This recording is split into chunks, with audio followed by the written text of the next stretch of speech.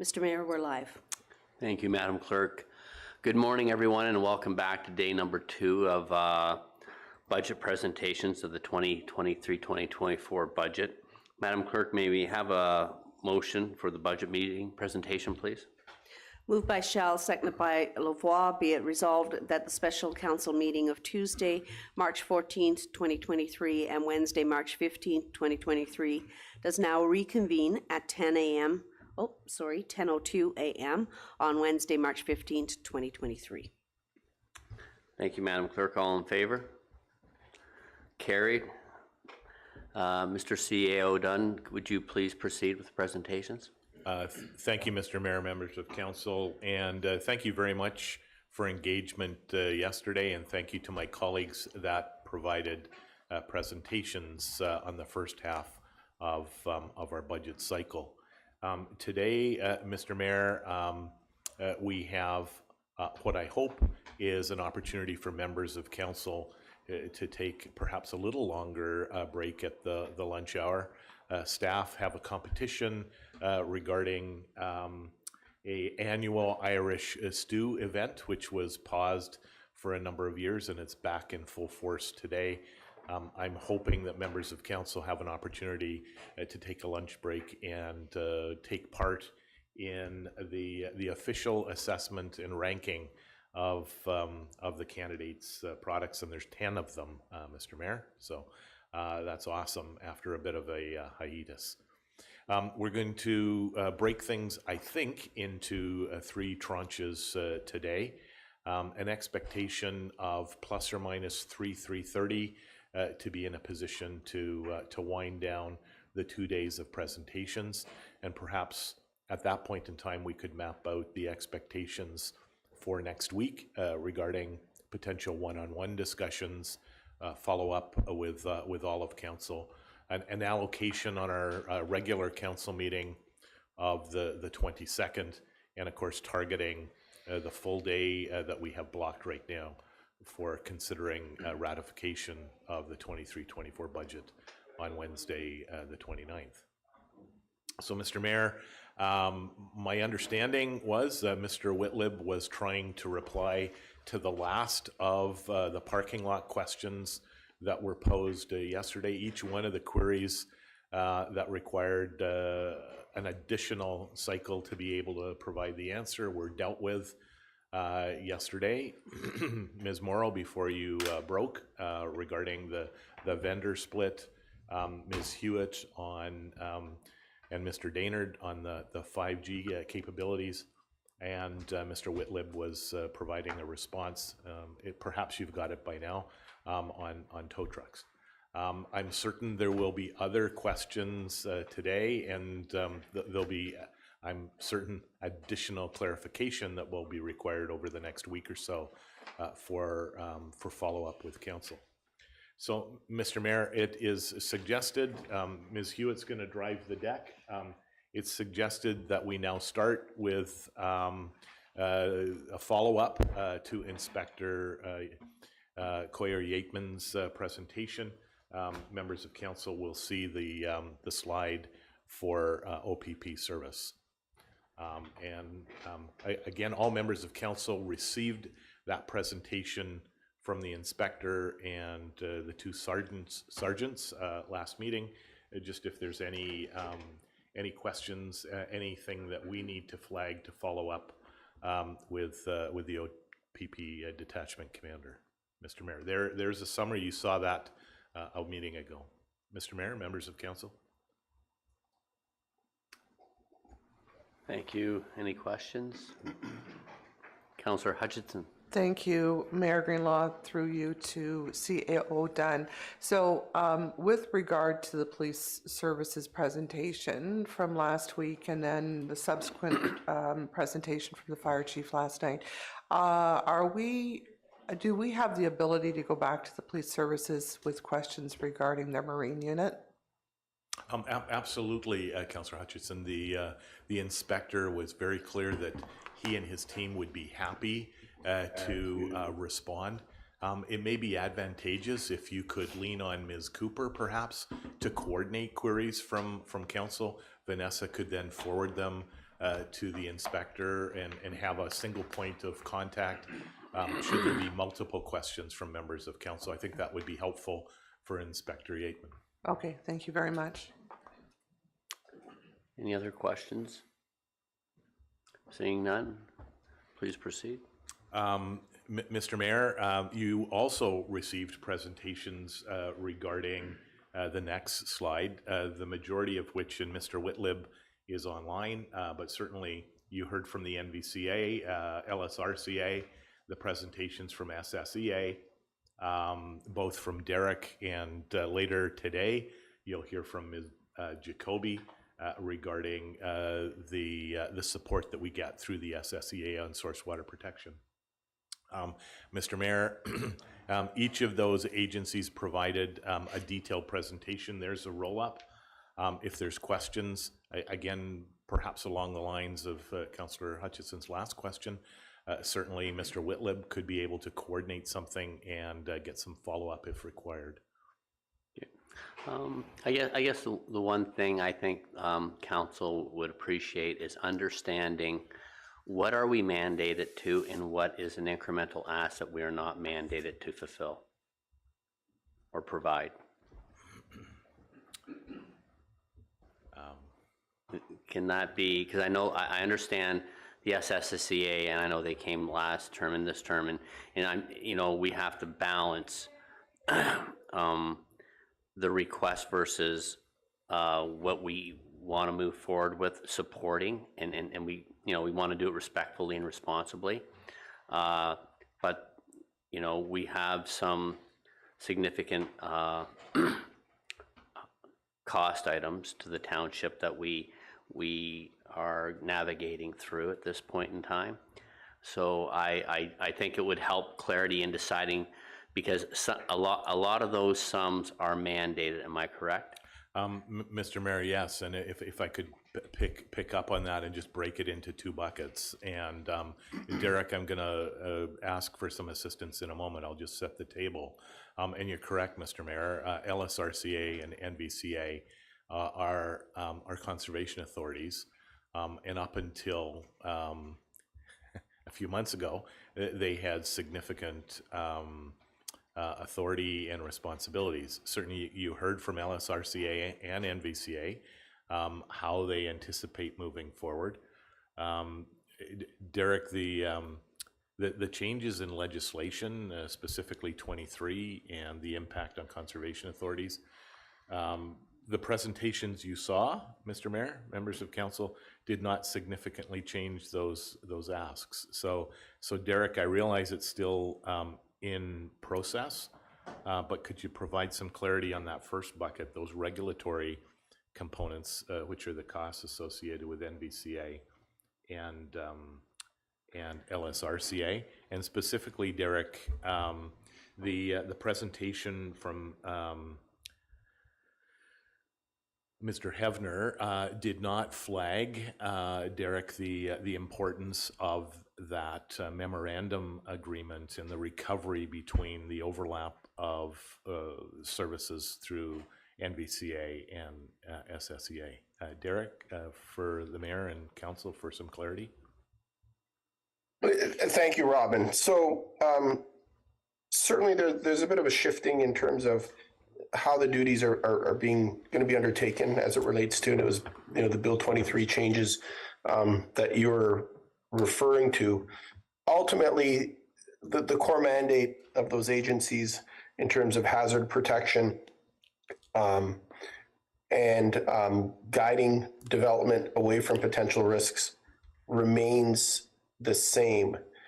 The difference, and those, that their full mandates of those agencies, particularly the two conservation authorities, will remain in effect on lands that are regulated by the conservation authorities. So all those permit requirements will still be in place. What will change, though, is the commenting role of the authorities on Planning Act matters. So, for example, in a typical shoreline context that the Development Services Committee or council might encounter with a planning application, the the Conservation Authority may still be commenting on, wave uprush risk, erosion risk, etc., and have requirements as they relate to the Conservation Authority's permit authority within the regulated area. What the Conservation Authority, however, will not be doing is commenting on the planning application itself, or if the development is outside of the regulated area, the Conservation Authority will not be providing comments within the scope of the Planning Act and the different provincial plans that fall out of it. So it's a bit of a nuanced role. It also means that certain studies and documents such as environmental impact studies, environmental impact studies in particular, which typically would be reviewed by the Conservation Authority, and those costs would be billed to the applicant, would now be within the discretion of the township to determine where those studies are required. And if those studies are submitted, because the township does not have ecologists on staff, there may be circumstances where peer review of those studies might be required to validate the conclusions and recommendations. In that case, the township would have a couple of options. Pursuant to the current memoranda of understanding that the township has with the two conservation authorities, we may choose to utilize the peer review services of the conservation authorities nonetheless. So they're still involved, but they're not in an approval role. It's not their job to approve or not the study. It's to provide comments back to the municipality if we need peer review expertise. Alternatively, the township could seek a third-party peer review consultant. So, from an applicant standpoint, the costs would still be there. They may just be funneled in a different direction. From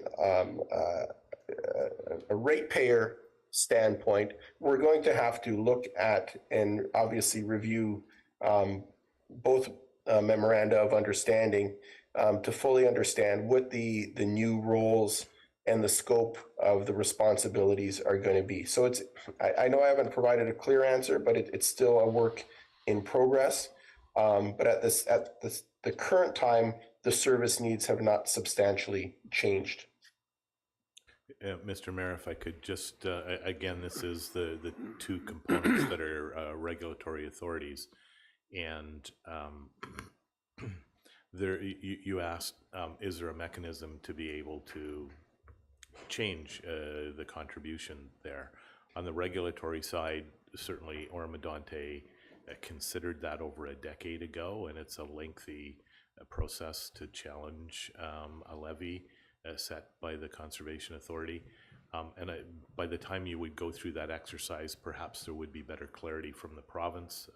I'm surmising that, Derek, with the impact of the changes from a legislation perspective. So I think Mr. Whitlib has said those services and those costs are there, save and except, Derek, the overlap that still needs to be refreshed between the NVCA and the SSEA. And if I could move to the other, has that provided clarity on part? Because I was going to go to SSEA. It doesn't make things totally transparent to me. Sorry. Okay. All I'm asking is the numbers that are before us are mandated that we are to pay. Like it's a mandated service that they are still providing for us, that we are mandated through the province to pay. Is that not how that works? Yes, and there were discretionary costs, expenditures identified in NLSRCA's presentation. When I say discretionary, that we had an option to be able to deal with those. Similarly, Derek, there was 9,000 and 9,000 in NVCA, and one was for, I believe, asset management. I can't remember what the other one was, Mr. Whitlib. Was there flexibility on your interpretation, Derek, on either of those presentations from Mr. Hevner or from Mr. Baldwin? And I think that's what the mayor's driving at. Yeah, and through you, Robin, Mayor and council. I'm not in a position to provide total clarity on that. I think, the discussions are ongoing and we have to understand where this is going to land. So I hesitate to say that there's flexibility on that piece, Robin, at this point, because I haven't drilled down with the NVCA on it yet. So, Mr. Mayor, I will commit that Whitlib and Dunn will have an update for council on the 22nd. We were talking about that at the get-go. So there's one of the items on our parking lot to provide additional clarity on that. Yeah. The second bucket, Mr. Mayor, that you were referring to was the SSEA, and certainly there is 100% flexibility on dealing with and supporting SSEA. It's not a regulatory authority. The only thing from a staff perspective that I would comment, and perhaps Mr. Whitlib and Ms. Jacoby, the source water protection component is integral. Derek spoke about that during his presentation.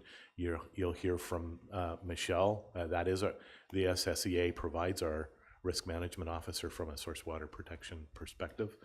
And I'm of the opinion, having heard comments from Ms. Jacoby, Ms. Lee, and Mr. Whitlib, that we're well served by support from SSEA.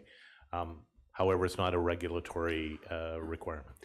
No, and I appreciate and please let me reassure you, I'm not looking just to take money back where we're not mandated to provide. I'm just looking for clarity of what is mandated, what is not, in order that if the squeeze ever comes, we need to prioritize where we should be shifting our resources and focus. That's all.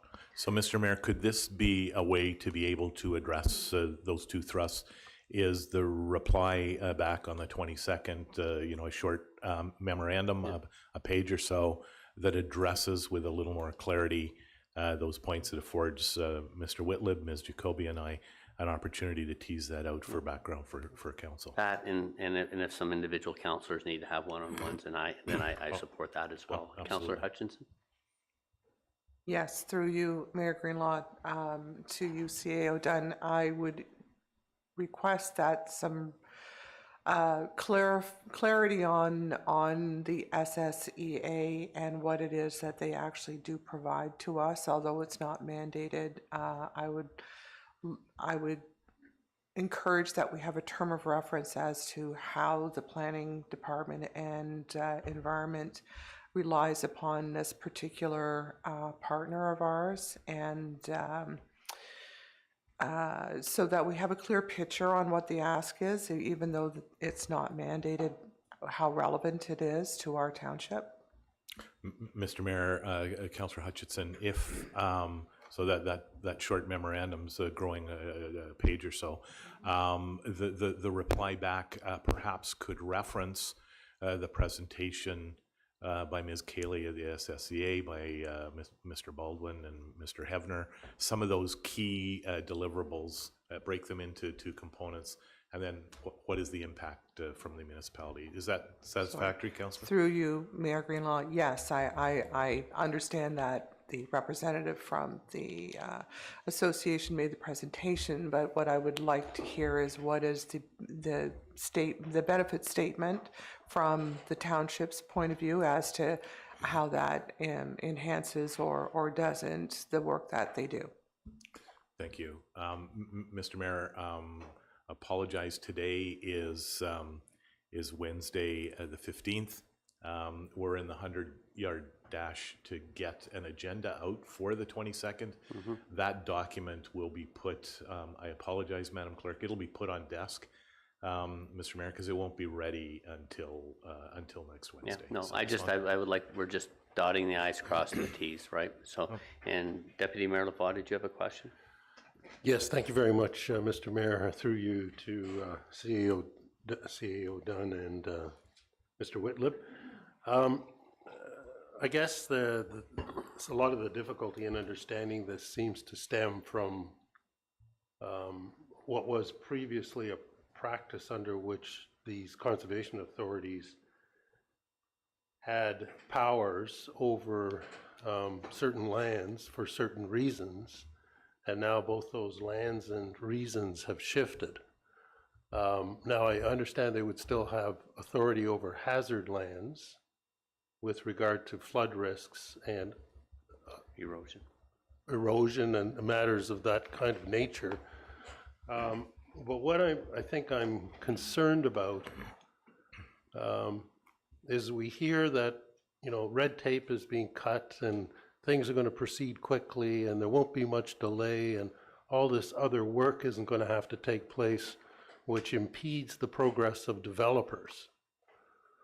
So presumably labor and effort went in to do those things that were impeding the progress of the developers, yet we see no reduction in the demands for a budget to provide for services that allegedly have changed. This seems impractical, impossible, or unreasonable, one of the three. I'm not sure which at this point, and I fully understand that nobody has much clarity, which leads to this rather lengthy question. So I think an appropriate way to handle this would be to break out for each of these authorities, if they are still in fact authorities, a table that shows the amount of work that is levied. In other words, maybe we could appeal, but we wouldn't appeal because it's not practical, and it's an amount we have to pay in any event. And what amount is voluntary, and what amounts would have otherwise flowed from the developer or the property owner who requested to do the work and had to get the EA assessment. And I'm wondering whether we can put the cost of the EA assessment, since we apparently have this authority now, onto the developer, and then have the authority do the peer review. But the problem is there's so little clarity in what we're looking at today that it's almost impossible to formulate a question. So I guess also in the alternative, are these progress payments by which time, you know, do we pay the $166,000 on day one or 172 on day one of our engagement? Or do we pay this over a period of time the way we pay our taxes, our property taxes, and can we adjust that number as we move down the road? Maybe that's the question. Thank you. The Deputy, thank you. Mr. Mayor, through you to the Deputy. The second question's easy. The first one's tough. So the answer is we haven't paid our bills yet, Deputy. It's a quarterly progress draw. And you are correct. Those draws are based on a levy. The only way that you can do that, and it's quite an onerous process.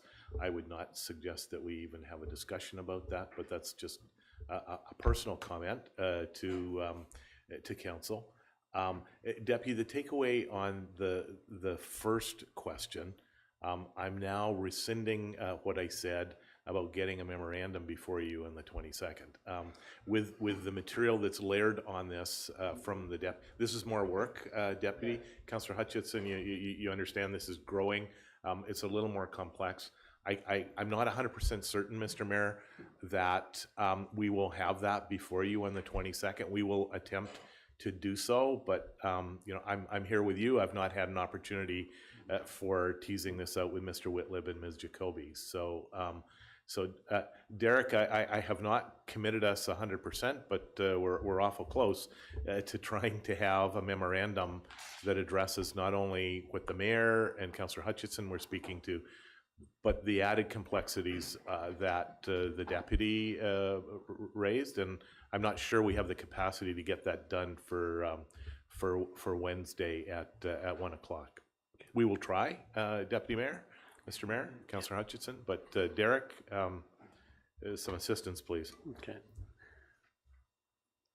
Yeah, thank you, Robin. Certainly staff will endeavor to do their best to get that information as soon as possible. There's certainly a number of competing priorities, but This is certainly among them, so we will do our best. Okay, supplemental? Yeah, and it's certainly not my desire to see us pursue a line of work which is ultimately unnecessary to do without ourselves and yourselves as staff having sufficient clarity in order to formulate anything that would be of value. So, you know, I don't know whether it's worth proposing that we, since these are levies that, in some cases at least, levies that there's no value in contesting, that we undertake to pass this component of the budget on a on a basis that isn't permanent, that we will review once we have the information available to us, with the intent of modifying it, if possible, as we see it come forth. Because we don't even understand at this point, I believe, what our role is in all of this as both staff and as a council. So I don't want to see staff in this rather strenuous time of trying to build a budget for other good reasons to be tied up in the knots of speculation that this could lead to, because there's many paths I see to this. So, you know, please don't put a lot of work into something that won't yield any results unless we can see an endpoint with a value. Thank you. Mr. Mayor, I've not spoken to Whitlib or Jacoby, but I saw significant value, Deputy, because at the end of the day, one of the takeaways from a staff perspective with council is to provide as much information so that you can make some informed decisions. We may not have all of that information readily available. I do think it's critically important that we get something before you to address those three questions, not only yours, but the mayor's and Councillor Hutchison's. So as Mr. Whitlib indicated, we'll do our darndest to have a summary before you. It may require another deeper dive after that, Deputy Mayor. Thank you. And Councillor Clark. Thank you. Through you, Mayor, to the floor. I just want to remember we're here for the budget perspective, and we have to make certain assumptions on how things are going forward. And obviously, with the big unknowns of Bill 23, and I think Derek provided a comment that for the most part, the conservation authorities still have very similar authority, especially on their regulated lands. So it's important that we have to have some assumptions in order to base the budget on. And I don't want to continue this conversation further than we have to, but I think there is some value in Councillor Hutchison's questions regarding the SSEA, just so we have an understanding of how much our staff rely on their services. But I think at the end of the day, we have to put our foot down and say, because you could analyze this forever and ever and ever and ever, there's so much unknown. We just have to make some assumptions and operate based on those. And I think Derek and CAO Dunn have done a good job trying to illuminate us on these costs are still real, and for the two conservation authorities are still in effect as of today. Perfect. Thank you. So thank you, Mr. Mayor. We have a takeaway, and we'll endeavor to get something before you. I'm not 100% certain that we can, but targeting the meeting at 1 o'clock on Wednesday. Mr. Mayor, were there other, and I just want to validate, Deputy Mayor, Councillor Hutchison, you're comfortable with not only the discussion but our go forward on this? Thank you. Thanks, Derek. Is there anything else on the Conservation Authority, the environmental initiatives piece? Yes, Councillor Lavoie. My apologies, Deputy Mayor Lavoie. That's fine. Thank you very much. I did actually want to beg your indulgence to go back to the police report. I didn't realize we were done so quickly with it. I think it's just up one page. The only question I had is, there were numbers coming out of transfer from reserves. Yes, Deputy. I'm going to go to the treasurer in a moment.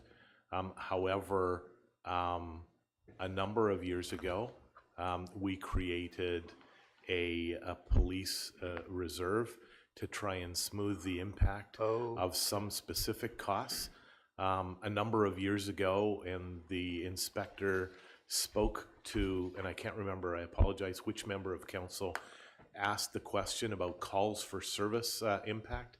And when things first commenced next door, the calls for service were solely for the first couple of years added to that overall percentage. And you remember the inspector showed the provincial allocation, and then our apportionment was based on calls for service. So when you had 2 or 3 events next door, and every activity that was taking place there was generating a call for service, for those first couple of years, we tried to address a smoothing of that. Certainly now it's paid duty personnel. There still may be a call for service, but the majority of those issues are dealt with through paid duty on site.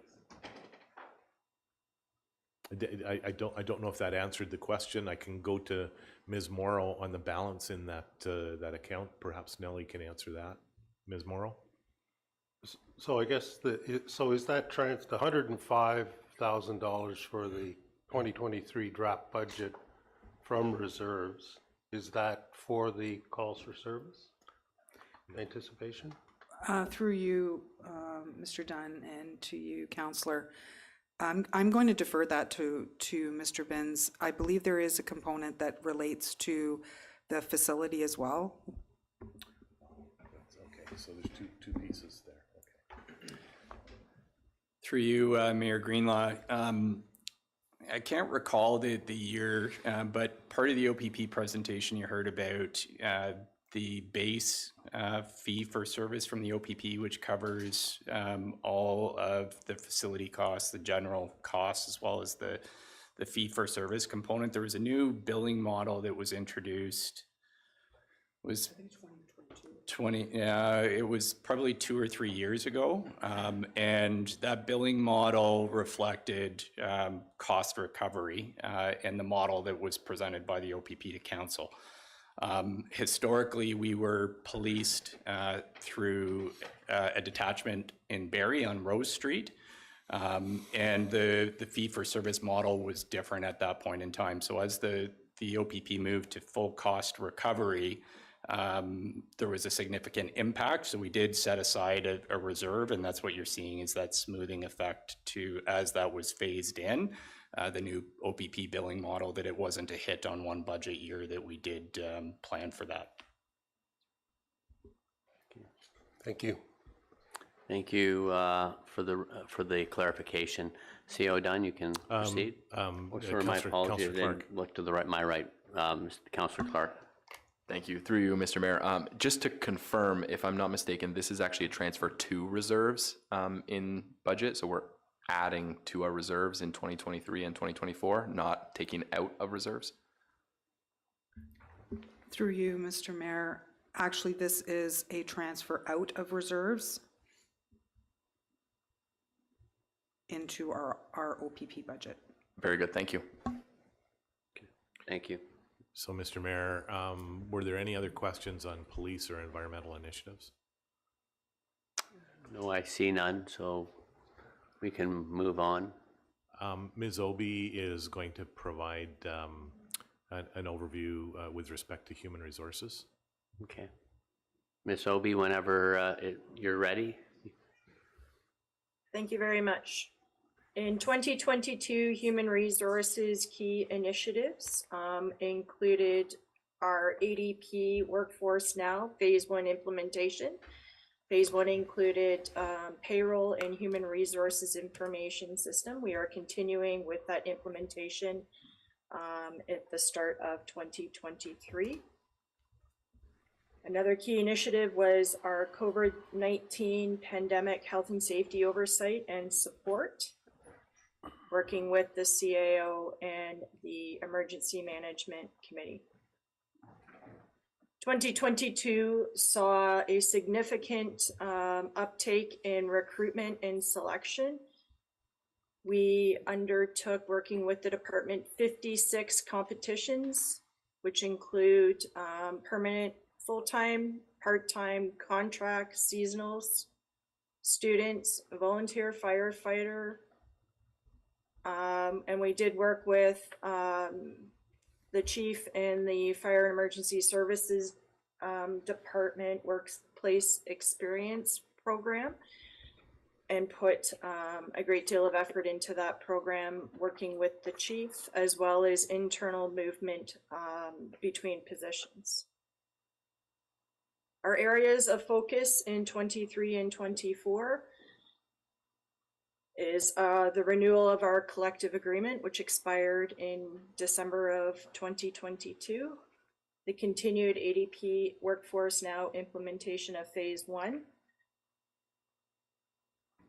the implementation of Phase 2 and 3 of ADP Workforce Now, which will include onboarding and orientation, performance management, applicant tracking, and compensation management. In conjunction with the CAO, the update of the township succession plan. We will be undertaking a full review of our human resources and health and safety policy and procedure manuals,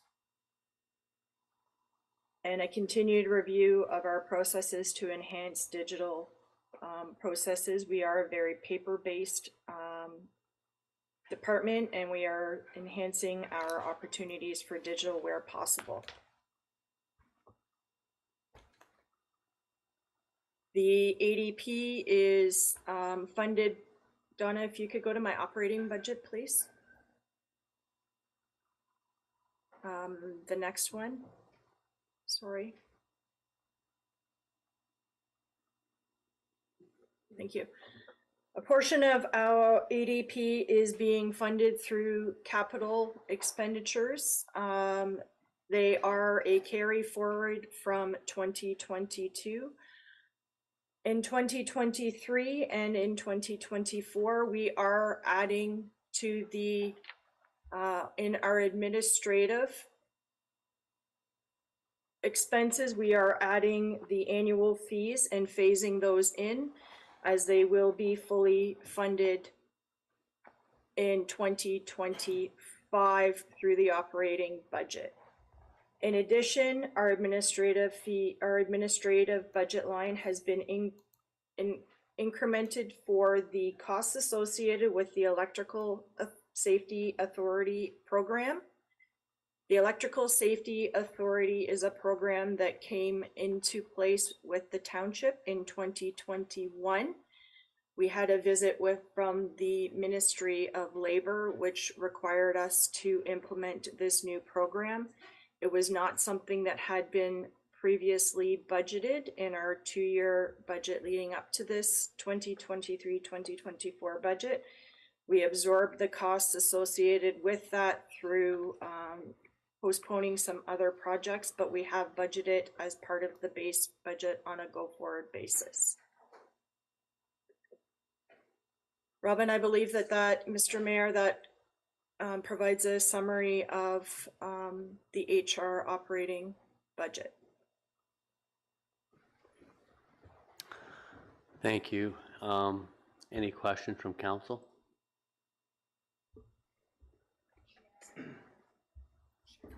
Councillor Hutchins? Thank you, Mayor Greenlaw. Through you to Ms. Obie. You mentioned the inclusion now in the budget of annual fees. Can you clarify what the fees are or for? Thank you. I can. As we phase in the implementation of ADP, we are currently at approximately $25,000, and I say approximately because with ADP we pay on a bi-weekly basis based on the number of employees that are paid. So as the numbers fluctuate depending on contract staff, seasonal staff, the bi-weekly costs do vary.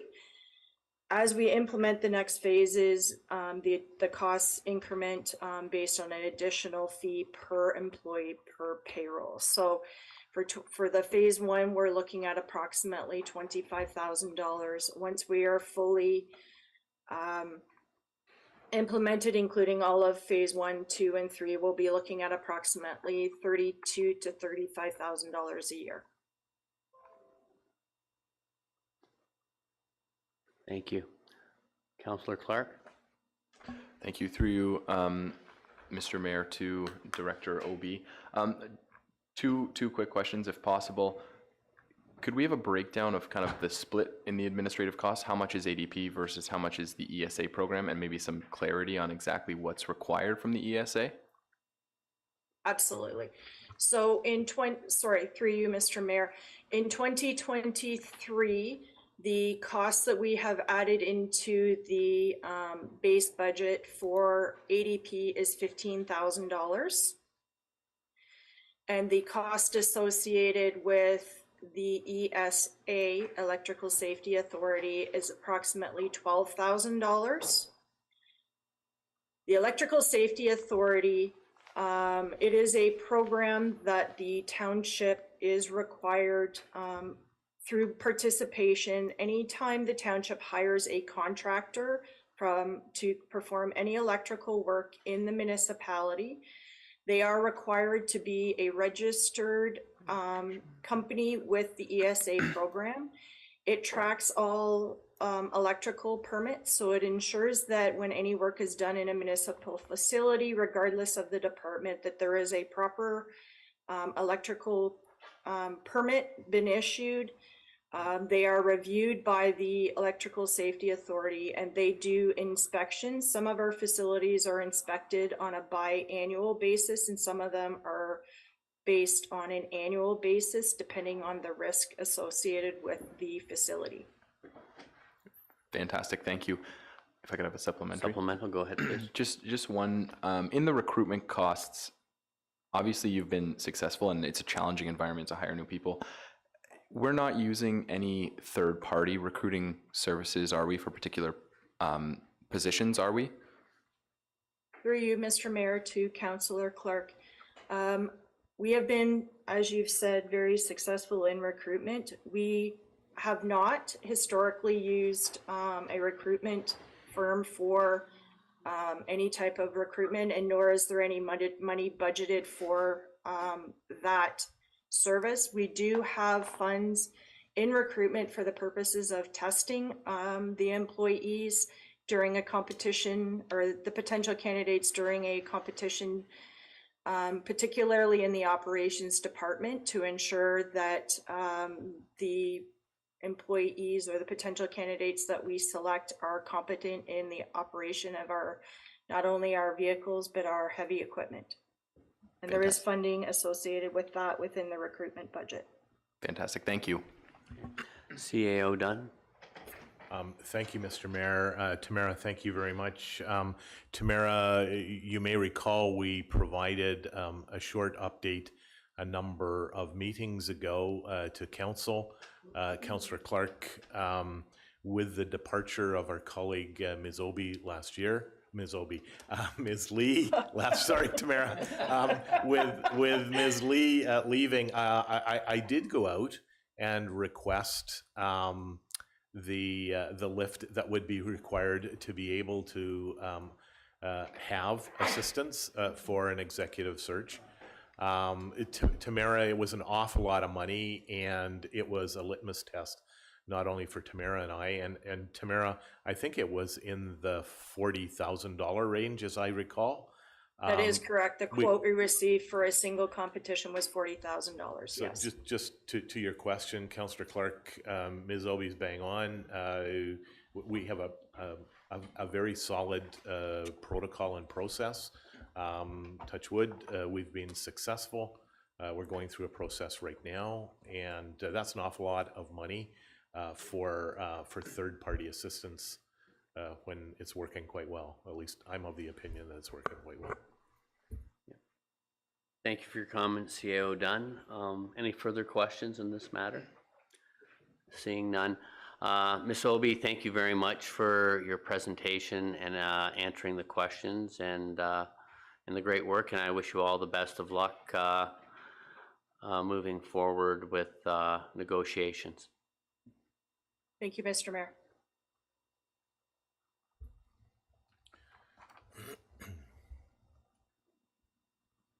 CAO Dunn?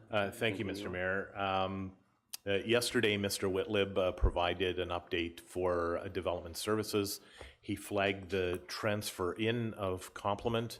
The CAO's office budget shows the transfer out of the complement that is the individual that provides customer service, the first contact, whether it's phone or somebody coming into the facility. That's now in development services. So that's the major adjustment in the CAO's office. There is an allocation of funds that has been there for the last number of years. Sometimes all of it is utilized with corporate initiatives. The $75,000 in 2022, a significant portion of that was undertaken to deal with customer service initiatives for all staff, trying to reignite our team coming out of COVID. We had a couple of sessions, not only with the senior leadership team and the department management team, but a couple of sessions with all staff. There was a component of that that was funded through that. Certainly in 2023, Ms. Morrow spoke about the importance of a comprehensive review from a fees and charges perspective and retaining a third party to be able to undertake that. That is a portion of the funds that would be used to be able to retain professional support to be able to do that type of review and bring a recommendation with an updated fees and charges bylaw to council.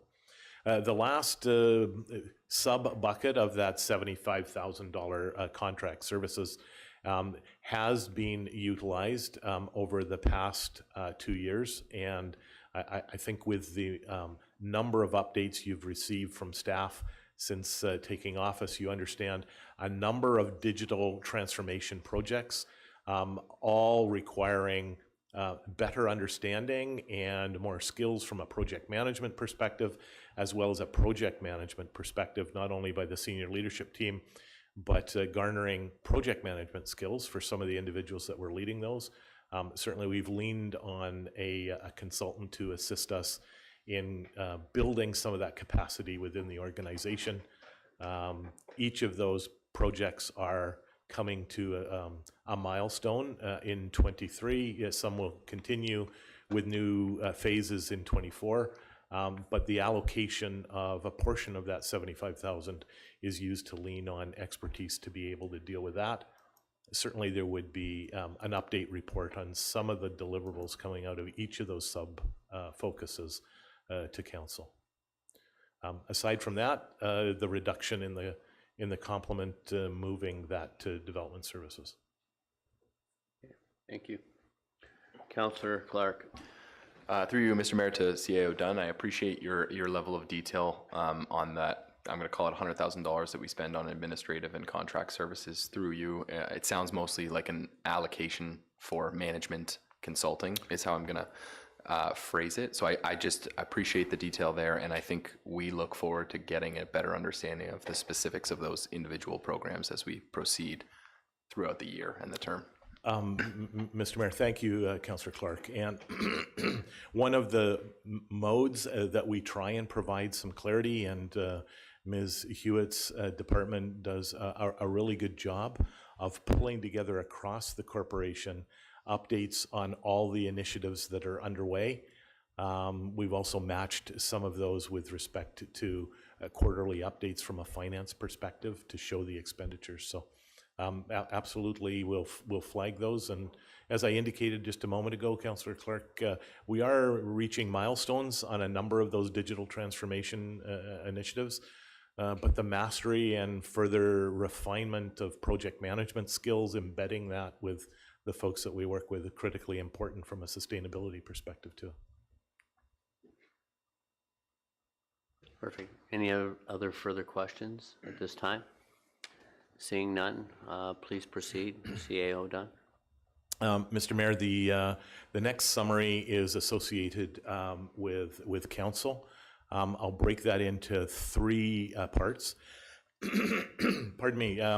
The outgoing council endorsed a bylaw that is reflective of The new rate for members of council from a compensation perspective under this term. That bylaw anticipated the new composition of council.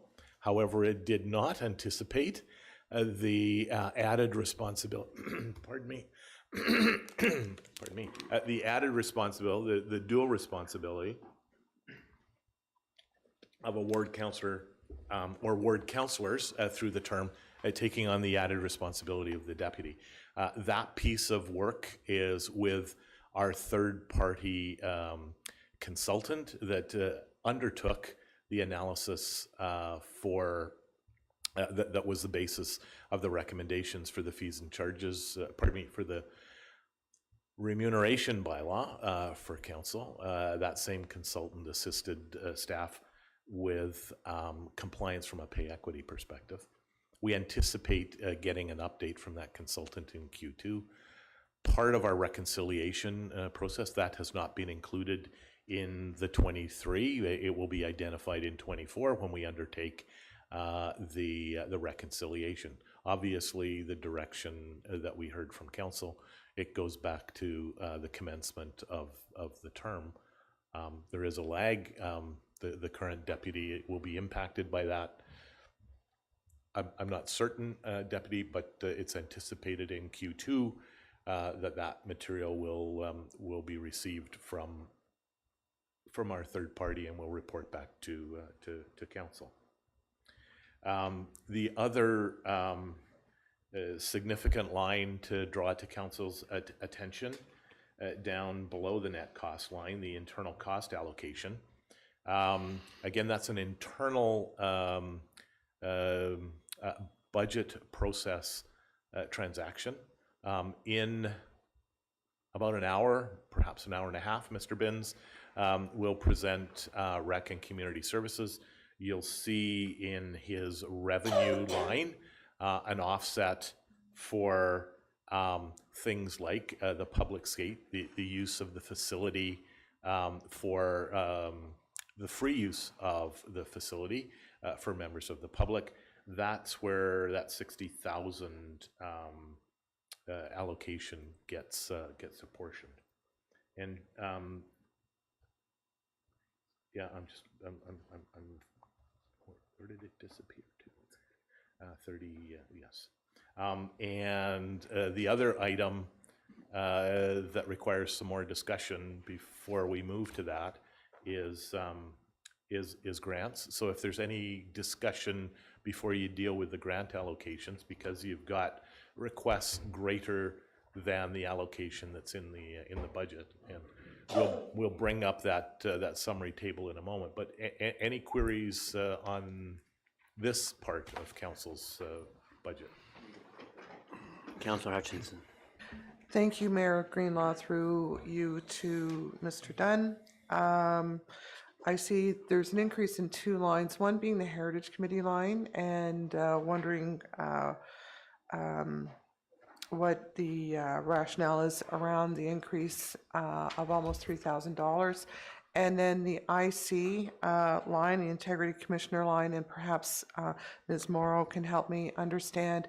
The 2022 budget was $14,000. And did we exceed that budget in 2022, and therefore we're now anticipating a change or increase amount for $4,000? So thank you, Mr. Mayor, Councillor Hutchinson. There'll be multiple folks replying. Councillor Hutchinson, what I can do, Donna, on the IC piece, it's actually a flow through based on the activity from a council community perspective. At the end of the day, what is it that is required to be paid? And that's all a function of the number of files that the Integrity Commissioner deals with. So based on activity over the past couple of years, Ms. Hewitt, I think that is the basis of why the 18 is identified. And Donna, I don't know if you have anything else you can provide from clarity. The Heritage Committee is an amalgam as well from multiple folks. I can't provide you the clarity on that. Perhaps Mr. Binns, I think, or Ms. Mr. Whitlib. Oh, pardon me, Ms. Morrow. Pardon me. Please, Nellie. Thank you, through you, Robin, to you, Counselor. The Heritage Committee is going through a lot of changes also regarding Bill 23. There have been a lot of changes in what the requirements of the Heritage Committee would have to review. So the budget actually reflects an increase based on recommendations on additional meetings to review those Bill 23 changes, and as well as potential need for consultants to assist with designating properties. The Bill 23 is quite aggressive in the requirement for us to actually list out the properties that must be designated as heritage properties. So there is going to be quite a lot of work required in that area. So what we've done is we've increased our budget to reflect the additional meetings and potential third-party consultants that would be required to assist with that change. I hope I've answered your question. Councillor Hutchison, I apologize. There was a third question, and I was busy trying to find on the summary the reply to the first one. I knew someone was going to help on the second, and I can't remember your third. I apologize. I don't believe I had a third question. That's Off the hook. Thank you, Councillor. Thank you. Thank you. Thank you, Mr. Mayor. Through you to staff. I think, kind of tagging along with Councillor Hutchison's question, I think there's tremendous value in having, I know we don't have audited financial statements, but prior year actuals, even if they're unaudited, because they should be relatively close, just so that, you know, members of the public, ourselves, can have an understanding of, okay, so our budget was this last year for example, Integrity Commissioner was 14,000, but obviously we had outlays beyond that in years past, and that's why we're reflecting a larger amount in 2023. I think that would provide a lot of clarity and transparency going forward. Councillor, could Ms. Morrow provide some clarity, because what you're asking for, I think when we do the budget reconciliation, Nellie, you provided that's how we built the budgets, Councillor. Ms. Morrow. Thank you, through you, Mr. Dunn, and to you, Counselor. Yes, the budget was prepared. All individuals were provided actuals, and we are preparing for year end. So we definitely have estimated pretty much the final numbers for 2022 in actuals. So that is a report I can bring to you on the 22nd that has a comparative with the actual figures for 2020 or estimated for 2022. Of course, there are some entries that are done, such as accruals, that have to still be completed, but I can estimate those and provide you something for the 22nd meeting. Thank you so much, Nellie. I think there would be tremendous value in that, so I appreciate you putting that together. Mr. Mayor, just to Councillor, I did want to double down, Councillor Clark. That was the basis of our work on third quarter estimates, and then with the refinement, actually the refinement on the numbers over the weekend on estimated actuals that are much closer. Thank you. Any further questions from council? Deputy Mayor LeBlanc.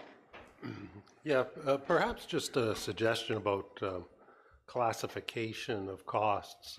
When I look at the Integrity Commissioner, I think it's one of those sort of risk management legal type costs, which might be helpful to assimilate all into one cost center, so that we can appreciate the sort of challenges that the corporation of the township faces by way of its activities with the Development Services Committee, with council and potential Integrity Commissioner, or closed session investigations, and the I suppose litany of other issues that we do have legal assistance with. And we could also roll, I suppose, the insurance budget into that, with the various insurance components, but it's just, I'm not an accountant, so perhaps what I'm suggesting is unreasonable, but they seem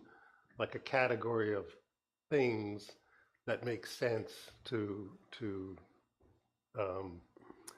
the common person, perhaps, including myself, a lay person who's not, accustomed to accounting practices. So I'll let Councillor Clark respond, and also staff.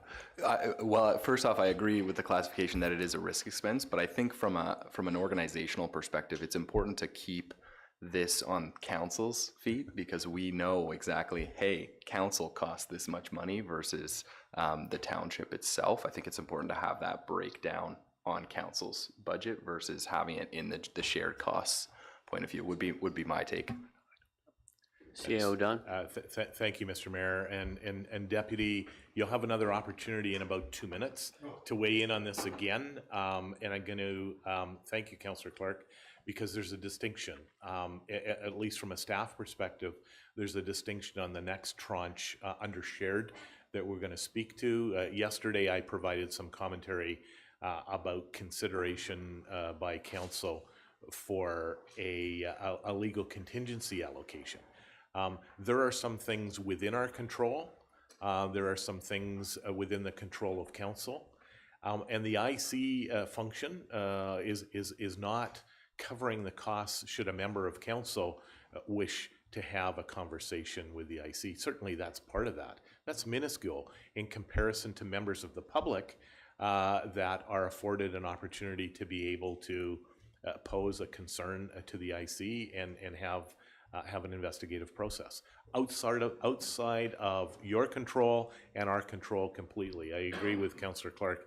I think it's in the right major bucket, Councillor, from council's big umbrella, even though you have no control, and neither do staff. At the end of the day, it is what it is. But Deputy, I would like to pick up the conversation when we go to the next panel, please.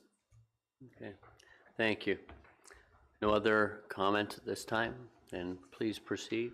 So before we leave council, I apologize, members of council. I think that we have covered off any of your queries. There's no follow-up, at least at this point in time, that's required on that panel, correct? Correct. Thank you, sir. So the next file is shared cost, and certainly as an accountant, Councillor Clark understands the consolidation of those apportionments across the corporation into this big bucket. Deputy, I'm replying partly to your earlier question. If you look at risk management, it is substantive. It's $1 million. Please understand, it's substantive in 23 and 24 at just over $1 million, and then $1.1 million. 900 of that in 23 is associated with our insurance premiums. 990 of that in 24 is associated with our insurance premiums. And Oro-Medonte is treated no better, no worse than any other municipality in the province of Ontario, probably in Canada. It is substantive premium costs that we pay from an insurance perspective. The rest of the things, I would have to say they are across multiple departments that cover off corporate costs and apportionments across multiple departments that are dealing with corporate initiatives. And Ms. Morrow can provide some additional clarity if there is some queries. Any questions? Councillor Clark? Through you, Mr. Mayor, to Mr. Dunn and Ms. Morrow, I think it might be beneficial for council and for the public to understand what is the procurement process for an insurance policy for a municipal enterprise, because it may be different than us buying home insurance at home. Councillor Clark, thank you. I'll take the first volley on that, and as members of council know, it's a curse and it's a blessing that I've been able to serve here for a while. Nellie's former colleague, Mr. Paul Gravel, and I were cursed, actually, Councillor Clark, where our insurer of the day denied coverage because they were of the opinion we'd not advised them of a substantive claim. That resulted, and they were incorrect, and we were successful at the end of the day after we spent legal funds to protect ourselves. The reason for that backstory, Councillor Clark, is that removed one of the players in the game from our opportunity to go out and test the market. I know that in the last number of years that we've had a market evaluation. I'm going to pivot to Ms. Morrow. Certainly from a procurement perspective, I know that's on Nellie's to-do list. However, I think at the top of the list is finalizing the financial systems and those other digital transformation pieces. But Nellie, I'm not certain where that's at on the list for 24, if it is on the list for 24, the latter part of 23. And it is a limited gain too. Through you, Mr. Dunn, to you, Councillor. Yes, that is on my to-do list. We have a broker currently that does, if you want to say, have the finger on the market, and we, just before we renewed this year, I had an in-depth conversation with them regarding the market and what we're seeing for increases and whether or not we should have gone to market just this past year. What they're indicating to me is this is a pretty standard thing, the 10% increase across the board, although there are opportunities for partnerships, which I think was mentioned yesterday or the day before, which I'm looking into, partnerships with Simcoe County and perhaps AMCTO. Those are probably the better options to look at currently that I'm seeing, because based on what the broker was providing me this past July, was that is the going rate on increases, standalone increases. So I'm taking the word of the broker, but I am definitely looking for partnerships in the coming 2024 year. Thank you very much. I think that answers my question. I think it's important for all of us to understand that this increase is reflective of the litigious nature of maybe our society as a whole. So we're all spending more money just because there's more litigation out there in general. So I think that's an important point. Yes, thank you, Councillor Clark. I concur. Any other questions regarding this matter at this time? Seeing none, please proceed. Mr. Mayor, we now need to go back to council, and we'll bring up the grant summary. You received a hard copy of that.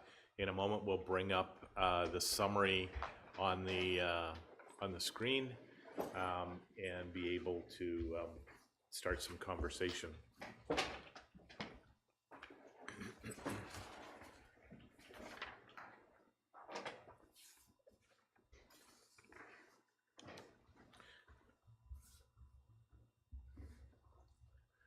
So, Mr. Mayor, you were inquiring yesterday about ensuring that council could see the allocations from 21 and 22. They're there. You also see the budget allocation for 23 and the amounts requested, $50,000. And you can see from the summary we have 24. So I'm not certain how you wish to guide the conversation, Mr. Mayor. Thank you, Robin. I think there are a couple that I identified earlier that I were wondering aren't on the list, and can you just bring clarity to the rest of council, the ones that are not on the list that I identified earlier to you, just to make sure that the council we're all on the same page from a starting point? Yes, sir. And Donna, one of the ones the mayor is referring to is the presentation last day regarding the in-kind contributions, additional in-kind contributions that were identified by the chamber. So Donna, could you provide some comment on that, please? Thank you, Mr. CIO, Mr. Mayor, and members of council. As you recall, the Chamber of Commerce made a request last council meeting for an additional in-kind contribution. Based on our fees and charges bylaw, we typically do not provide those types of in-kind contributions. So in fact, we would be looking at a financial contribution in addition to our current allocation to the Chamber of Commerce. Internally, staff have looked at the request, and in I guess a worst case weather situation, we would be looking at a requirement for approximately $7,500. If the weather is beautiful on Thursdays, there would not be a need for the chamber to move the farmers market indoors, so there would no longer be a cost associated with the farmers market. The use of the parking lot does not come with a fee. It would only be in those days that they needed to come inside. Please recognize, though, that that $7,500 does not include anything should there be a need for the chamber to provide electrical, additional restrooms outside, that type of thing for any of their activities. That is solely for the rental of the facility itself. They are looking at the farmers market commencing on Saturday, July the 1st, and then every Thursday for the months of July and August, concluding their regular schedule on the Labor Day weekend. They have requested for Saturday of the Thanksgiving weekend. Unfortunately, the ice will go in on end of August for that Labor Day, so we potentially have a conflict for the Thanksgiving weekend. So that's just a consideration. So the pricing does not include the ability to come indoors on the Thanksgiving weekend. Okay, so I guess what I'm just trying to understand, so the Thanksgiving weekend, the farmers market would be held where, in the parking lot? Mr. Mayor, our understanding is that the desire to come indoors would only occur throughout any of the other market days should the weather be inclement. On the Thanksgiving weekend, they would have to remain outdoors because they would not have the flexibility of coming indoors because of the ice.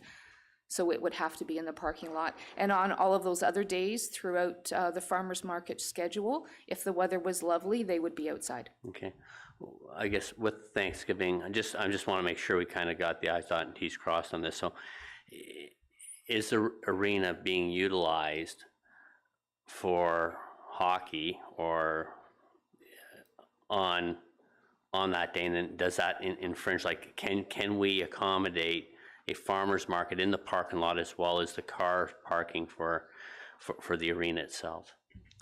I can speak to that, Mayor Greenlaw. One of the requirements for any events taking place on municipal property is the submission of an operations plan that lays out site planning, parking plans, those sorts of things. We've yet to see that from the chamber. So in terms of the actual location, where people are going to park, what capacity is, what signage looks like, all of those kinds of things are requirements to issue that permit. So we have outlined what is required, and then to Ms. Hewitt's point, we can then look at what other requirements may be there. For example, the number of portable toilets, any potential conflict with rentals that would require potential shifting of the chamber, those sorts of things. So I do understand there was a meeting, I believe, last night where they were working through some of that. I just haven't seen what the details of that operational plan look like.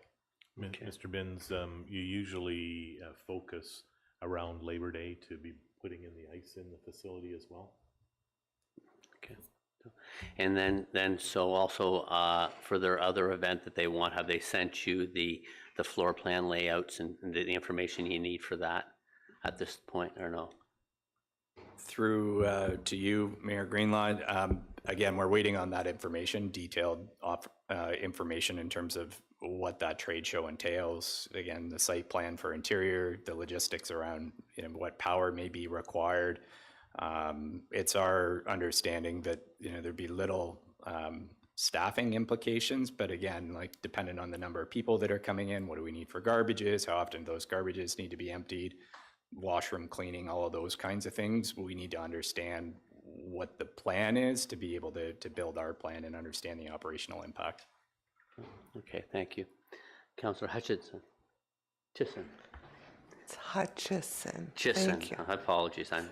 I'm going to write this down. Through you, Mayor, phonetically, through you, Mayor Greenlaw, to Ms. Hewitt. With the trade show, you expressed what the cost would be for the farmer's market rental. Do we have a figure on what the cost would be for the trade show? Because as you said, this would be considered a financial contribution. So I think we need to get a handle on what the total financial ask has been from the Chamber of Commerce. Thank you. Through you, Mayor Greenlaw to Councillor Hutchison. It's about $1,500 for the use of the banquet hall and the floor for the trade show. So that's included in the $7,500. And each one of the farmers markets is give or take $500 or so. And Donna, for the other part of Councillor Hutchison's query, was the base allocation that has been there in the past supporting the chamber was $15,000. That is correct, Mr. CAO. Okay. So overall, an increment of 7.5. So you're looking for, they're asking for a total of 22.5 is what I would, okay.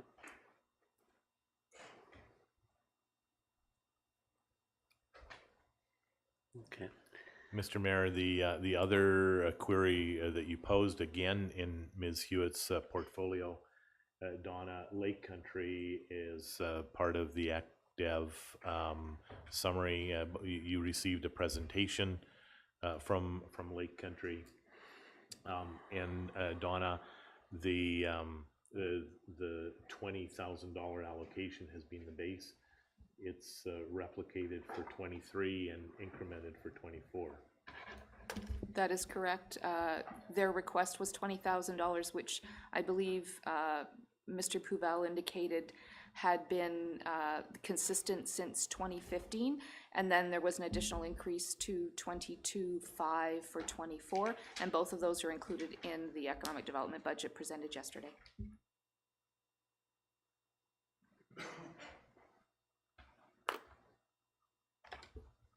So, Mr. Mayor, I'm not certain if there's some further discussion or commentary on either the Chamber or Lake Country before you deal with the other summary items under the grant umbrella. Or whether council wishes to digest that and certainly perhaps follow up on the 22nd. Yes, you know what, let me hold that thought in Councillor Clark. Thank you, Mr. Mayor, through you to staff here. I just want to confirm, because I think on the budget for municipal grants, I don't have the slide up in front of me, but it was 36,000, but I've got approved for 2022 is 32,550, so we actually spent 32,550 in 2022. Okay, thank you. The staff is saying yes for those at home.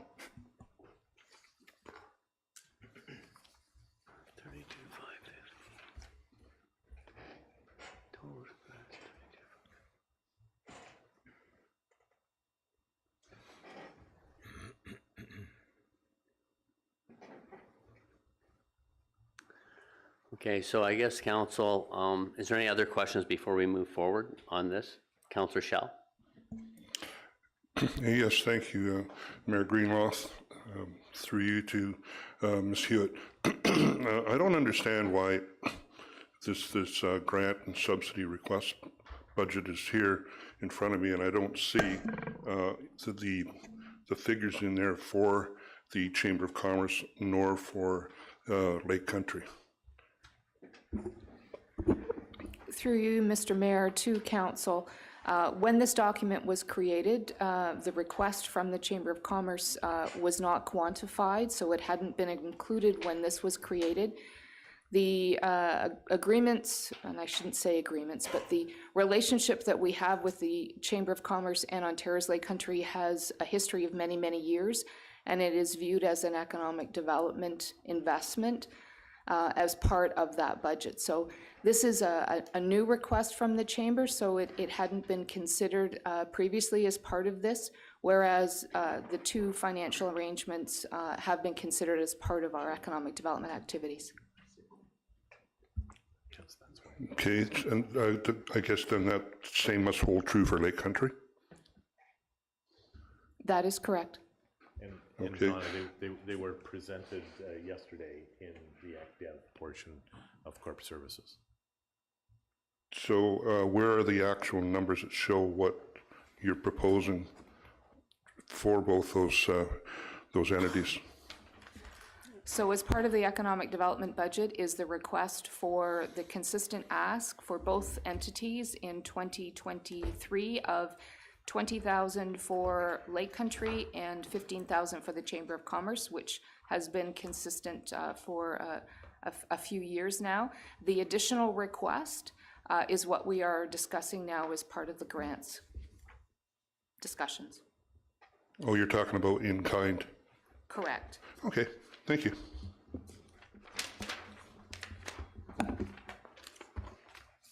Okay, so I guess the question is, do we want to go through this line by line now, or do you guys want to deliberate over this over lunch, or not, or think about and how you want to? Yeah, no, it wasn't deliberate. I know I didn't, that word slipped out. I meant to say. So Mr. Mayor, the advantage for members of council, having provided clarity to the first couple of questions that you posed, members of council now have what's up on the screen in hard copy. Yeah. To your point, affording members of council an opportunity to perhaps look at that and determine where they might make suggestions. Perhaps that would speed things up if we were to move this to the parking lot and then bring it back after sustenance at lunchtime. Sorry. Was that your thought, sir? I just think, yeah, because we were given this last night, and I don't know if everybody had a chance to go through the deck and it's full. And I would sooner make sure it's being given full and proper consideration before moving forward. And I believe Mr. Binns had a question or comment. Thank you, Mayor Greenlaw. I just wanted to, and you'll notice the explanation on the variance around the Mariposa House Hospice. That was removed from the budget that's presented before you, so you'll see that as a reduction. In 2018, the Mariposa House came before council, was just getting established, and there was a commitment for a 4-year grant. That 4-year term has come to an end. So that's why you'll see that reduction for the Mariposa House. Also, there's a number of other hospice facilities in the area, Gilda's Club, for example. I believe there's one in the Midland area as well that service the community of Oro-Medonte. So it's one that we flagged based off of that original commitment from the former council. So I just wanted council to have that information. And I'll also maybe just take the opportunity to explain the subsidy. So that is rentals in kind. So the agricultural society and the horticultural society provide service to the community. They meet in the banquet hall. So it is a bit of an in and an out. It shows in council's budget as an expense, but it'll show as revenue in the respective facility. And that's similar to the $60,000 allocation that was for the broader subsidies that included the arena subsidies for the public skating, as well as minor hockey. And just to shed some perspective on that in terms of policy, previous council's direction has been that preschool and senior skates are provided free of charge, and there's 8 hours of ice time that are provided to all the schools in Oro-Medonte. So that again shows as a subsidy expense and then revenue in the facility. And there is a discounted minor sports rate, and that's consistent with most arena facilities. We're about $233 for prime and $176 for minor sports. So there's a $57 difference, around 900 hours. So there's, for minor hockey and figure skating, minor hockey is the bulk of that. We subsidize those two organizations through ice rentals to the tune of probably just over $50,000. So that's the bulk of that subsidy line item. Okay, thank you. Could you also just, for this, because it's a new council, explain to them the difference, why there's a $500 difference between the Oro Station Community Hall and the Rugby Community Hall? That's the water offset, but if you can explain it to them so they Thank you, Mayor Greenlaw. So yes, there is a $500 difference. Council's always tried to look at the facilities, the private community halls equally. Originally, I think the grant was there because they do pay taxes. So that was, I think, the essence of the grant. And a number of years ago, the Oro Station Hall connected to the municipal water system and got a grant to do that. So that's to help offset the incremental water costs there. Thank you, Mr. Ben. So that's just, it gives clarity that we're not favoring one hall over another, and there's a logical reason why there's a difference in that on those lines. And I guess the other question I would ask for some clarification on is the Coldwater and District Agricultural Society, and if and I'm just asking because the request seems to be for the fair in Coldwater. And just to avoid us getting other surrounding municipalities approaching us for the same sort of request. Through you, Mayor Greenlaw, this is one that's been funded historically. We do have a lot of, I think, participation in that event from the northern end of the township. So a lot of these grants, we've provided the historical for the last 2 years. If you look back probably over the last 10 years, it's probably been $500 for the last 10 years as well. We did provide council with a grant subsidy policy. Essentially, it's looking at the benefit that the community of Oro-Medonte receives for the expense. Obviously, there's some subjectivity involved in that, and that's where we bring this to council for you to look at from a policy perspective, the value or the benefits from that investment, and their applications do attempt to provide you with that information. Thank you. And last question I'll ask, and then the Copeland Forest and Friends, and I think it's a great area for us to support. But is there a way that we could, because parking's the big issue there, that do we, in order to help maybe even potentially raise more funds for them, permit that parking or meter that parking in some way that would help it be more self-funding rather than, I know the $750 is not a lot of money. It's not, but is there a different way we should maybe be approaching some of these requests? Councillor Greenlaw, or Mayor Greenlaw, pardon me. I think that's a really good question, and I think it goes beyond just the Copeland Forest, because the same pressures are there for county forest, and a number of those user groups, the Simcoe County Mountain Bike Club, the snowmobile clubs, they all charge user fees as well. So I think it's part of a broader discussion. It's certainly an area of opportunity that's been flagged in our Parks and Recreation Master Plan in terms of providing some additional support to those organizations. And but again, with any kind of user fee, it requires enforcement, it requires resources, and a lot of the voluntary organizations don't have that. So it's certainly being discussed. I know it's been discussed at the Friends of Copeland. It's been discussed with the county forest user groups as well. And it's certainly something that we want to take a more active role in because so many of our residents do access those recreational spaces. And if you think of, the cost of just maintaining a parking lot, it's really low cost, high yield in terms of the benefit that our residents receive from providing those services. Okay, thank you. So, this is a suggestion, and it's just a suggestion. I put it up to council that we move this either to the end of the day or to the 22nd to review and set the funding numbers in place if possible. Councillor Young, are you playing with your speak card, or do you want to speak? No, I'm not playing. I'm sorry. I never play. Just one question, Carly Community Hall, how come that's not on here? I understand there's a private company currently in there. Is that why it's not here, or the other town halls? I would say it's. I'll let Mr. Binns answer, but it's because we still own that hall, and so the two halls identified are privately owned by the their own. They have their own halls. They're not municipally owned, and we appoint boards too. But Sean, you can explain that better, I'm sure.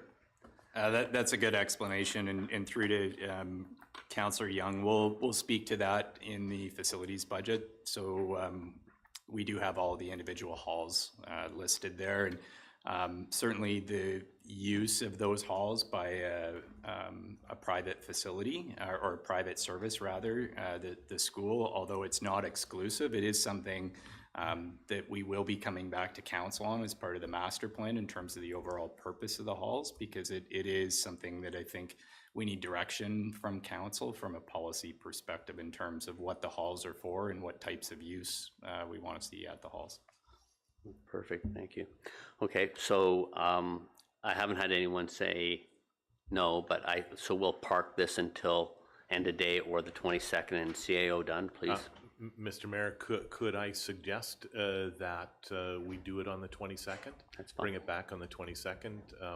I realize there's two very big files that we're going to be dealing with today that will take the majority of the rest of today to be able to deal with. Yeah, that's fine. Okay.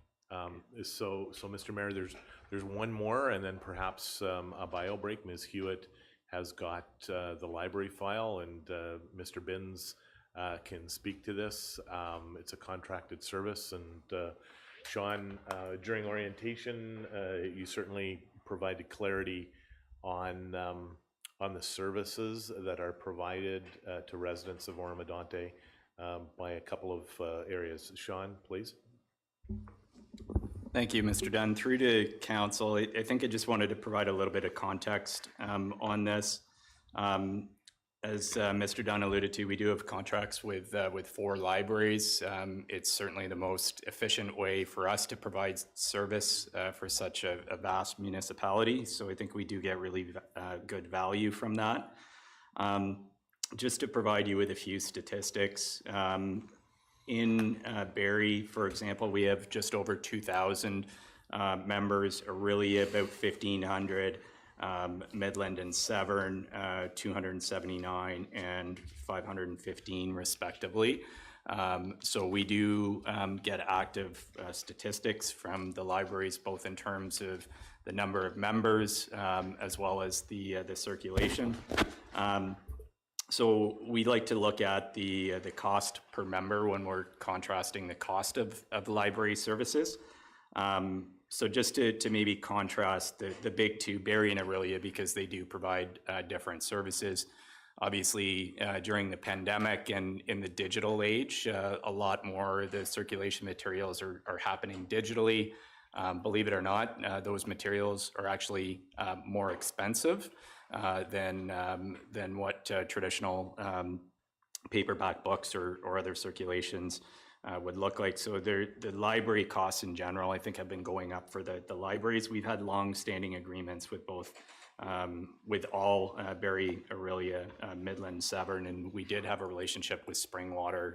And I think it was around 2012 we discontinued that relationship. But Looking at the cost per member, we're about $97 per member in Barrie and $45 in Orillia. So the obvious question there is, they're both big libraries. They have a number of members. Why is there such a big difference? So in 2015, the city of Orillia did a review of the actual cost to run their library facility. They have partnerships with Rama First Nation, Ramara Township, and Severn Township, as well as Oro-Medonte. So they looked at the overall membership and took percentages of the overall members in terms of where they lived, and then tried to adjust the fees so that Oro-Medonte was paying proportionate share of both the direct costs as well as all of the administrative and overhead renewal costs. And historically, our contract was in line with what Barrie was, so it was a similar cost, and it was going to double. So it would be essentially double the cost of what we were paying in Barrie, and at that point in time, we decided not to renew our contract with Orillia. We implemented a program where we'd reimburse any residents from the township that wanted a membership in Orillia, whatever the average cost per member we were paying to other municipalities. So that went on for a few years, and then we reinstated a contract that was on a per member basis.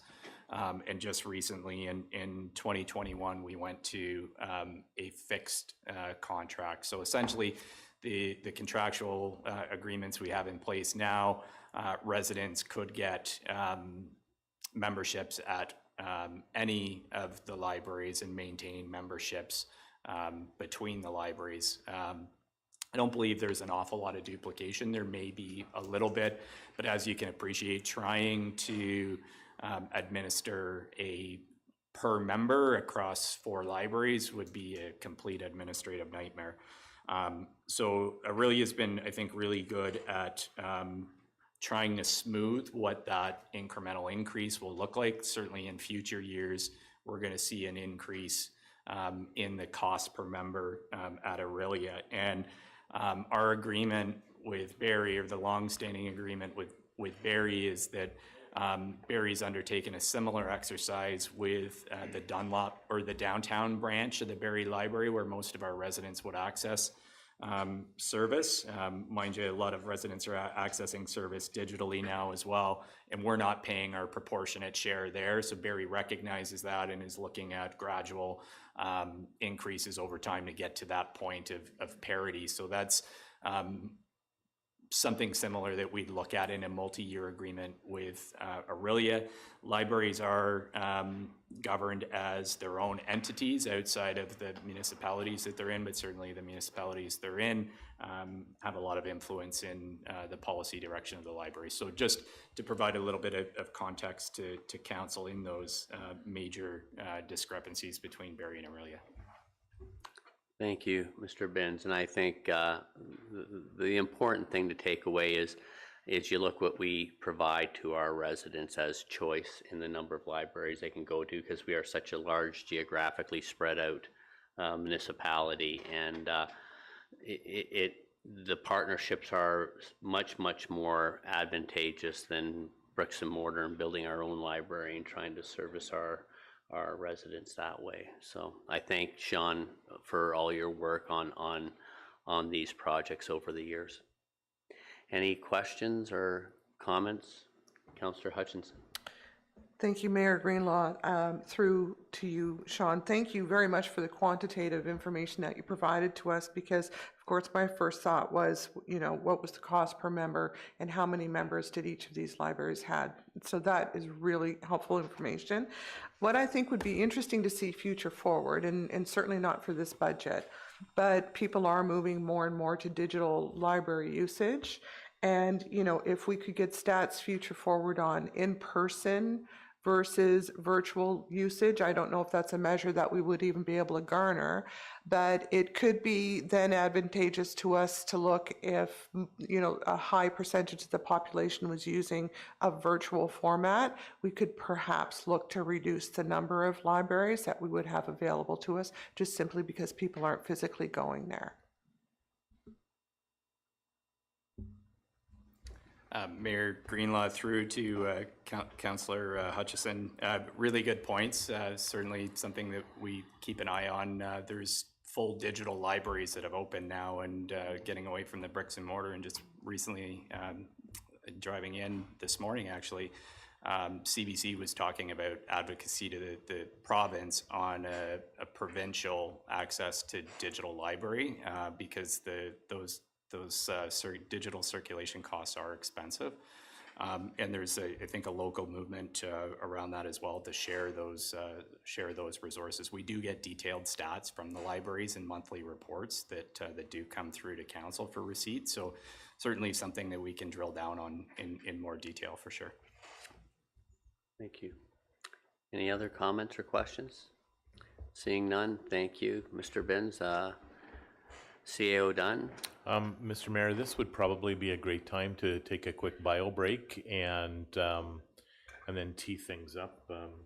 Mr. Binns is going to provide the first segment of operations from a presentation perspective next. Okay. Quick bio break. So I guess I'm going to, just so I can get the agenda up, how we're going to, so do you want to break until 10:02? Come back and reconvene for 40 minutes or an hour before we engage in a lunch break. Does that make sense? Mr. Mayor, I think it does. Mr. Binns and I have a different quantum on how long it will take for Sean to walk through things. I think he's 2.5 hours. That's Sean thinks 2. I think 2.5, Mr. Binns. We'll see, but the midpoint would be a great time to break for lunch in Mr. Binns' presentation.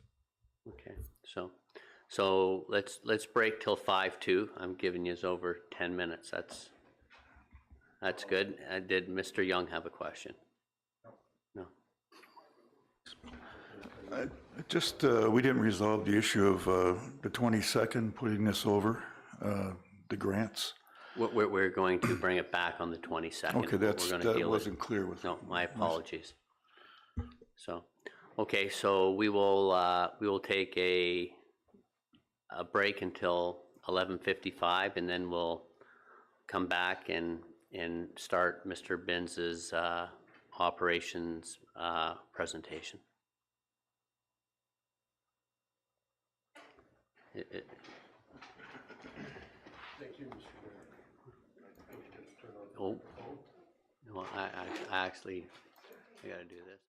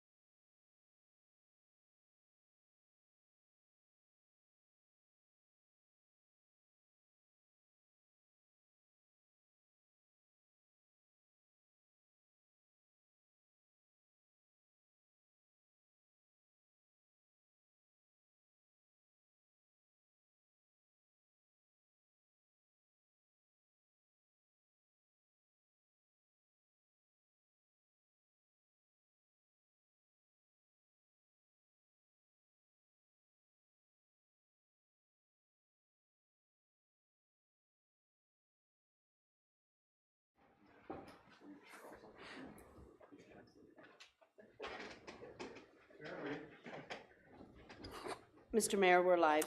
Thank you, Madam Clerk. CAO Dunn, please proceed. Thank you, Mr. Mayor.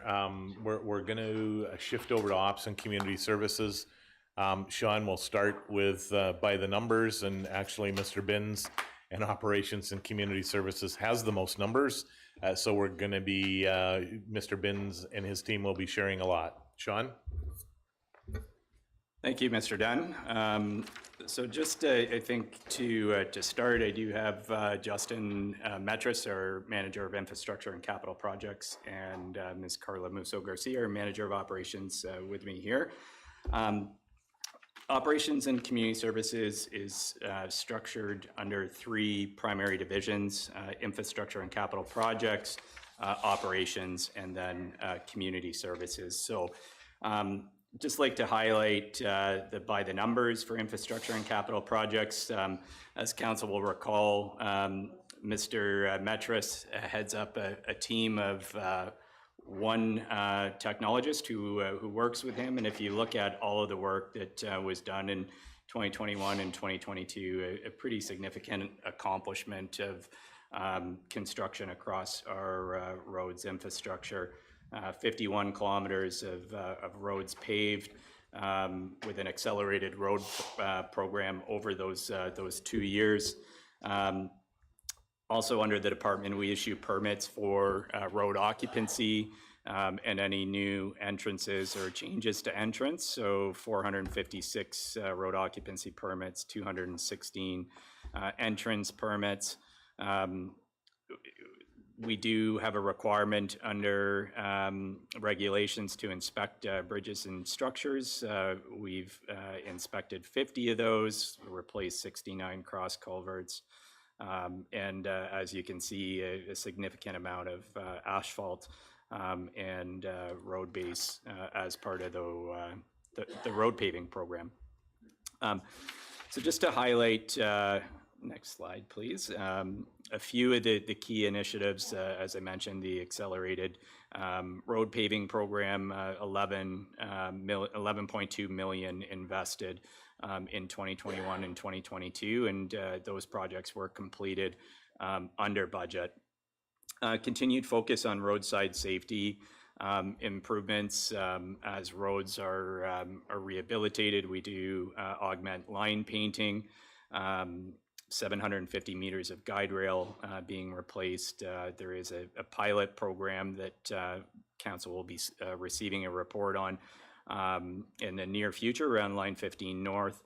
And we advanced the replacement of the deficient Warminster pedestrian crossing signal, and you'll see that in capital to complete that project in 2023. Another key initiative for us is addressing some of the legacy road issues that we have across the township. We assumed a quasi-private road, Rowanwood, and we are in the process of finalizing the transfer of lands on Grandview Avenue. And one of our projects this year is to address the relocation of the cul-de-sac at Pine Ridge, which is currently on private property. And we do also have a number of private roads throughout the municipality that the municipality has been maintaining over the years. Over the last couple of years, we've structured all of those private roads and have maintenance agreements with them to do that. The areas of focus for 2023, 2024, you mentioned, or you heard yesterday from Derek Whitleb about the update of our development standards. So we do have some road standards, policy documents that will be moving forward to council and align with development standards. You've heard from Ms. Morrow, Mr. Dunn around asset management. So as our asset management program continues to advance, really looking at our levels of service and as they relate to infrastructure and financial sustainability around maintaining that. And I'll speak a little bit to that in the respective capital budgets. And then addressing deficient drainage systems in our 5-year capital plan. There's just over 2.2 million in the 2023-2024 capital program associated with drainage improvements. And again, continued focus on investment in bridge and road rehabilitation programs. And you can see, I think we presented these charts to council previously as part of the capital program. You can see that investment paying off in terms of the condition of both our road network and our bridge network. Shifting over to operations, Ms. Musso Garcia and her team have an extensive amount of infrastructure to maintain. Just wanted to try and put some of that into perspective. 114 vehicles in fleet, and we'll speak to that in a little more detail when we get into the actual numbers and focus. 130 catch basins. We've completed a lot of ditching in 2022 down along the Lakeshore Simcoe side area, and have a very extensive network of roads, 635 kilometers. We've 3250 signs, and just under 1,000 work orders that we generate or we generated in 2022 in response to requests or concerns from residents, and 126 culvert replacements as well in 2022. I think that focuses again on drainage, and I think in prior years, we may have been 20 or 30 culverts as opposed to 126. So just kind of shows the focus on drainage. Some of the key initiatives from 2022, I mentioned that 6 kilometers and the 120 culverts replaced. I think what's really noteworthy here is the requests for service related to drainage have been reduced by 22%.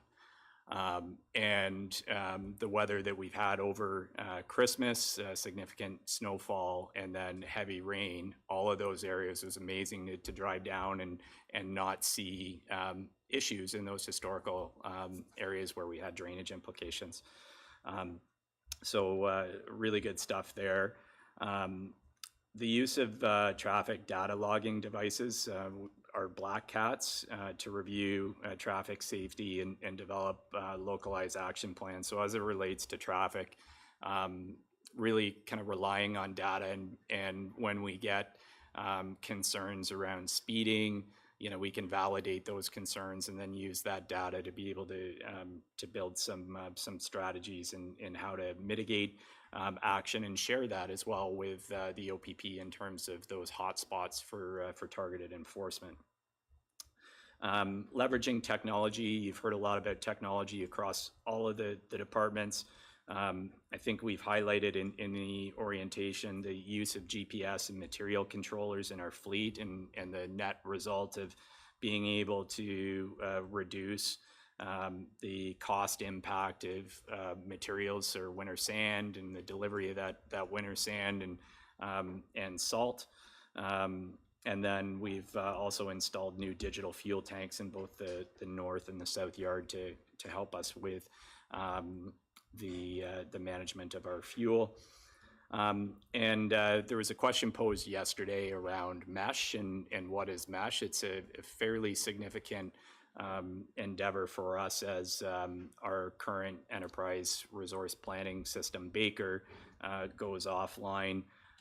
We had a quasi work order system, I would say, essentially a mechanism to be able to track customer complaints and put them out to the field.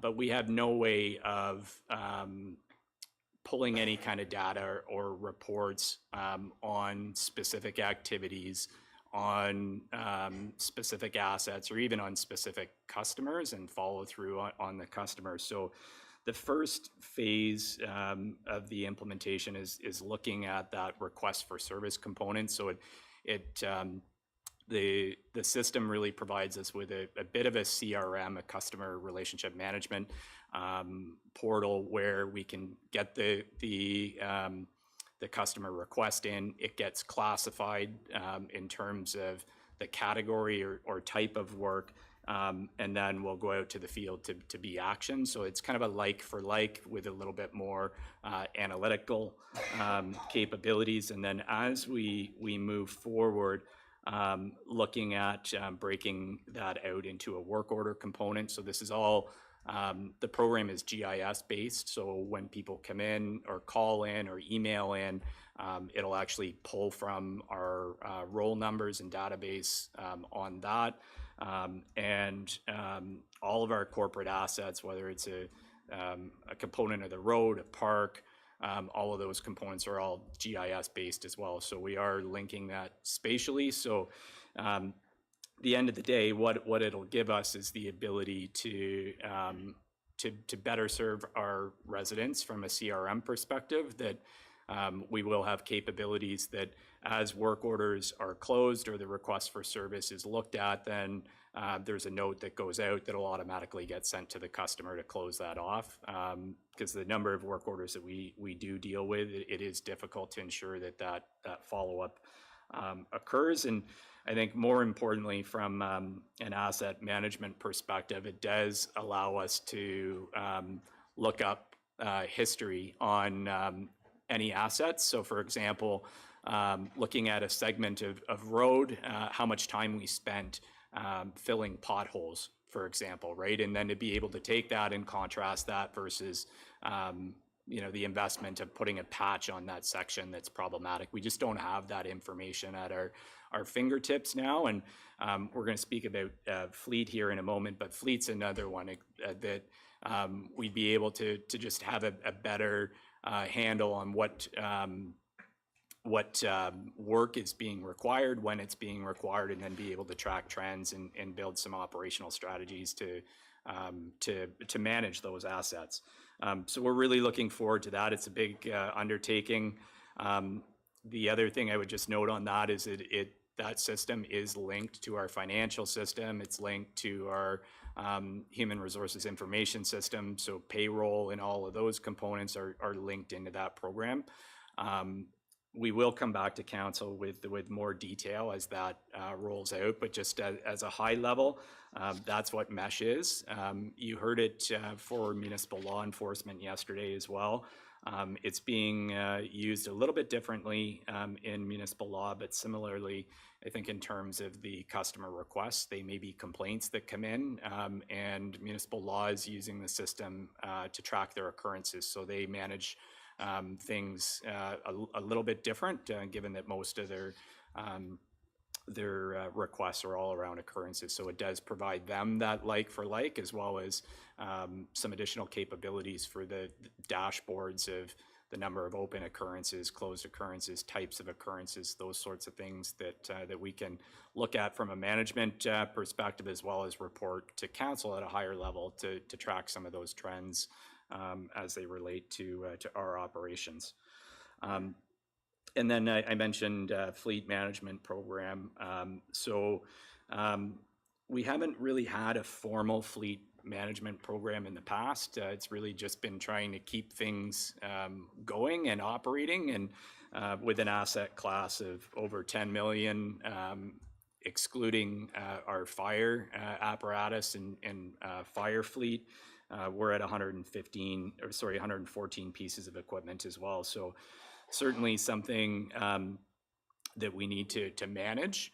And we'll speak to truck replacements and just the pricing of fleet as well, that 10 million continues to go up substantially. In terms of areas of focus for 2023, 2024, and you'll see this kind of across all of our operational areas, a continued focus on the right work at the right time, the right way.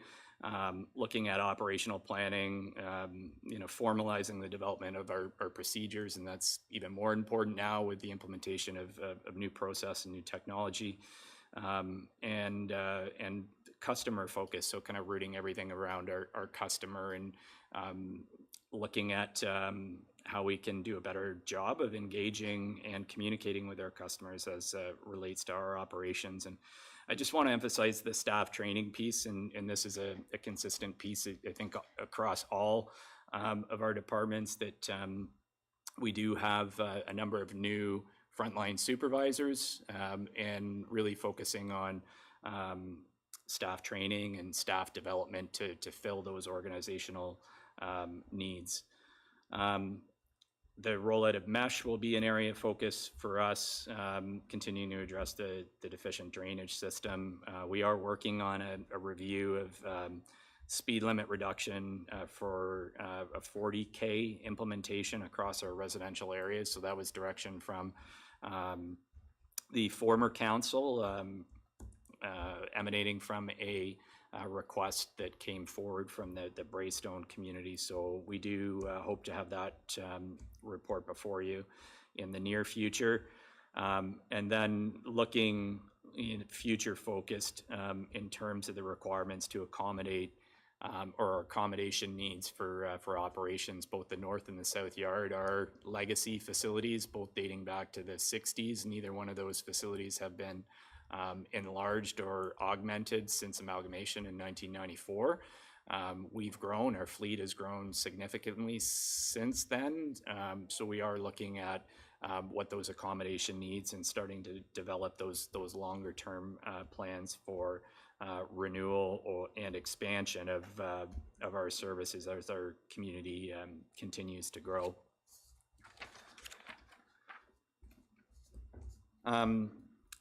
Moving over to community services, as Mr. Dunn alluded to yesterday, our community services were really hard hit by COVID, with a number of programs, minor sports, really, all of those activities shutting down. What became even more important to the community was the provision of those outdoor public spaces. We do maintain a vast number of parks and facilities in parks. This is, by the numbers here, about 524 acres of parkland, a number of different facilities, as I've alluded to. We also manage and facilitate community events, both at a grassroots level as well as the larger scale special events that come into the municipality.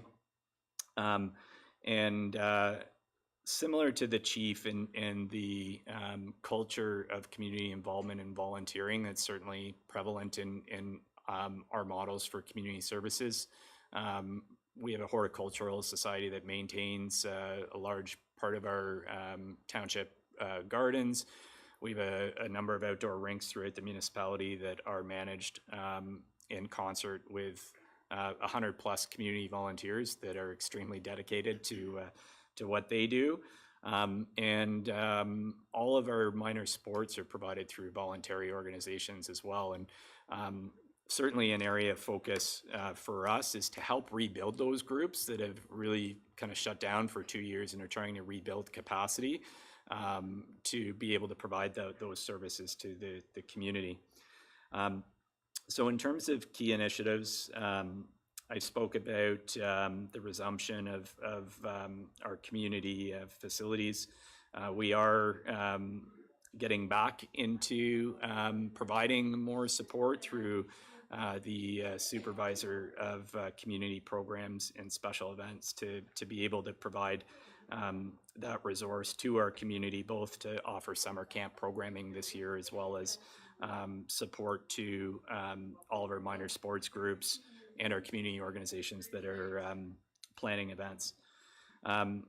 I mentioned the draft Parks and Recreation Master Plan. So that is a 10-year plan that was developed with significant community input that will be coming to council in April, and then back out to the community for final comment prior to endorsing that plan. So that'll really, I think, guide our investments in community services. And as we walk through some of the projects in the budget, you'll get a bit of a sense of where that plan is heading. The implementation of mesh, as I alluded to previously. We've completed the development of Starfall Park in the Braystone community, so that'll be opening this year. And the a really key project for us is the advancement and the completion of the school and community center partnership up in Horseshoe Valley. Area of focus for 2023-24, just to touch on a couple salient points here. There was some discussion around Carly Hall, and I mentioned the school use there, really looking at a long-term plan for the township's community halls. Ms. Hewitt spoke yesterday about some of our land holdings and potential surplus land. So that was part of our master plan, is taking a look at all of our parkland, what may deem to be surplus. So we do want to look at those surplus lands and strategies for divestment of land and reinvestment of those funds into projects that have greater benefit. And we do have a number of legacy issues associated with wharfs that we inherited from the federal government as well, that they're in pretty rough shape, and we'll speak to that in a capital project. And looking at our long-term facility needs for township programs and services, and even our administration building is another one of those components that, as we look forward, certainly remote work has helped take the pressure of accommodation off. But as we continue to grow, what are some of the considerations we need to look at for just the general provision of our municipal services? So those are the highlights, and I'll maybe jump to bridges and culverts. Is there any, before I leave, is there any questions on any by the numbers or areas of focus?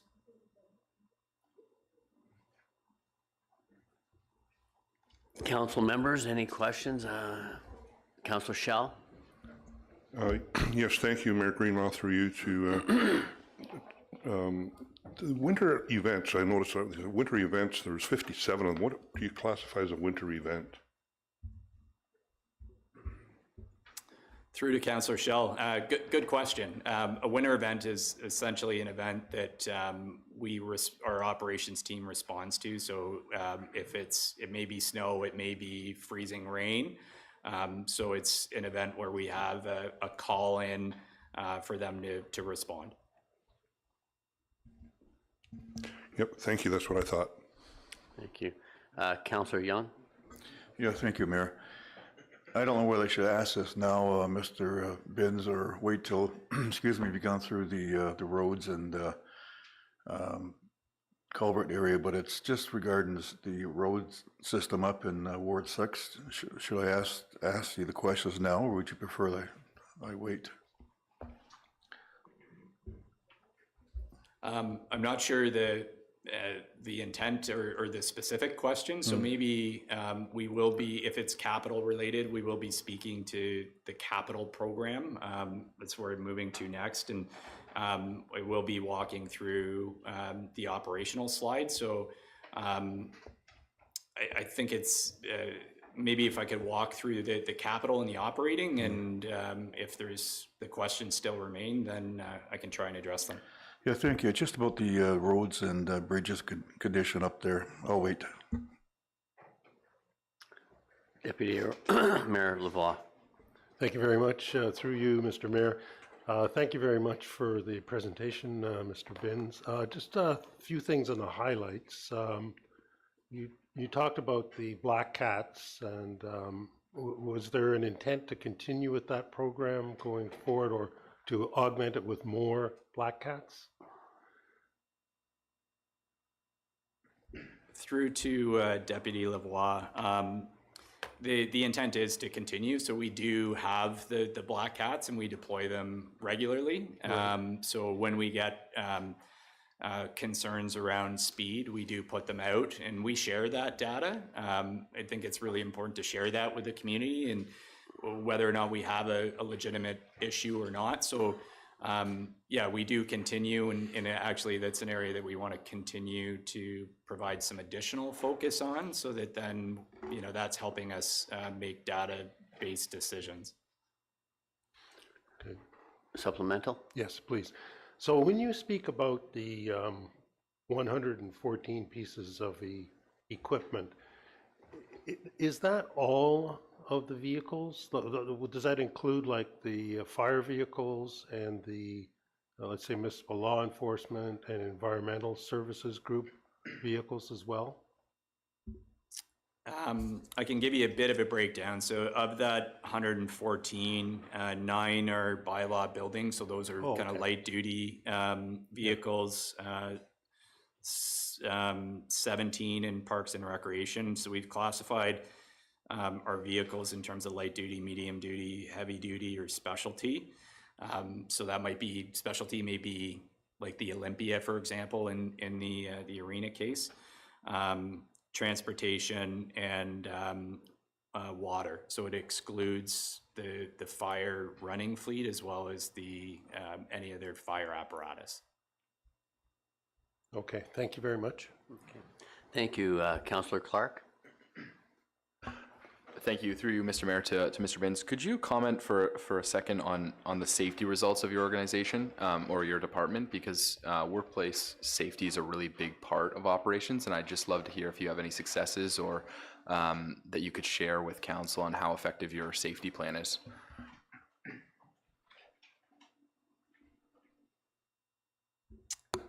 Just for clarity, through to Councillor Clark, in terms of like occupational health and safety ratings or public safety, just looking for some clarification. Certainly, my apologies. More on the worker side, on our employees, the township of Oro-Medonte's employees, and how safe and effective our programs are. I'll maybe start and then I'll pass it over to Tamara.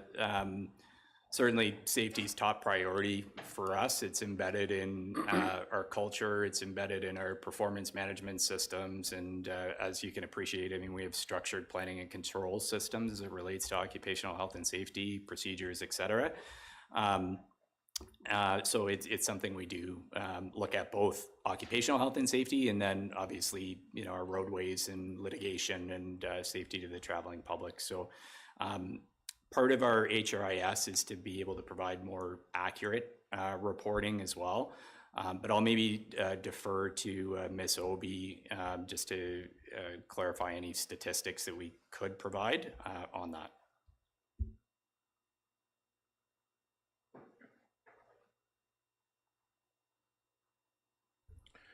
We can park it if she's not. Okay.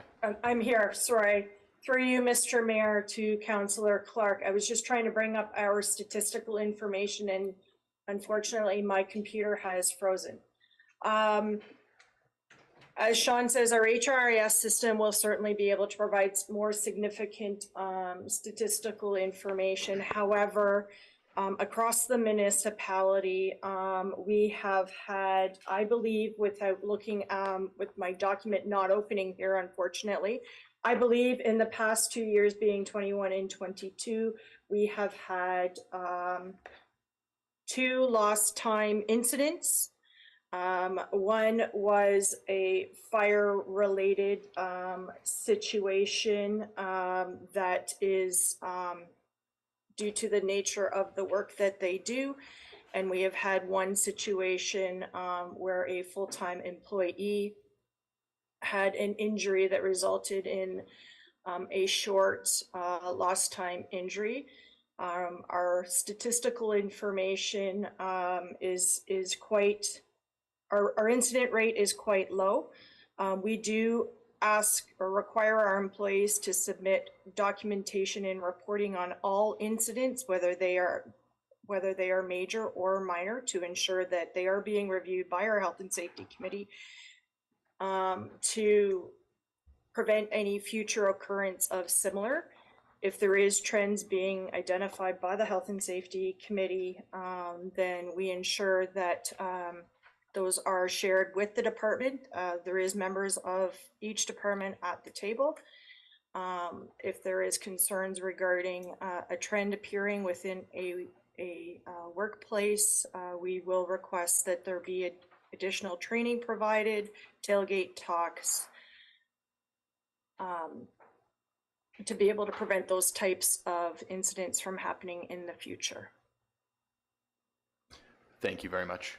Supplementary, if I may. Yes, go ahead, please. I'm gonna pivot here. I appreciate your comments on safety. I'm glad to hear. I like to think of it as a core value rather than a priority, but that's just me, and it's mostly semantics. If we pivot to vehicles,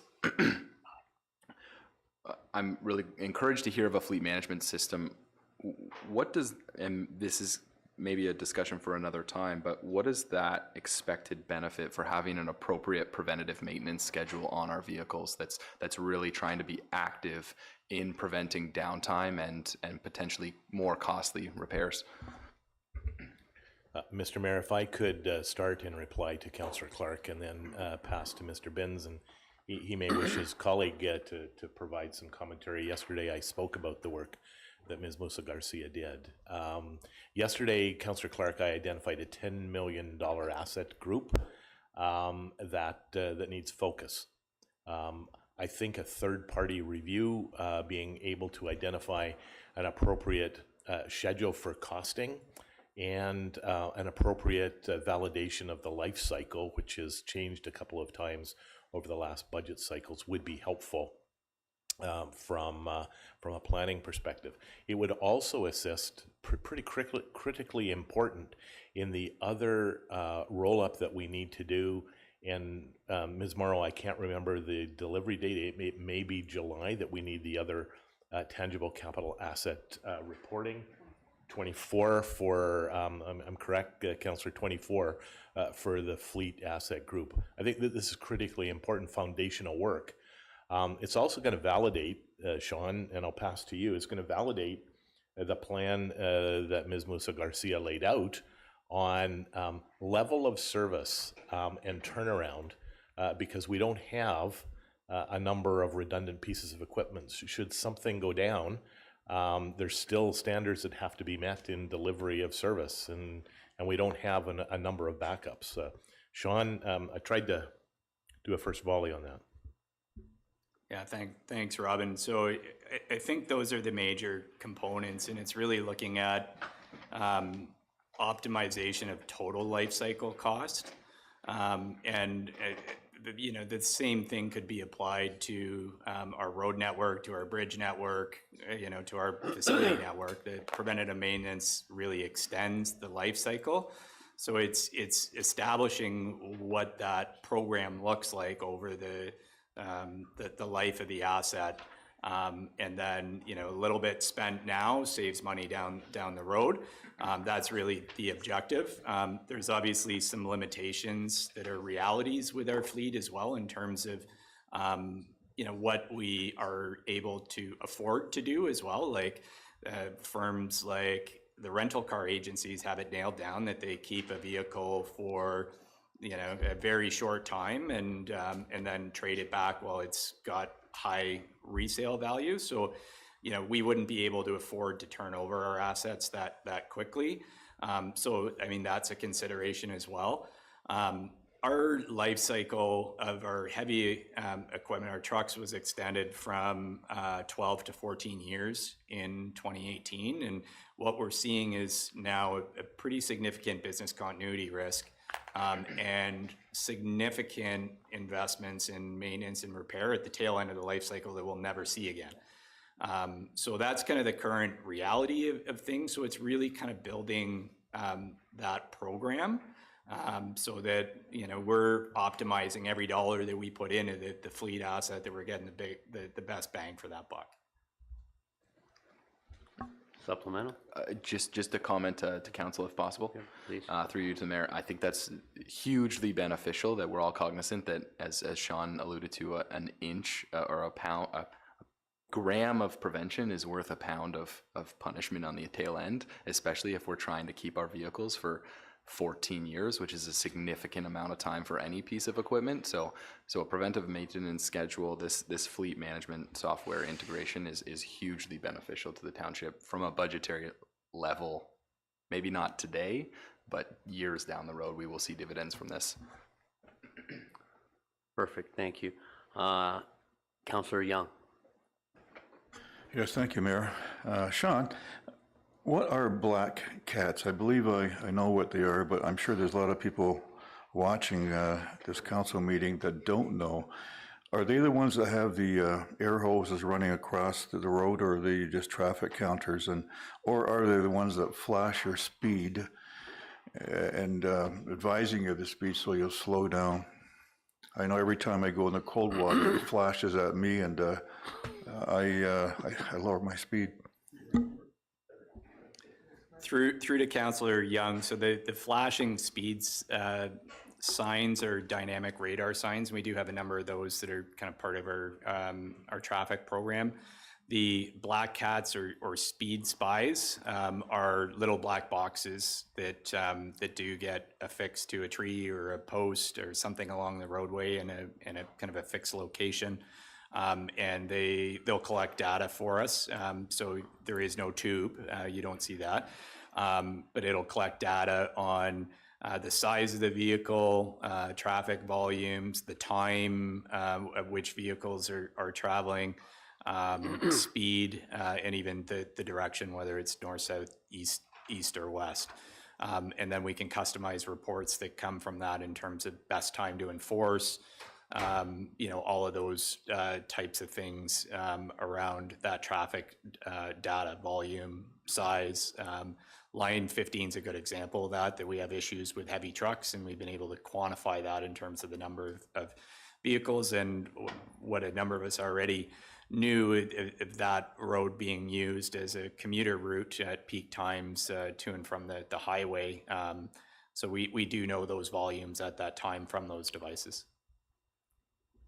Supplemental? Yeah, thank you, Mayor. They don't identify the vehicle itself, just all the data that you just indicated. Is that correct? Correct. Okay, thank you. Okay. Any other questions?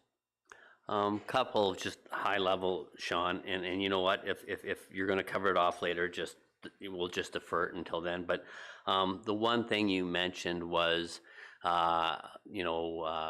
some requests from certain neighborhoods, we'll just say, of reducing speed limits to 40 kilometers. What are the challenges with that versus what's legislated from road safety and view lines? Because I know specifically with Braystone, the view lines for the most part are very vast. It's open, but just what challenges we might have in trying to provide what the residents and some of the residents in that neighborhood have requested.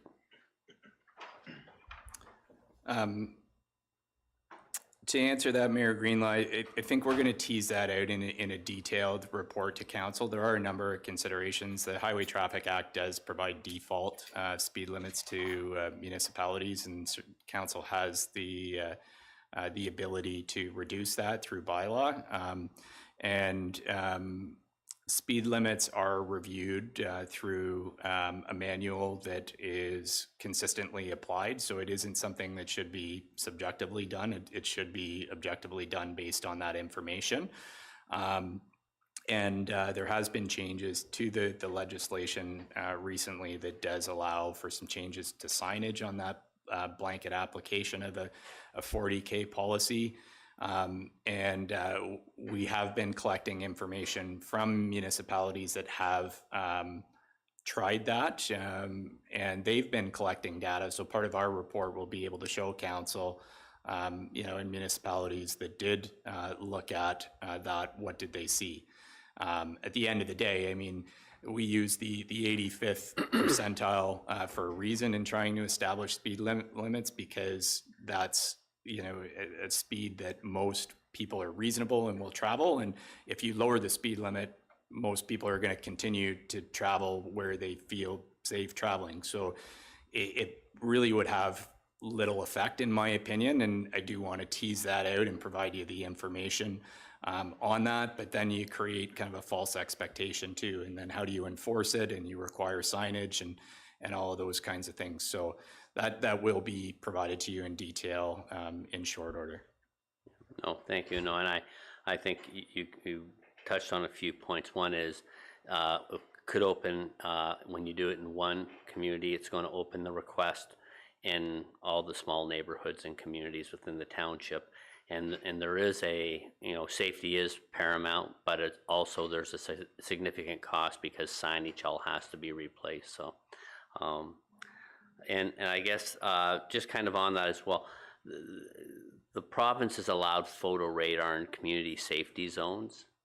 And if we were to implement that in this term of council, do we have an understanding of the fines that are enforced to the vehicle or the plate number? Is any of that come back to the municipality, or does that all go to the OPP? Mayor Greenlaw, there's an extensive process that we would have to go through to get approval through, I think it's the Ministry of Attorney General, to get permission to do that. It's not done anywhere to my knowledge in the county for that reason, because it's cost prohibitive.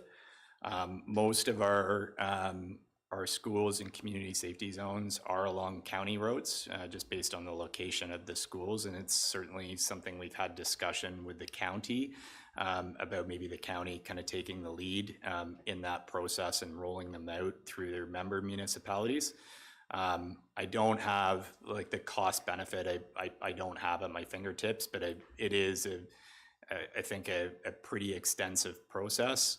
Obviously makes sense for the City of Toronto, and I think the City of Toronto has some specific powers as it relates to that. But it wouldn't, given the limited nature of our community safety zones, I don't think it's something that would create a positive benefit that would exceed the cost. Okay, thank you. And the last one, and you may want to defer this later, you touched on Carly Hall in the partnership, and I just was wondering how it works, and has it had any hindrance on rental activity or requests we've had for that hall? It'd probably be best to discuss that, because I think it relates to all of the halls in the operating budget for the respective halls. No, perfect. Thank you very much. And that's all the questions I have for, no, sorry, now I'm sorry I created a bit of a interest, sorry. Councillor Clark. Thank you, Mr. Mayor. Through you to Mr. Binns, I appreciate the mayor's comments on trying to get an understanding of how to best regulate speed and safety in our communities, because I think that's of utmost importance to a number of members of our community. My question is hopefully a simple one. What is the average, well, it may not be simple, but you may not have the answer right here, but what's the average annual cost of a single black cat?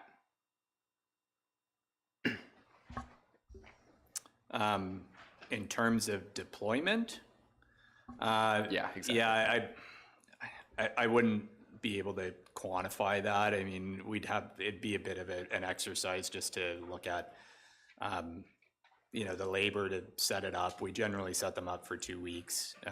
The reports are all customized, so when the data comes back, it's pretty easy to interpret, so it's not like we have somebody sitting there kind of analyzing it. It is pretty cost effective for the information we get back. We didn't have that information in the past. We'd rely on consultants for, traffic volumes as part of our road classification that wasn't cost effective.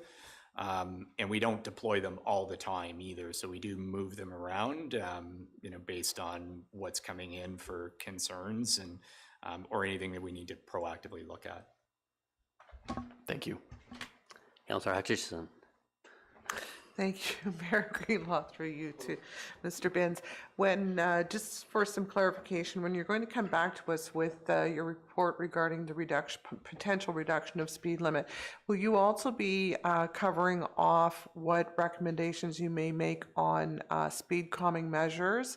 In other words, will we be looking at the effectiveness of the, I'll call it phantom police car that we currently have, and other equipment that we use to try and calm traffic? I mentioned previously the road standard policy document that we'd be moving forward with. That standards document will have a policy on traffic calming. We we do look at the application of the dynamic radar signs. Any kind of physical traffic calming, as you can appreciate, across 630 plus kilometers of road, would be very costly and difficult to implement.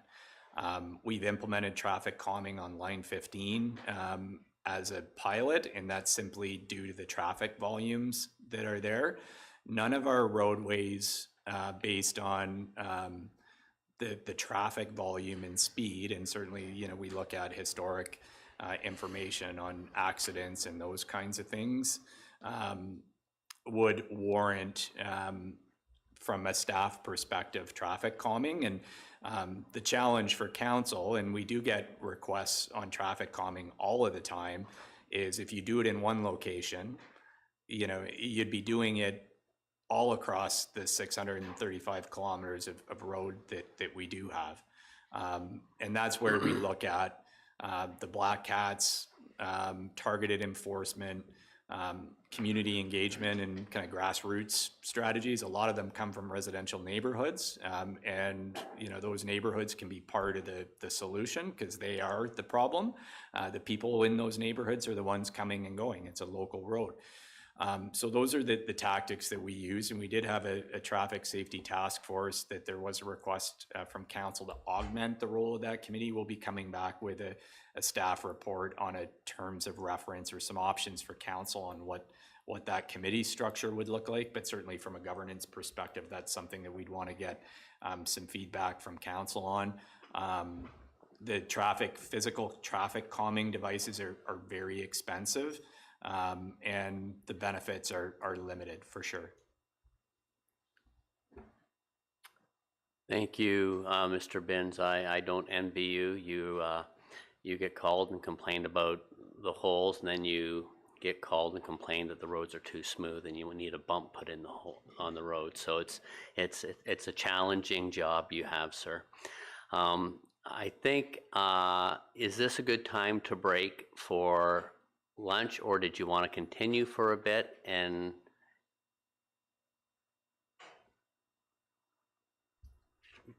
Mr. Mayor, if I could just check, what's the next slide, Sean? The next break point is bridges and culverts. Probably a good place, Mr. Mayor. Okay.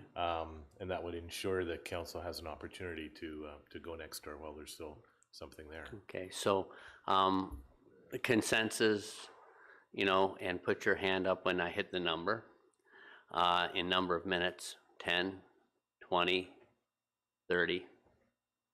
30 it is. 30-minute lunch break, so we'll reconvene at 1:15. Thank you.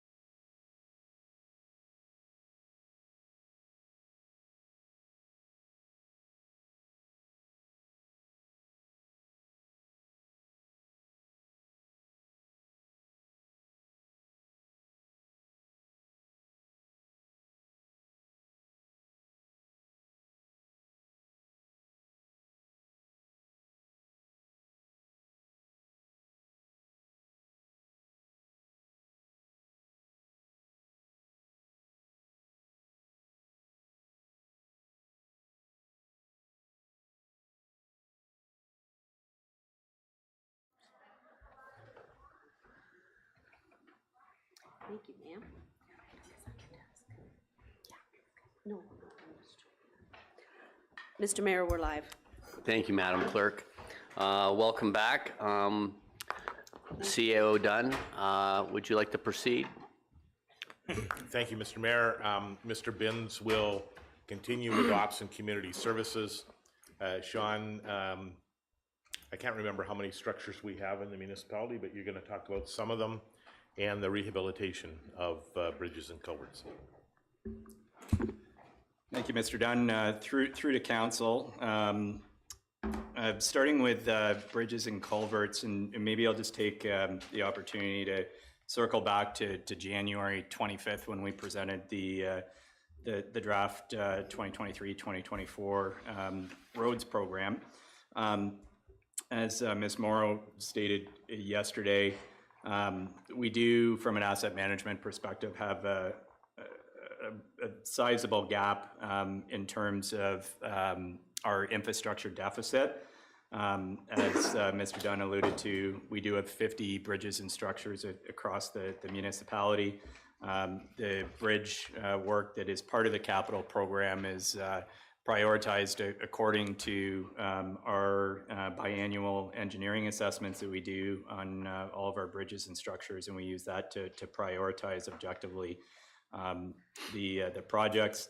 That last inspection identified just over 1.5 million in needs in the immediate time frame and 2.7 million over the 1 to 5 year period as it relates to bridges and structures.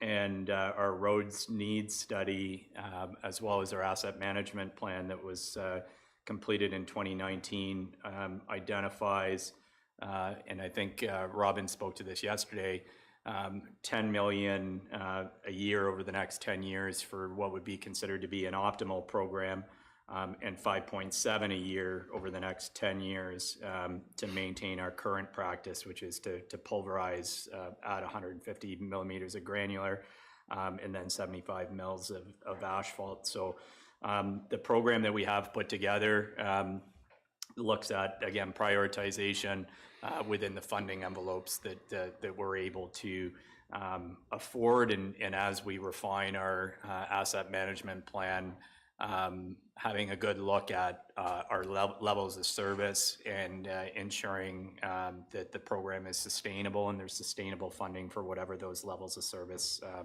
are. So I just kind of wanted to preface with that.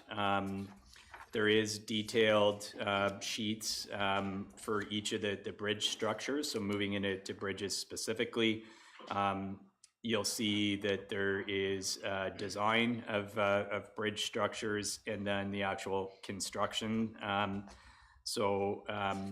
Again, the work is prioritized. There is some technical information in the sheets. I think in the interest of time, I'll maybe just skip over the technical details, and I think it's important that council understands the magnitude of the infrastructure and how those projects are prioritized. I will also say that there is some risk that the OSIM inspections are just visual, so they're not intrusive, and things can deteriorate, rapidly, and we have to adjust, or we may need to come to council with a rehabilitation plan. That's happened in the past, but we do work with the best information we have. So I just kind of wanted to flag that. Be happy to take any questions as it relates to the bridge program. Any questions at this time from members of council? Councillor Clark? Sorry, through you, Mr. Mayor, to Mr. Binns. So it looks like we use mostly bonds funding for these bridges. Can you kind of comment on maybe the delta that's occurred just because of rising interest rates?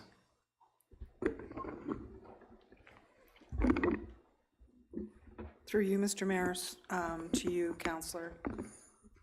Sorry, we do tend to use debentures to cover our bridge work. What was the specific question you were asking? Interest rates? Sorry. No, that's okay. Yes, currently the IO, which is our preferred lender, as they are a government agency, their current lending rate is at 4.5%.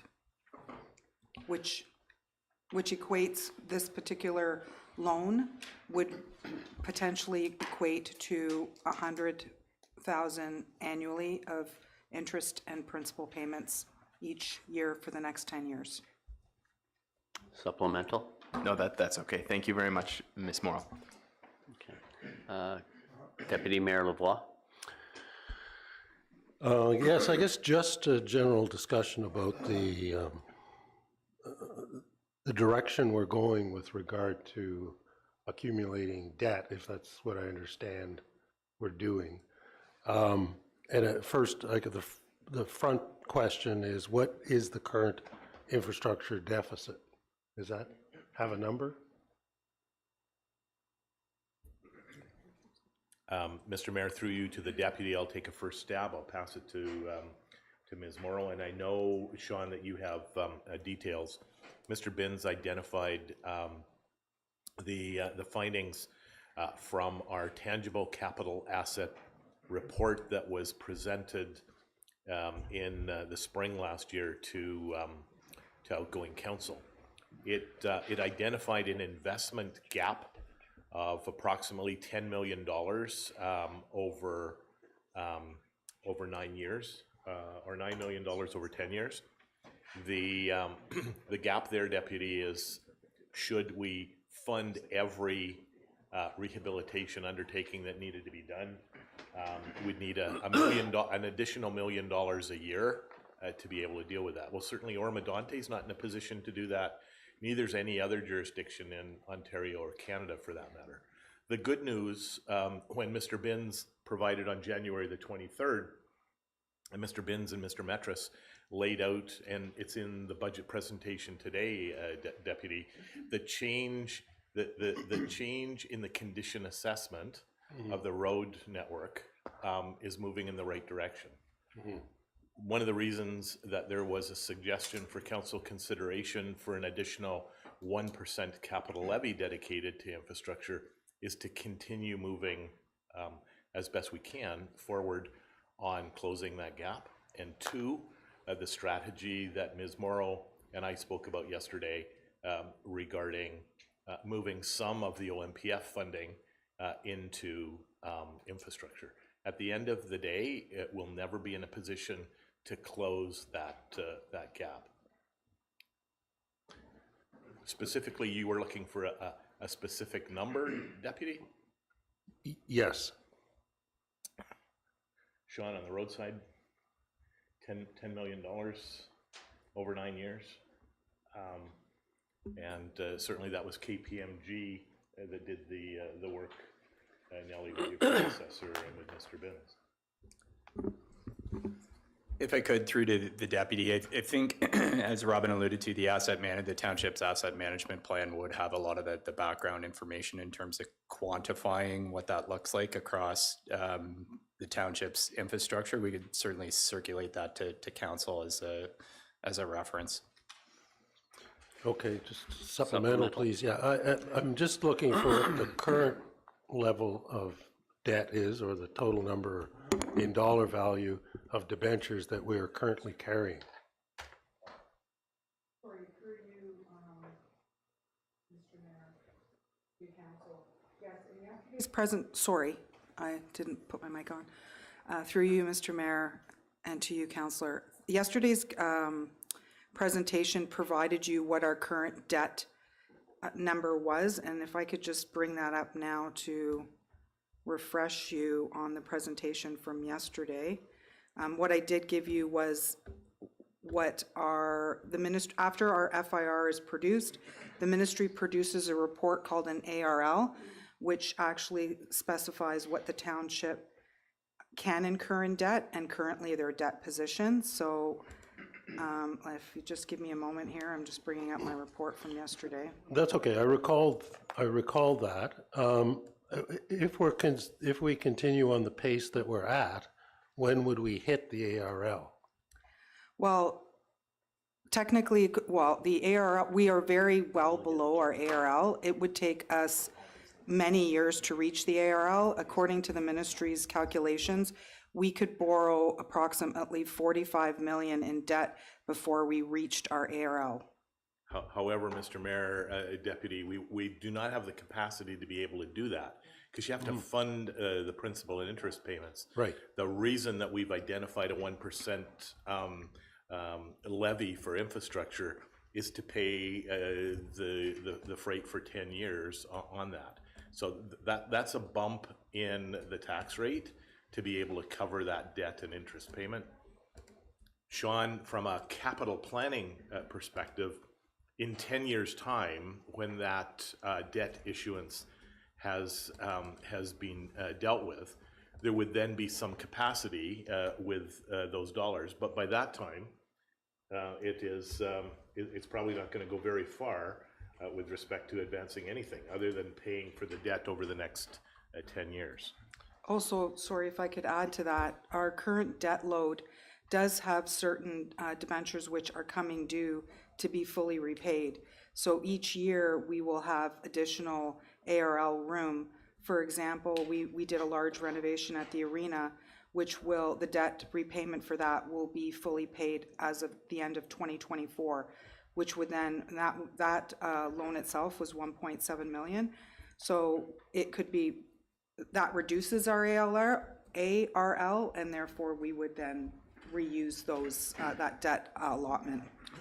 Mr. Mayor, Deputy, I apologize. One of the things that we spoke about yesterday was cycling back with council, whatever direction we were going to get today and yesterday, to be in a position to have for council on the 29th reserve fund contingency summaries. And that would be very helpful for council to be able to see.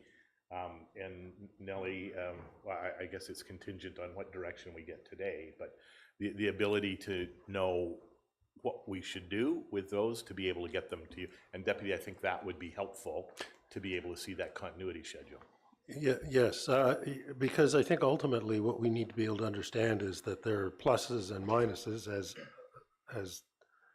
as debentures retire and as new ones come in, and I'm not getting or at least I'm not getting a sense of what that cash flow equation looks like, and whether we're in some sort of a steady state where the new ones are just replacing the old ones and we're okay, or whether if we have to put either a 10 million or $5.7 million per year into our road network, whether we're able to do that. So that's sort of, it's just that cash flow sort of analysis over the years using both debt and revenues that we collect. So thank you very much, I think. Mr. Mayor, to close off, Deputy, Ms. Morrow has a draft right now. Nellie, is it something that could be shared at the end of the meeting with council just as a reference document? I can certainly share our current debt portfolio, and which includes the estimation with the 1.6 and 575 that I was anticipating would be approved by council. Okay. Just to clarify, the debentures that we have taken on, are they open like a variable, or are they fixed at time of initiation? To you, Mr. Mayor, they are fixed. Thank you. Any other further questions? Seeing none at this time, so please continue on. Thank you, Mayor Greenlaw. Moving over to road resurfacing, roadside safety. Again, we did present this in detail to council on the 25th, and I'll maybe reference this to the bridges as well. So council will receive detailed staff reports as those programs or projects go out to tender. You'll receive award reports with specific details on that, and I'll speak to that as we move forward. We have tendered, obviously, our roads program and some of the other projects that we can provide that information, but there will be some variability associated with that. So the only thing that's really changed here from the January 25th presentation is you'll see road resurfacing, which is our micro surfacing. We had planned 200,000 in micro surfacing for 2023. Coming out of the tender that we put out for our roads program, we were about $278,000 short of what the budget allocation was. So we've looked to defer the projects that were slated for microservicing in 2023. So you'll see a reduction compared to the January 2025 presentation, and then we resume in 2024. So that's really kind of the net changes that you see here. And we will have reports for you on guide rail at the March 22nd meeting. So you'll receive those reports. There are some sheets that are attached if there's any specific questions on that program. Thank you. Any questions? Councillor Clark. Through you, Mr. Mayor, thank you. To Mr. Binns, I just wanted to clarify that last point. So we've decreased our 2023 budget request right now, as of what you've submitted, by $250,000 for the microsurfacing that you've deferred to 2024. It was reduced by 200,000, okay. And the next section on road construction, the budget numbers have been adjusted in this material to reflect the tendered amounts. So they're different than what was presented on the 25th, which was the estimates pre-tender. Thank you. Okay. Thank you. Continue on, please. Okay, thank you. Moving over to roads, road construction. As I mentioned, we did put the program out to tender. So again, this mirrors what was presented and endorsed by council to go to tender. We have adjusted the 2023 budget numbers to reflect the market pricing, and that will be coming to you in a formal report on the 22nd to execute that contract. You'll note there's a $278,000 unfavorable variance. I mentioned the $200,000 that was deferred through the microsurfacing. The other change in what you're seeing is Petherwin Place, which is kind of midway down the sheet, $128,000 in 2024. So we've deferred that project, although we do want to include it as a provisional project. So it is a quantity-based tender, and if there's room to be able to address that within the total roads allocation, we would like to try and complete that as part of the tender in 2023, but again, it would be provisional. What we did see that is consistent with a lot of what you're going to hear, or what you've heard to date and what you're going to hear from us, has to do with inflation. And when dissecting the 2023 contract amount to the 2022 contract amount, we're seeing almost 10%, 9.1% increase in asphalt over our 2022 pricing, and a 20% increase in granular. So fairly significant year over year increases on the program. As both Mr. Dunn and Ms. Morrow have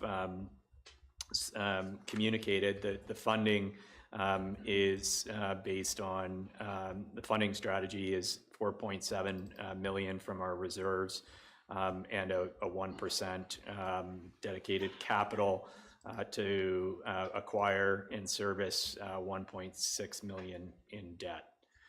So there is a capital summary that does sum up the program. I'll also note that similar to bridges, we look at prioritization according to our pavement condition index, life cycle, the alignment of our capital projects across multiple departments, and a risk management approach. So it is pretty objective. It's not looking at a specific area of the township. It's really looking at the needs of the 630 plus kilometers of road to determine what projects should be prioritized. Mr. Binns, could you just repeat that? Asphalt's up 9.1%, And the aggregate, is that what you meant by granular? Was the aggregate was up Yeah. 20?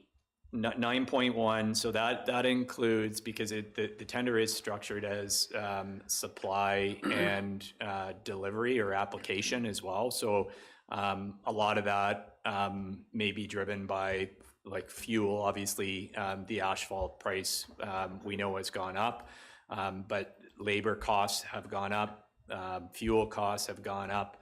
Those are all kind of the inputs in the supply. So it's not just the raw material or the cost of goods, it's the complete program. But yeah, 9.1 on asphalt and 20% on the gravel or granular. So, and I guess this is just a simplified question for people who are, so per kilometer, is there a kind of a cost of what it's gone up per kilometer, perhaps like kilometer of asphalt to be? I know granular varies because of it's a variable because of how much aggregate needs to be brought in to set the base properly, but is there an approximate number of what road repairs gone or resurfacing's gone up? We could certainly put that together relatively quickly. I wouldn't know off the top of my head because we'd have to look at road length and width and look at it from that vantage point. But certainly, I think with our capital program and the investment in our infrastructure, which is important for all the 21,000 plus residents, is being able to explain what that looks like and why is there a need for a dedicated 1% increase to the levy to be able to fund those things. So certainly that's something that we can quantify and I think would be important in a communication to residents, that that infrastructure gap, the condition, like there's a good news story here. Unfortunately, things are going up. We do need to quantify that, but I think to be able to explain that, we can roll that up to council, and I think that's information that we would want to include in our outwards communication as well. Well, I appreciate that. I think it would be a great asset. Thank you. Oh, sorry. Councillor Clark. Thank you, Mr. Mayor. Through you to Mr. Binns. So I just want to clarify in terms of an execution on this. So we've tendered this, let's say $3.9 million. What are the, or we're in the process of tendering it, if I heard correctly.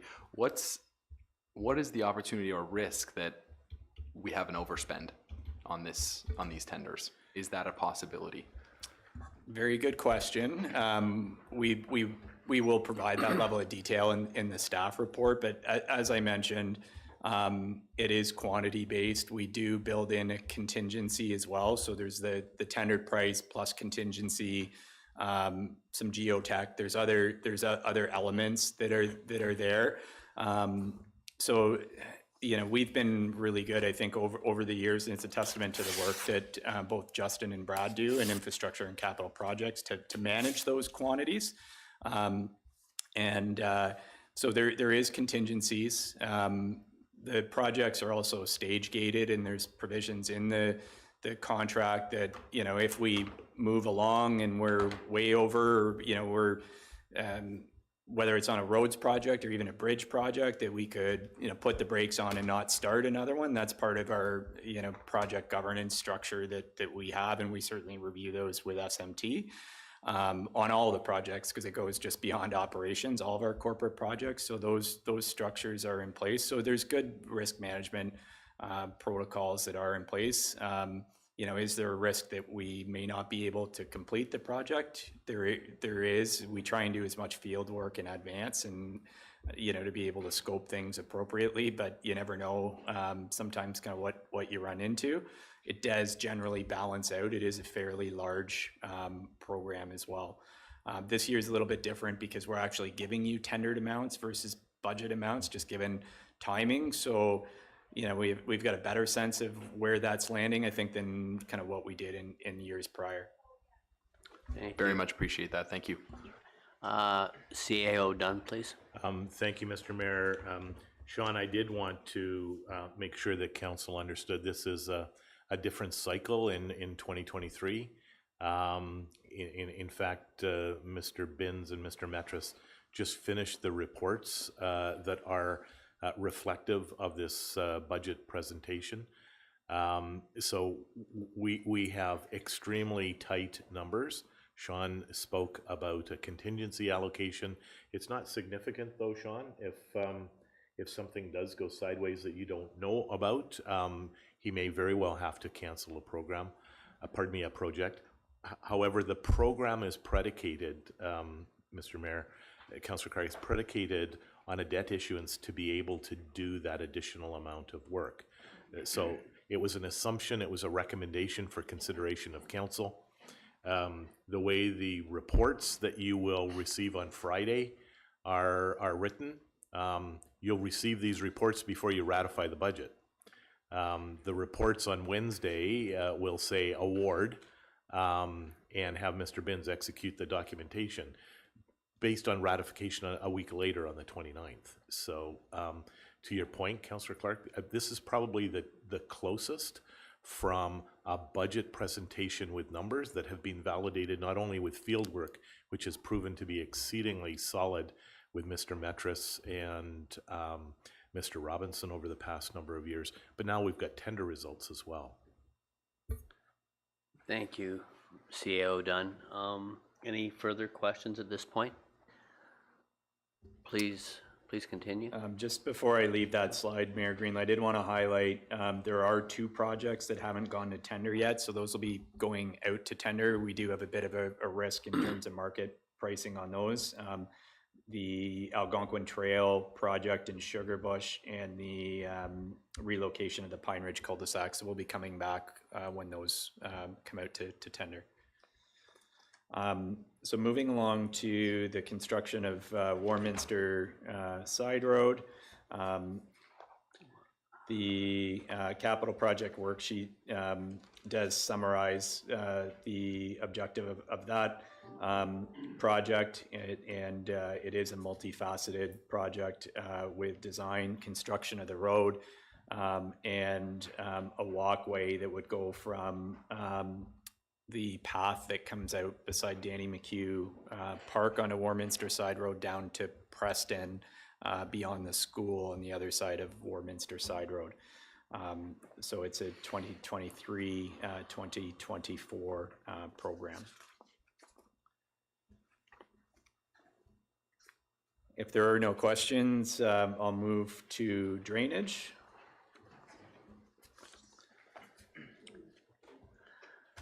I spoke previously about our focus on drainage and some of the recent successes of our drainage program, and on the 25th presentation as well, really trying to take a systems view of our drainage systems to be able to address root issues associated with capacity, particularly down along the lakeshore area. And just hearing again today, the forecasts and predictions for this season are again significant amounts of heavy rainfall, probably short burst, short duration storms, which take their toll on our drainage infrastructure. So this is really timely. Program is looking at review, a drainage study, which kind of outlines the scope of work. And then construction, and a lot of again, this is sequenced with our road program, so that the drainage is aligned with our roads projects, and it's also aligned with the operational plans Carla and her team are putting together, so that we can, some of it is completed in-house, some of it may be contracted out based on the scope. But certainly drives the focus for our operations department, and I'll take the opportunity again to recognize the team there that's been doing a really great job of working through those drainage issues. So that's essentially the drainage program. Again, similar to the roads program, there'd be, as projects are awarded from a governance perspective, more details coming to council on the scope of those work, the scope of work, and any potential reprioritization that if there are priorities that we need to deal with coming out of those drainage studies, that recalibration exercise that we undertake for 2024 would allow that flexibility to make changes to the programs. So happy to take any questions on the drainage program. Okay. So when I look at that chart, so I'm going to assume that 3 of those projects won't be done technically until 2024. The first year is just basically a review and a design component. Is that correct? Because you have line 12 to 13, you have line 2 south and Shore Line Drive, that the budgets are over 2 years. So I take it the first year is basically design and review.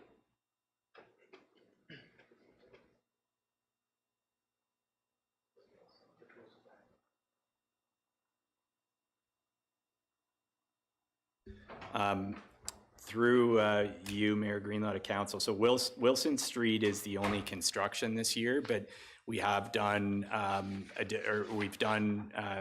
work in the past that our operations team will be looking at as part of their drainage program as well. So that's not shown here because that design work's been done and the work will be completed in-house.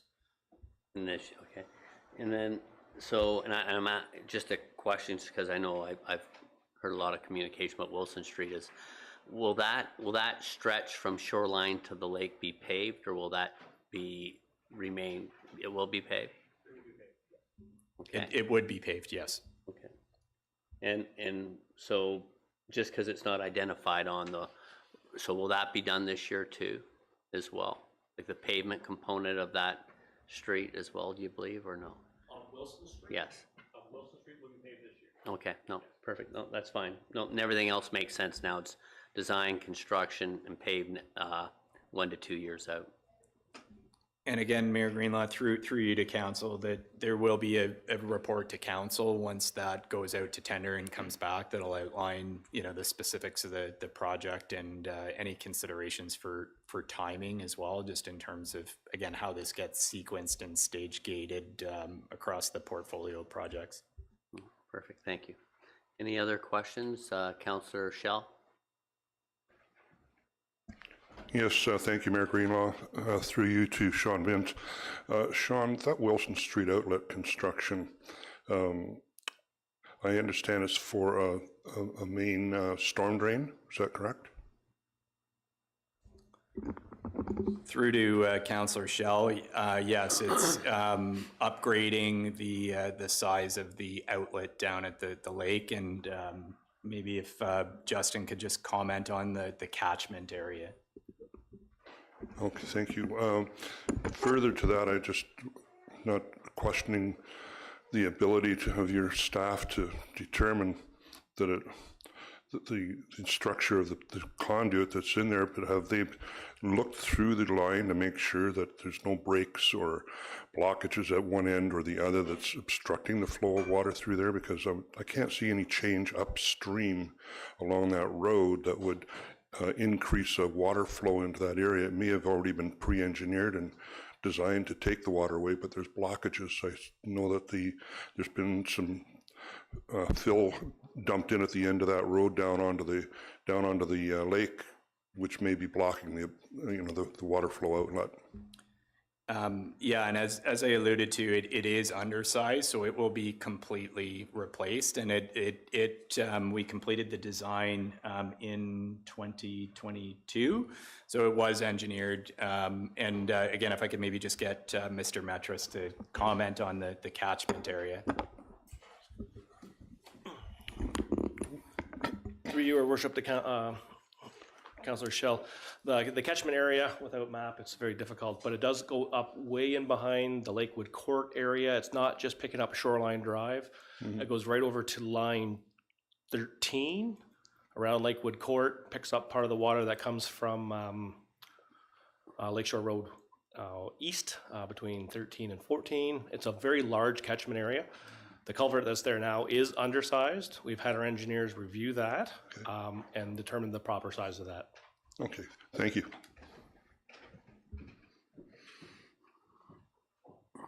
Thank you, Justin. Please continue on, Mr. Binns. Was there any other questions on drainage or? Council, any other questions at this time? Seeing none, no. Please continue, sir. Okay, moving on to traffic management. Again, we did highlight these projects as part of our capital project on the 25th.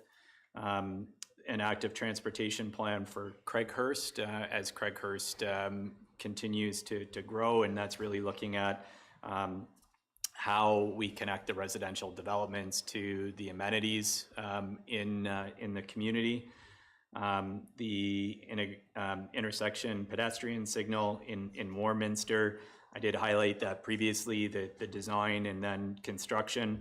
And hopefully, that's an area that we'll have some luck with the province potentially in some of the advocacy work that's being done to have a portion of that funded. Again, it is a provincial highway. We've been working hard to try and have the province address the deficient infrastructure there, but it is a high priority given the deficiencies that are there. 50% of the vehicles aren't stopping when that signal is pushed, which is a significant issue on a provincial highway.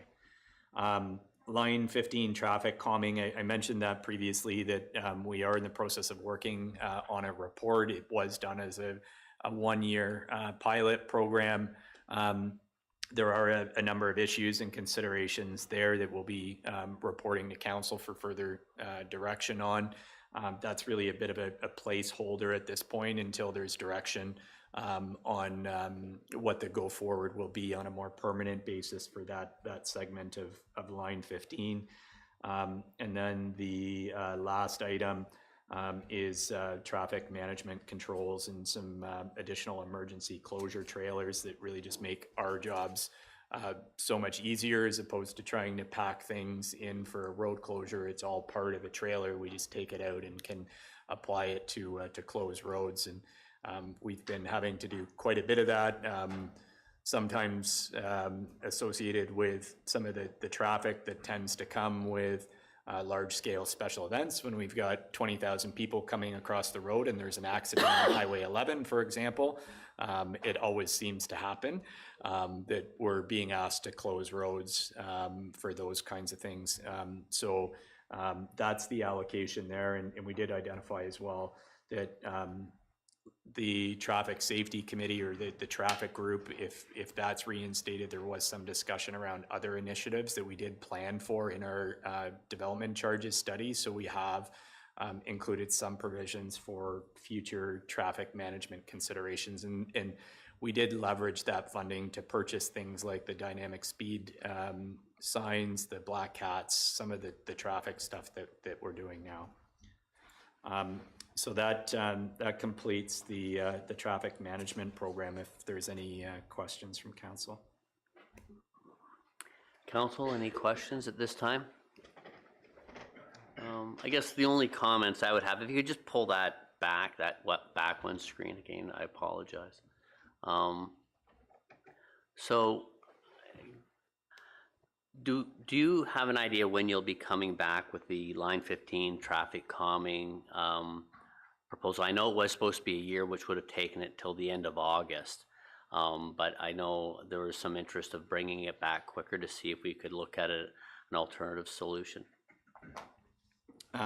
Mayor Greenlaw, through you to council, we're targeting the middle of April. We did have our black cats out the last 2 weeks, just collecting some additional information. So it would be kind of mid-April. We'd outline some options for council's consideration.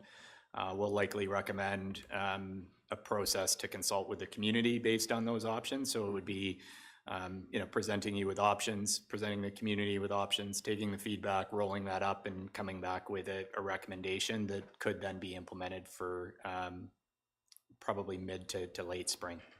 Okay, thank you. No.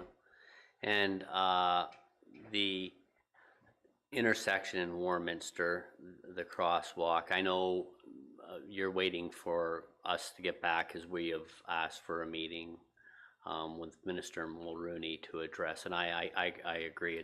We're in an awkward spot here. It is a provincial highway, and you know, hopefully we're successful in getting them to take ownership of, or at least part ownership of this crossing, as you can't put value on life. So, and the last thing we want to see is a child, you know, hurt or struck, or an accident caused because of that. And I do agree. I've driven through there, as many of us have, and it doesn't bring attention to visually what needs to be considered. So thank you for all this information, and for adjusting the timeline to come back to council regarding line 15 north traffic calming, Sean.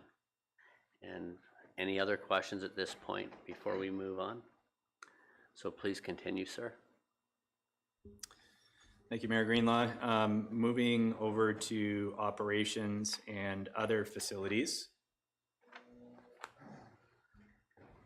And I'll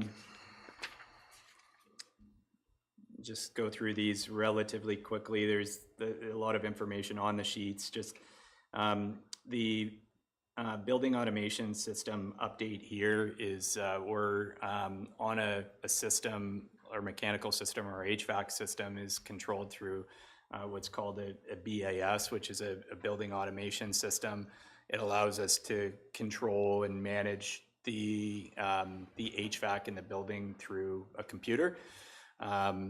Has obvious benefits of energy efficiency, being able to troubleshoot when things go down, all of those kinds of things. We are tied to what's called a Metasys system through Johnson Controls. Councillor Shell, you'll probably know this pretty well, that Johnson Controls is a big player in the industry. It's also very hard to get service through Johnson Controls, and quite expensive when it comes to just trying to have any or troubleshoot issues with that system. So we're looking at the feasibility of moving to something a little more generic, a little open-ended, that is more user-friendly, easier to service, and cheaper to service. We're not a hospital where we, require specific levels of humidity, et cetera, although that is important here, but not to that precise detail that it needs to be in very specific situations. That's really kind of what that is to just take that first review of what that looks like, scope that out, and get some more information and pricing on that. Robin alluded to some of the fleet equipment that would be subject to that fleet review. We have identified a heavy equipment hoist and a small to medium vehicle hoist. We have one hoist now, and even with one mechanic, they're only able to have one vehicle up at a time. So there is quite a bit of lost productivity in moving things around and trying to get vehicles up and do that work. Regardless of whether or not there's additional technicians that are added. Obviously, with additional technicians, we need that additional capital, but that'll form part of that business case review, or that fleet review, to solidify that. So we wouldn't be actioning that until that's been completed. The north and south yard building repairs, there was, I think, some questions just in terms of what that would look like. As I mentioned previously, both the north and the south yard are legacy facilities. One was Oro and one was Medonte, and they're circa 1960. Part of our facility management program is we do regular building condition audits, similar to the roadside with a PCI. We don't have a facility condition index, although, you know, we do look at things in terms of being good, very good, or poor condition, and that's what those assessments help us just inform and direct kind of the maintenance and repair programs. I think those facilities in particular have really been neglected over the years.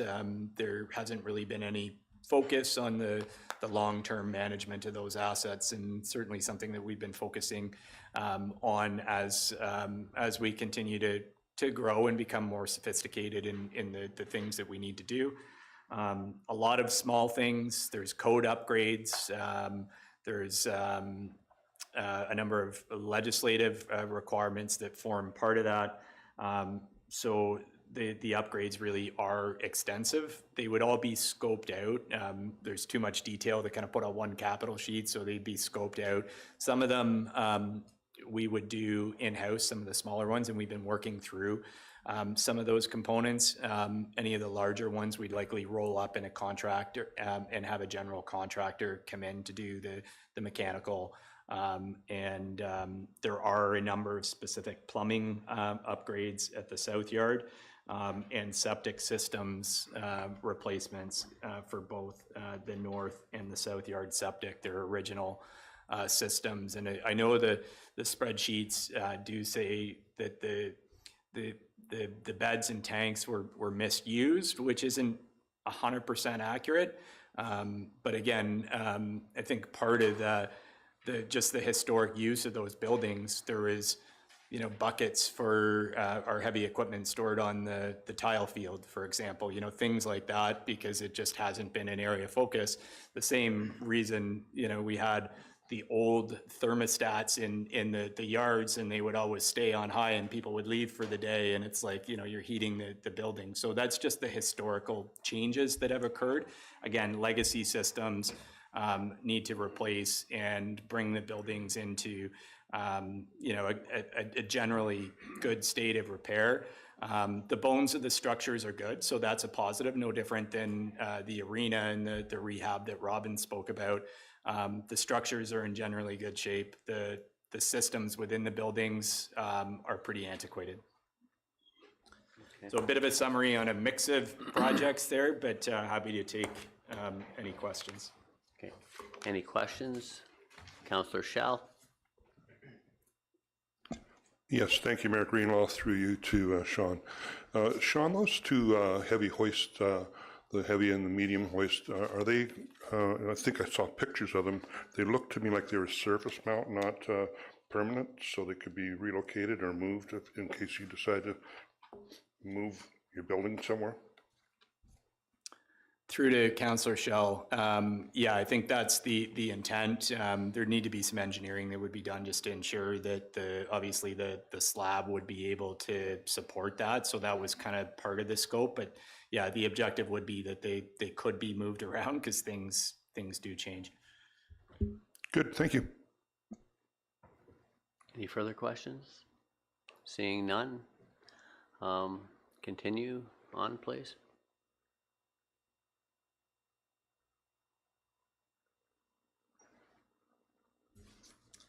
So moving over to operations and recreation, new fleet.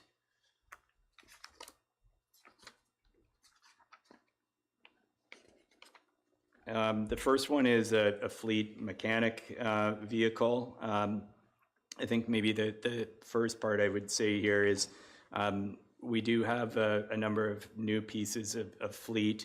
As the chief alluded to yesterday, we do a DC study, and we do have a DC background study where we've identified service needs that are driven by growth. So similar to the chief and fire and other services across the township, a number of new fleet that is required, or future facilities are identified in our DC study. So this fleet mechanic vehicle was something that was identified at 50% DC funding, and really what it'll do is allow our fleet technicians to be able to respond in the field for roadside repair. Really kind of increasing our turnaround time when we have a down vehicle, and ensuring that as we move forward with our fleet program, that we're able to appropriately service the fleet. We do spend quite a bit of money on towing and lost productivity back and forth, trying to get those vehicles. Again, such a large municipality, our shop is at the south yard, so if we have an issue in the north end of the municipality to try and get vehicles from Vasey down to Line 7 is a pretty long haul, particularly in a winter event. So that's what that project entails. The new parks and facility truck is another net new vehicle. You'll see it's also been identified in development charges. Just maybe to recap the objective, I think, of development charges, although it never materializes the way it's supposed to, is that development is supposed to pay for the service requirements, and then the incremental assessment or levy through development is supposed to carry that cost. That doesn't happen in practice, but that's the general notion. So when we do the development charges, we do try and look at what the service demands are. I mentioned Starfall Park. There's a new park that'll be coming in Craighurst. We've got new facilities that our staff are responding to. That's really what the truck is there to do, is to distribute our staff to where they need to go and do that in an efficient way.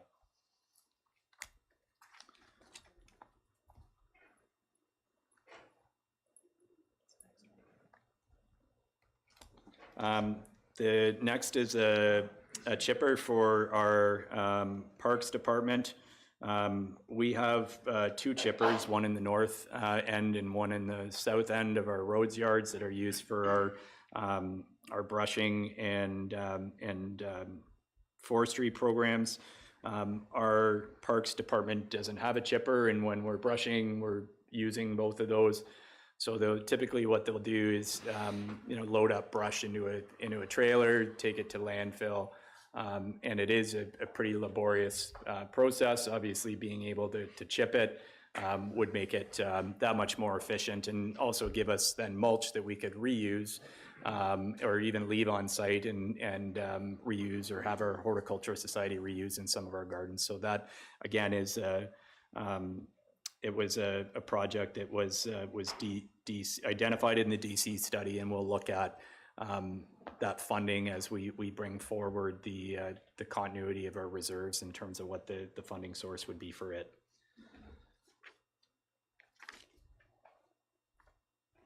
And the next one is a new tandem axle truck, and again, this is a development related net new with some of the new developments that are coming on stream: Forest Heights, Craighurst, Eagles Rest.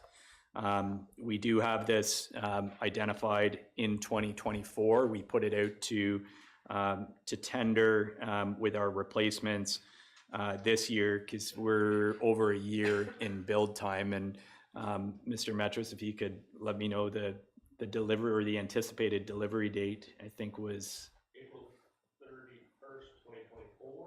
April 31st of 2024, and the other tender was August of 2025. And then there were other truck manufacturers that just couldn't even bid because of the timing requirements that we had on our end. So that's why this is being advanced now and not 2024, because I mentioned that 12 to 14 year life cycle extension. Now we're talking about those 14-year vehicles going another year, just based on the lead time. So there will be, as I said, a report that'll be coming to council for the award of this truck, as well as the replacement trucks that'll be coming forward on the 25th. And I'll maybe I'll come back to this in fleet when we talk about the operating budget. I just want to put a little bit of context into the fleet program and our routes and kind of reinforce the need for a fleet program. Sorry, I've got a couple more here. We spoke about the fleet review, so I don't think there's a need to go in any more detail on it. But we do have a scheduled replacement for one of our trucks. I believe it's a 1-ton, Carla, with a plow. We use those trucks for our facility routes, and I mentioned our private roads or roads that are really narrow that we can't get a full plow down. Now, there's a number of them around the lake shore, and then we've got a number of them around Bass Lake as well. Those vehicles are used for that, but we're really finding 1 ton is just a little too light to do that, especially when we get the really heavy snow that we've had, for example, this winter. So it would be upgrading the size of that vehicle, and just validated pricing on it as well. Like, the pricing's changed substantially just in the time that we put budget together to the new pricing that's come out. So that might be a little bit light. We'll have to review that once we move forward on the procurement of those vehicles. Again, that gets reported back to council as well. So that, I think, concludes the operations and recreation new fleet. If there's any questions from members of council. Councillor Young. Thank you, Mayor. Sean, what the truck that responds to breakdowns, $70,000. What does it cost to equip that truck with compressors and all the rest of the tools that's required to respond to a breakdown? Through to Councillor Young, I'd have to get back to you with that detail.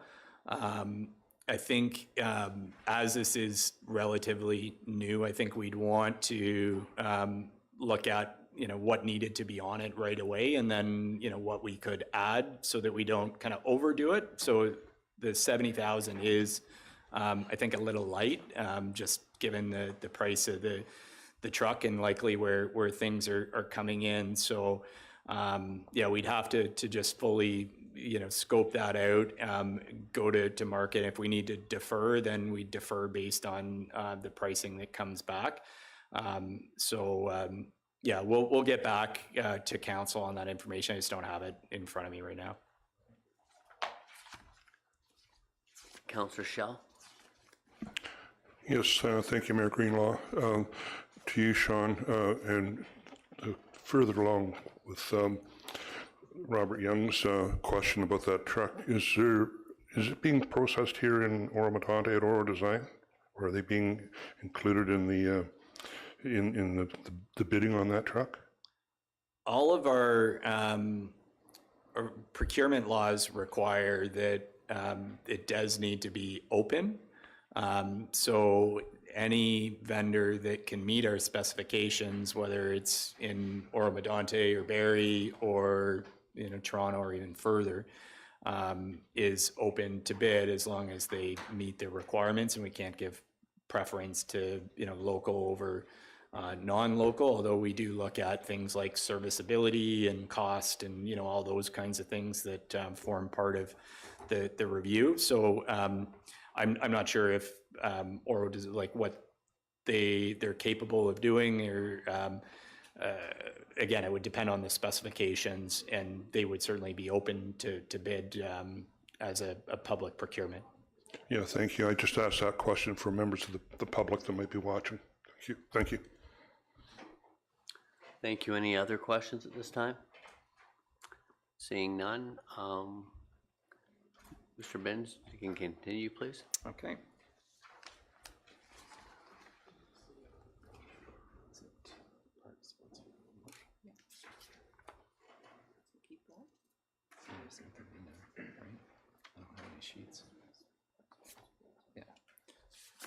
Okay, so moving over to parks, sports fields, and wharfs, and recreation community service facilities.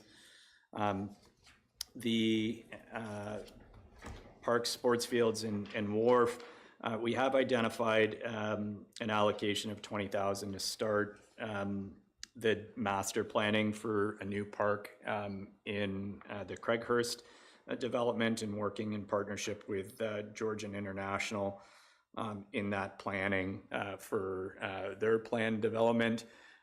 It may be something that the developer will fund. They've done that in the past with Starfall Park in Braystone, for example. They've already initiated that process, which is kind of what you see in the little image, the capital sheet. But we do want to make sure that we're doing some master planning, getting some input from the community on what that community park in Craighurst would look like.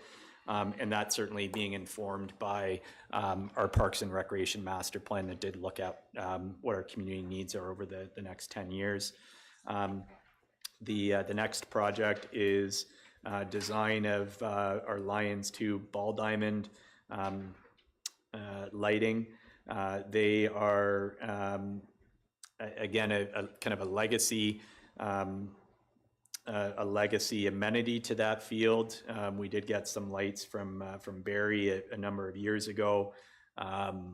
The pole bases have had some structural issues that have been reviewed, and the poles do need, or the bases need to be addressed. And as soon as you address the bases, then you should address the rest of the structure for the lights. We did do the lower ball diamond as well as the Vasey ball diamond in 2019, and we converted them to LED.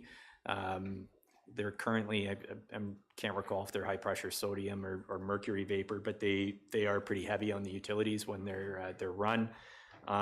That may be an opportunity for us to secure a grant. We'll certainly look at that option. We do our Lions ball diamonds are our most heavily utilized ball diamonds. Our master plan is continuing that direction to further develop those lands. Potential of moving the ball diamond from Shanty Bay over to Guthrie longer term that would allow us to develop the park in Shanty Bay in a different manner and kind of group our ball diamonds together. That's some of the longer term planning that's coming out of the master plan. But to do that design work in 2024, and that gives us some time between now and then to look at what grants may be available and other programs to help fund that, because it is a fairly sizable cost for those fields that the incremental utilization that they actually receive would really kind of be at the start of the season and the end of the season. They are used till 10 or 11 o'clock at night, and as I said, those diamonds are our most heavily utilized ball diamonds. And I think we did get a fairly significant energy grant when we did the replacement of both Vasey and the Lions 1 diamond a number of years ago. Pickleball courts, again, is in Guthrie. Just starting the process to start the design of where facilities would go. We did do a facility fit exercise down there, but the demand for pickleball is exploding. We're seeing it all over our multi-purpose pads. If we had an ideal location that was kind of table ready for development, we'd be pushing to move that along. The reality is we don't. Pickleball courts need to be designed specifically for pickleball. And there's quite a bit of noise associated with the paddles and the balls, and so they're not ideally sited in community parks that are in the middle of communities. So that's a consideration. And land was acquired a number of years ago to build out Guthrie as a kind of a recreation hub or a township-wide facility of recreation amenities that would really come to light through partnerships with our neighbors to the East and Westbury and Aurelia and maybe private investment, but Guthrie is really the only land that we have available to do that, that would be sizable of, enough size, and it makes sense to consolidate some of those resources into a larger park in terms of ongoing operating. So that's the objective there. The rail side, I think that's a replacement. But just for council's benefit, Railside Park is in Craighurst. We have augmented the budget just simply to reflect the cost of play structures. We go through a process where we'd get some designs, consult with the community on what they'd like to see, those designs, and then report back to council. We'd likely award that tender this year, but it wouldn't be constructed this year because the same lead time that we're talking about for trucks is there on playground equipment as well. It is a fairly lengthy lead time.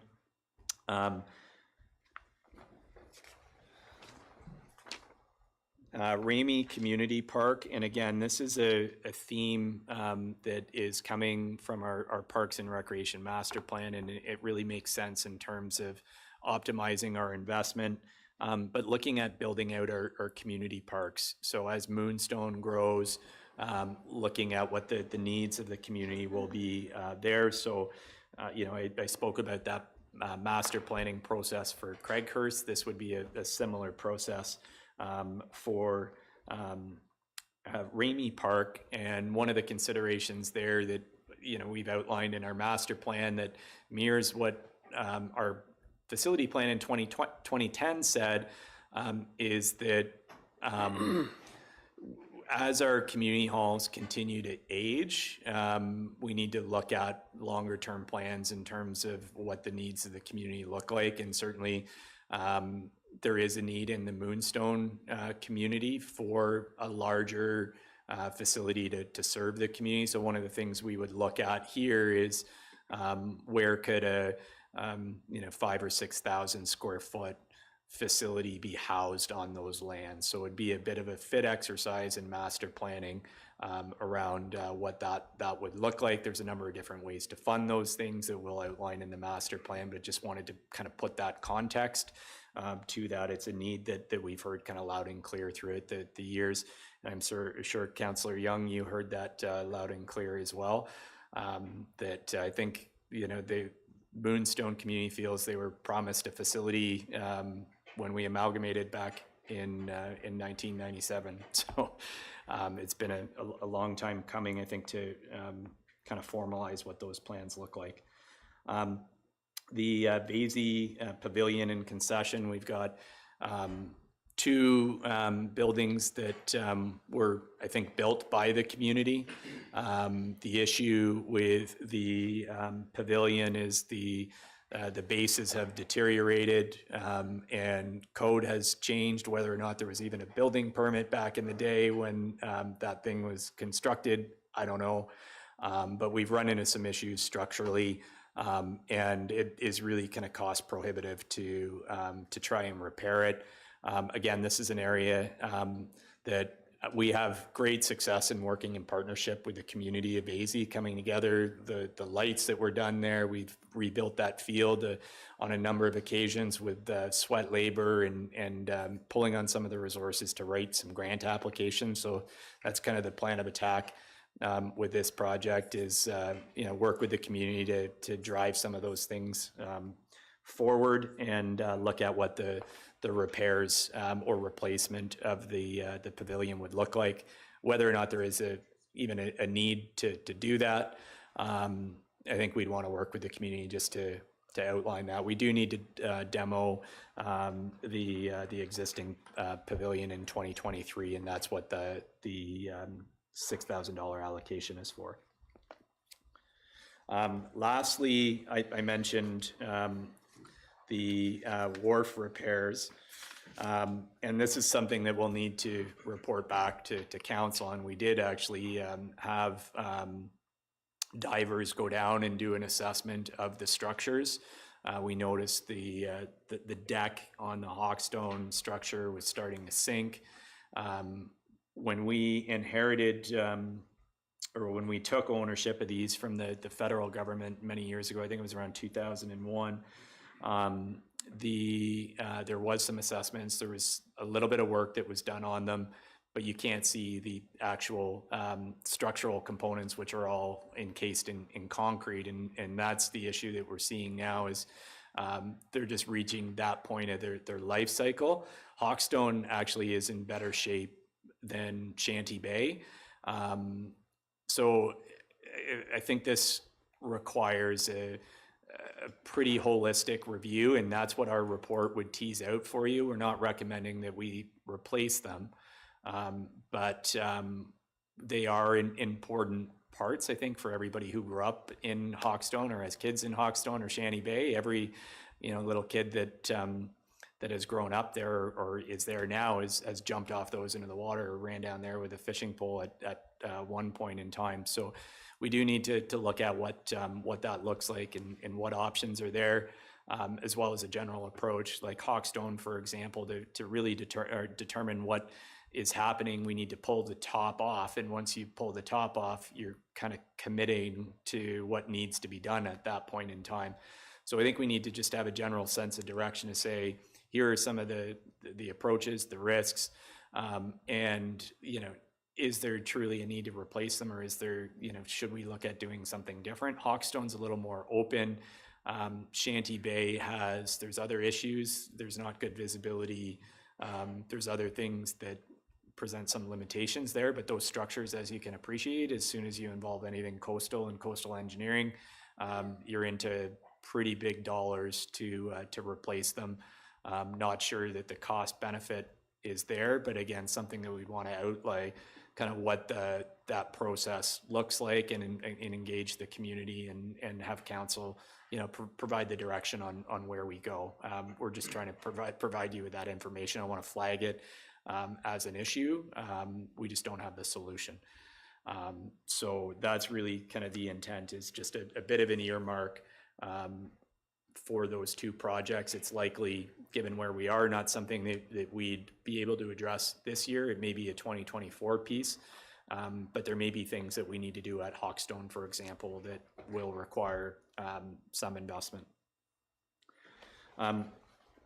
So that concludes the parks, sports fields, and wharf. I can't say that combined. If there's any questions from members of council. Okay, thank you, Sean. Deputy Mayor Lavoie. Thank you very much, Mr. Mayor. To you, Mr. Binns, with regard to the wharfs, is there any practical purpose to them? Are they entertainment or recreational value as they stand? And the second half of that question is, if members of the public are using the wharfs and they're not in good repair, do we have a risk with regard to their condition, put it that way? Thank you. Through to Deputy Mayor Lavoie, the purpose, I think, has the initial purpose when they were owned by Transport Canada was to provide safe harbor on Lake Simcoe. So if things picked up, that there was a spot that vehicle or boats could tie to. Obviously, I think that need has changed. They haven't been used for that. In fact, our parkland bylaw prohibits marine vehicles from tying up to those structures, except in the event of an emergency, which is kind of governed by marine law. So that was the initial purpose. They've always been used in Hawkstone for smelt fishing, for a whole number of different things, swimming, recreation. So they really have become more recreational. That being said, do you need to replace with a permanent marine structure? Can you enhance the waterfront and still have that purpose achieved? Potentially, and that's certainly one of the things that we'll look at.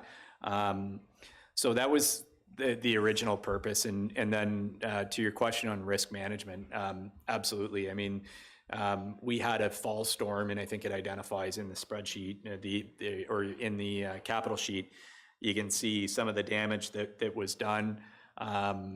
you know, some of that may be able to be repaired. That would be the objective. We get it repaired, get it open, and it'll be in a usable state. If it's not in a usable state, we'll need to close it off. Shanty Bay, we don't have any immediate concerns from a safety perspective. If we did, they'd be closed off, or we'd take whatever actions we needed to address it before we closed it off. So Hawkstone, a little uncertain until, you know, the ice comes out, we can get a kind of a full assessment of what's gone on there. Shanty Bay, there's no immediate risk. Okay. Any other questions? Councillor Young? Thank you, Mayor. Sean, Moonstone, Ramey Park. I think the construction of that forthcoming, I guess, community center, once the population up there not deserves it, but needs it, sort of thing, it'll somewhat restore faith in the local government. As you know, it's the people up there feel certainly that Medonte is ignored in terms of money forthcoming to the community up there. But those buildings that are currently in Ramey Park, there's a couple of buildings there. What are they used for? Just storage, or? Yeah, so one is a pump house, I believe, for our water department, and the other one is storage for the flooding and maintenance of the rink. Okay, can I just follow up with a couple of questions? Yes, go ahead. Yeah, because meetings up there are held in the summertime in the bleachers. You know that. There's no other place to meet up there other than perhaps the fire station if it's a large enough group. But last time I met with Parks and Rec up there, it was in a garage. So there's a real need up there for some place where the community can meet together. Okay. If I could maybe just comment on that, I think certainly, Councillor Young, that's certainly something we've heard loud and clear from the community. And as I mentioned, we are looking at moving that forward. I mean, I think it comes back to the overall direction around facilities. We do, you know, Carly Hall is a municipal facility, Edie Hall is a municipal facility. Both of those facilities really aren't well utilized. So, you know, I think we need to look at that model in terms of provision and again, optimize investment, that as things change, as we need to make our buildings physically accessible, you know, it would be purpose built. But that is identified as a priority. It has been identified in our development charges as well, to be able to start to collect some of those funds to move that along. But yeah, we heard that loud and clear for sure, sir. Keep going. Just put your hand up when you're done. Okay, I'll do that. The other question I have, Sean, is pickleball. I've never heard of that prior. I guess one other time was mentioned. Why does it take $60,000 to paint a tennis court or whatever is required? Through to Councillor Young. So this would be the design of what a so the pickleball court would be a designed facility. We have identified Guthrie as the only viable location for it. It's part of the siting exercise that we did as part of the master plan. I can't remember the number of courts. I think it's 8 courts that would form part of that. So they're much smaller courts than what a regular tennis court would be, for example. So it would be design. It wouldn't be construction. Like, to construct the courts, it would be a significantly more than that. The lands at Guthrie are undeveloped as well. So, you know, you need to look at the access, parking. It goes beyond just the design of the pickleball courts. It would be how those pickleball courts are designed into the overall phasing of what that sports park could look like over the years.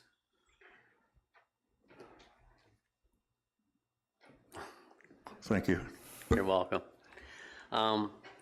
If there's no other question, just a couple of quick things. So when I look at the wharf, you're only identifying the Shanty Bay Wharf, which is a $350,000 budgeted item for this year, correct? It would be both of the wharfs, Shanty Bay and Hawkstone. Okay. So but if you went to the extent where you had to remove, so that would encompass knowing whether you need to remove the deck in order to see what's going on structurally inside. Through you, Mayor Greenlaw, to answer your question, the assessments that were done were prior to the storm damage that occurred in late fall. Okay. So we did notice, as I said, that the deck was sinking. There's material that's eroding, but we don't know the extent of the structure until you kind of pull that off and you do that more intrusive assessment. We also don't know the extent of the damage that occurred from the fall. So what we need to do is assess the damage and then look at an approach, and we'll report back to you with what that looks like. It will require some funding to do that initial assessment and get the information and report to council. But certainly, as I said, Hawkstone is in the structural assessment identified that Shanty Bay was in worse shape than Hawkstone. But again, I don't know the extent of the damage from that fall storm on Hawkstone. Okay, so I guess my question is, of the $350,000, how much of that would be to refurbish or get the Shanty Bay one back up to the safety standards you feel comfortable with? And then, so what would be left for the assessment of, because it sounds to me this number could significantly increase this year if and I'm just trying to offer the shock, I guess. So, I mean, all I can say is that based on those engineering assessments that were done, we spoke with our marine contractor that does this type of work in terms of what that refurb should look like based on an anticipated scope of work with a whole pile of unknowns. At this point, it's the best information that we had. Again, it's a placeholder. We need to do that more detailed assessment and report back to you with what options are there and a recommended approach. Again, it may not be that we recommend full replacement. It may be something simple that maybe there is something we can do to buy a bit more time. I'm not sure until we do that, but I just wanted to flag it because we do have Hawkstone closed off now until we can do that assessment. As soon as we're able to, we'll get out and it's on our list of things to do and report back to you on. I appreciate that. But of that $350,000 that's earmarked now, how much will it take to get Shanty Bay back up in to where to the standard that we want it to be at this point in time? I think there's a number of factors there. I mean, Shanty Bay has a number of other challenges with like getting down to the wharf, for example. It's not accessible. Those concrete stairs are all, the same age as what that wharf is. The wharf alone would be probably $175,000 plus. And then you factor in, what needs to be done from a public accessibility requirement. We do have a requirement to ensure that any new amenities are accessible. We haven't designed that alone, like the accessibility alone would be a significant cost. So Shanty Bay would be, I think, a lot more costly than what Hawkstone would be. And as I mentioned, there are a number of issues with sight lines and, you know, nuisance behavior that comes from after hours on Dunlop Street, migrating eastward, that tends to happen there because there is poor sight lines, et cetera. So, you know, it wouldn't be, I think, an optimal area to replace. Hawkstone is a little more open. It's on the point. You could look at, you know, doing some enhancements to the shoreline there and really, I think, improving the waterfront access there. So it may be a little bit different. Yeah, no, thank you. And then I guess the only other thing, because I know the parks, the final parks rec plan's coming this year, correct? Like, just because the ball diamond in Hawkstone is basically, other than the land that it sits on, it's not functionable really anymore, and that will be addressed, I think, within your planned recommendations of that land and what we should do. The ball diamond is actually on the Ukrainian camp lands. So they're, the public, the Ukrainian camp has allowed the community to use it, but it isn't municipal land. We have some land that goes along the creek up to Cedarbrook. Yeah, it's on this side, on this side of the tracks.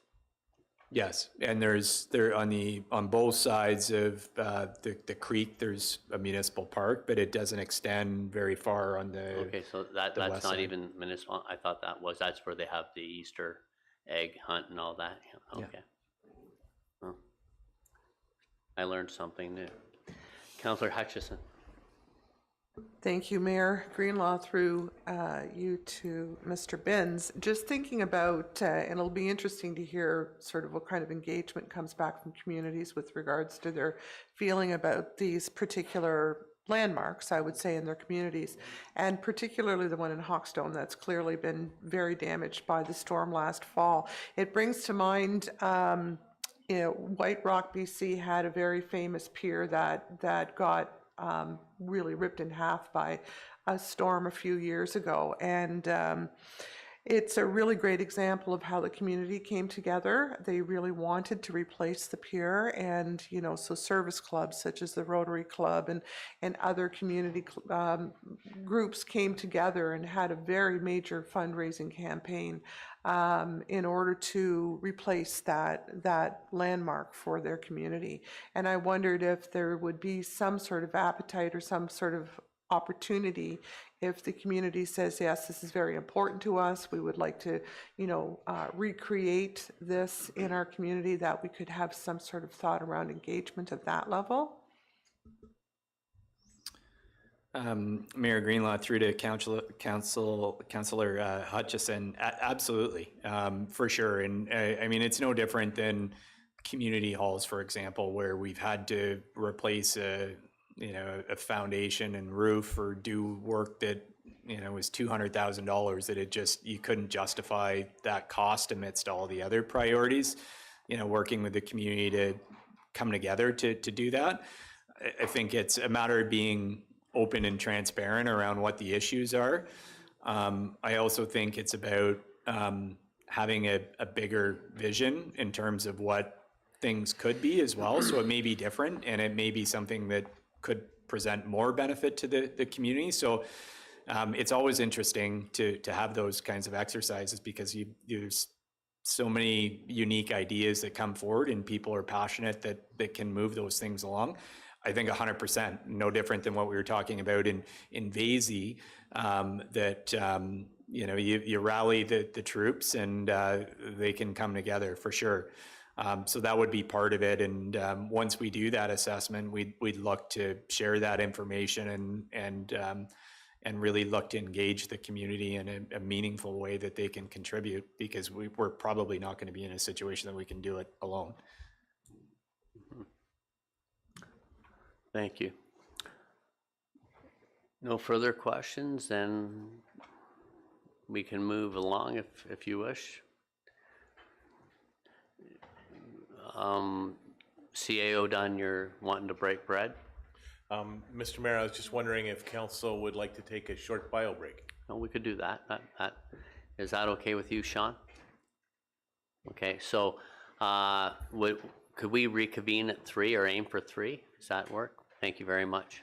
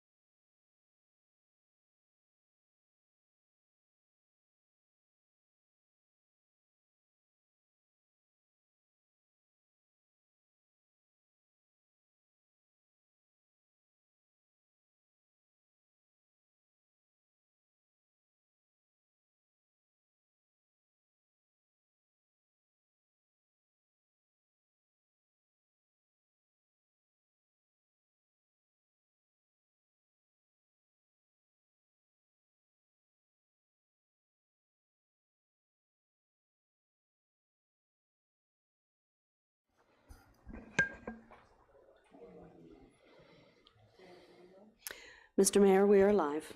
Thank you very much, Madam Clerk. Mr. Binns, would you like to continue with your presentation, please, sir? Sure thing. Thank you, Mayor Greenlaw. So the next, I think, rounding out our capital program, recreation and community facilities. I think most of the projects here are pretty straightforward. We did speak about the Horseshoe Valley Community Center partnership in length at the intro. I do want to flag two projects here, and then just refresh council on the policy or the current policy around the community halls. The review of cairns and monuments.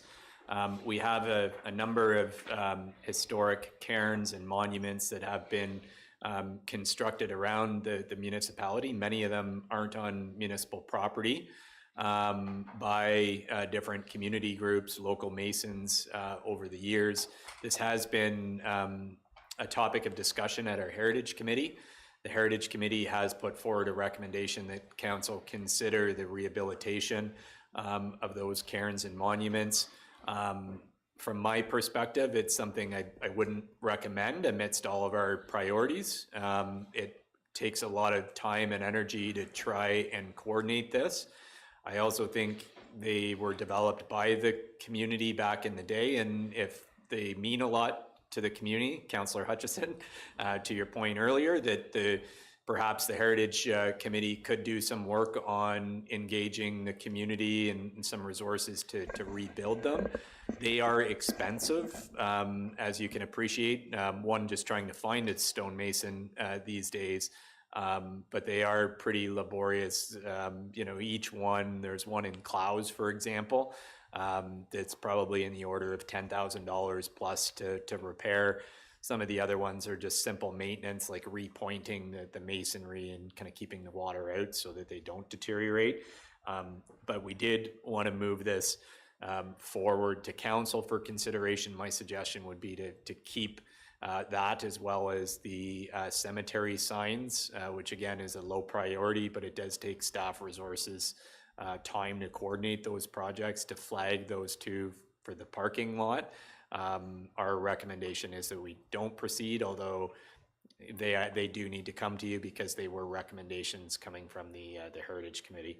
And then moving over to the community halls, these are must-do projects that there's probably a number of other projects that need to happen, but these have to do with the building envelope and the integrity of those buildings.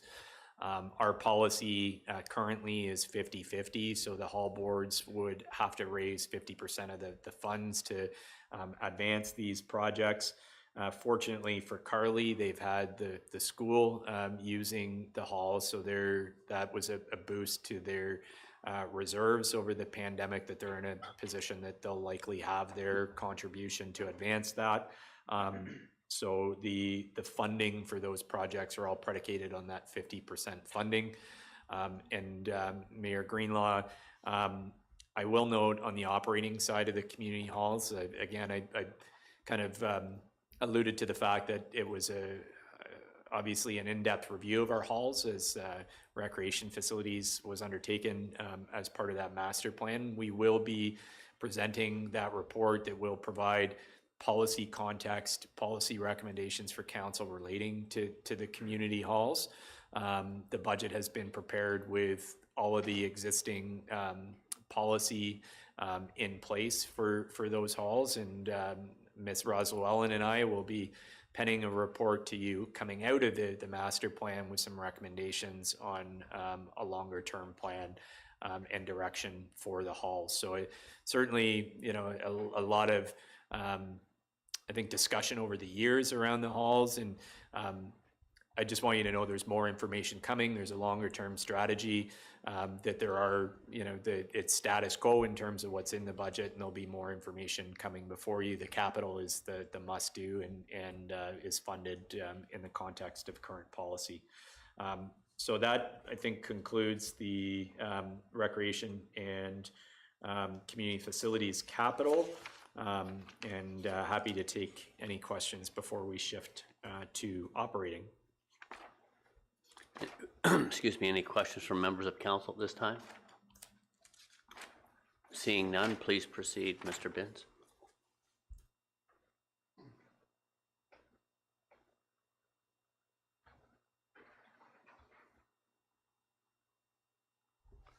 Okay, the first department is the largest department, our operations department, and you'll see the staffing on the left-hand side of the sheet. I think the thing that I would note, you'll see our full-time staff, the fleet supervisor that we spoke about that would be implemented in 2023. There's one new equipment operator that would come with the new truck on delivery in 2024. And then you'll see the fleet and heavy equipment technician, and the fleet technician that, as Mr. Dunn alluded to, would be coming out following the fleet review. The other thing that's notable in 2023 is an addition of a seasonal position for an additional afternoon shift. We're currently running 3 afternoon shifts over the last number of years coming out of COVID. And as contingency for COVID, we had added a 4th. It's really important, I think, for service levels to be able to have that overlap in coverage. So our afternoon shift runs from 3:30 until midnight, or if there's an event, they may stay till 4 a.m. The objective of the afternoon shift is to open things up, deal with work orders that come in the afternoons. So we only run 2 shifts. We run a day shift, which starts at 7. Well, we have mixed hours, but generally 7 in the morning till 3:30. And if there's a winter event, they get called in for a 3 a.m. start and roll through. So the afternoon shift does provide a bit of a buffer in those events, providing that 4 a.m. coverage, that if we have somebody late coming in, if we have somebody sick coming in, that we have that coverage, and it is seasonal. The other thing I just note on the staffing side is that the numbers of part-time and seasonal really change. It's more around the allocation, that we have a number of contract, we have a number of seasonal positions that fill those seasonal, and we always try and have as many casuals as we can, so that we do have that coverage. And you heard from all of the departments around some of the challenges in recruiting, and I think our heavy reliance on seasonal is a challenge, a significant challenge for us, because we do hire so many of them for winter, for example. One, it's very difficult to find qualified operators, and then to keep them when there's no guarantee as to how long they're going to be employed for. So it's something that I think not only here in Oro-Medonte, Ms. Musso Garcia sits on a provincial board with AORS, and it's certainly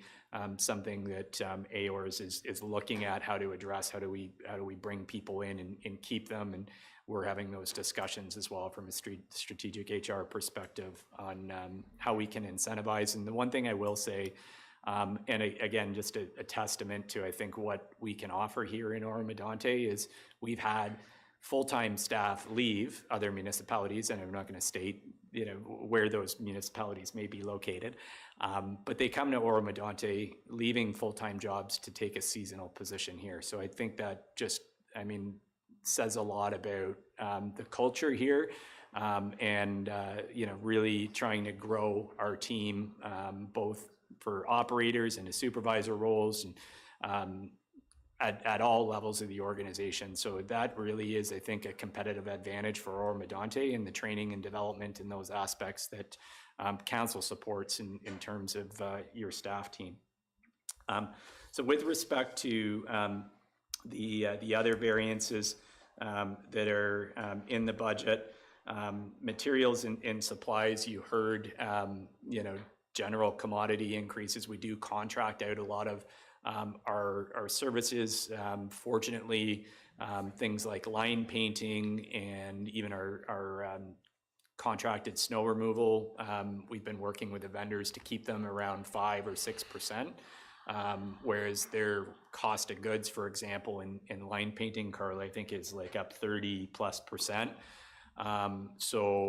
Again, those order of magnitude costs are coming through in materials and supplies, and our contracts. Administrative, the variance really deals with our mesh licensing, so that is a software as a service. So you'll see that coming in 2024. There's an increase in administrative to deal with that. Facility repairs and maintenance. I'll state that it's not just facility repairs and maintenance. There's utilities, there's all things kind of facilities rolled up into that, distributed insurance, you know, the general materials and supplies of the facilities. That's what's included in that.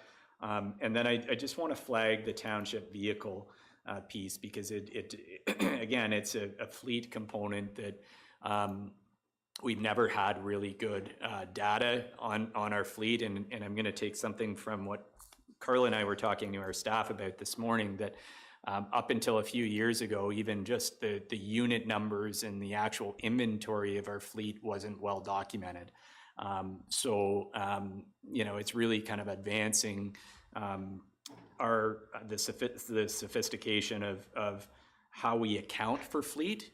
In the past, fleet was always in the back end, and we were, you know, trying to model out life cycle cost and come up with a bill out rate that would be, we'd have to, you know, estimate vehicle utilization and apply that out to our activities, so that we had some sense of activity-based costing. And then, you know, we'd have to undertake an exercise to reconcile at the end of the year to see if our rentals covered our actual expenses. We bumped that up a bit over the years to be able to contribute to the reserve to deal with the smoothing of those significant repairs that happen at various points of the life cycle. And we've got 5 new trucks coming online this year that is a, you know, a significant piece that there'll be lower costs at the onset, but we've also got a lot of vehicles at that 14, now pushing 15-year life cycle. So when you look at the township vehicle line item, that's the change, and there is a decrease, and the decrease is the actual cost of the vehicles until we can come up with an appropriate model to appropriately distribute and allocate the fleet costs. Do we want to look at, so we would want to have, I think, some sort of representation for activity-based costing, but at the same time, there's a fixed cost of maintaining those vehicles and keeping those vehicles as well. So the mesh program will provide us with a lot more detailed information with equipment utilization and inputs into the fleet as well, that we can pull those maintenance records. We can make sure that, I mentioned previously, the alignment with our HRIS, that those tags can happen through that process, through our work order process. But that's a work in progress. So that's really the variance that you're seeing there. I'll tell you that the costs aren't going down, the costs are going up. The same inputs with, you know, every input, material and supply and fleet. Fuel is a big part of that. And just to give you a bit of a breakdown on what the O&M looks like on our vehicles, we're $435K in fuel and about $550,000 in repairs and maintenance on an annual basis. So that's really what you're seeing in the operating budget. Okay, thank you, Councillor Hutchison. Thank you, Mayor Greenlaw, through to Mr. Binns. With regard to fleet, and you're just mentioning fuel costs, has there been any exploration in looking to start to go to hybrid or electric vehicles as some part of the fleet? Not in any of our heavy equipment vehicles, but that's certainly something that we're going to look at as part of the fleet review. We haven't done that analysis, and there were some pretty significant incentives that were there to do that. As far as I think my understanding now, a lot of those incentives have dissipated, so I'm not sure the business case is there, but certainly something that we want to look at. Fuel utilization, greenhouse gas emissions, the environmental components will be part of that fleet review as well. So that'll be kind of part of the process that we go through. Councillor Young and then Deputy Mayor Lavoie.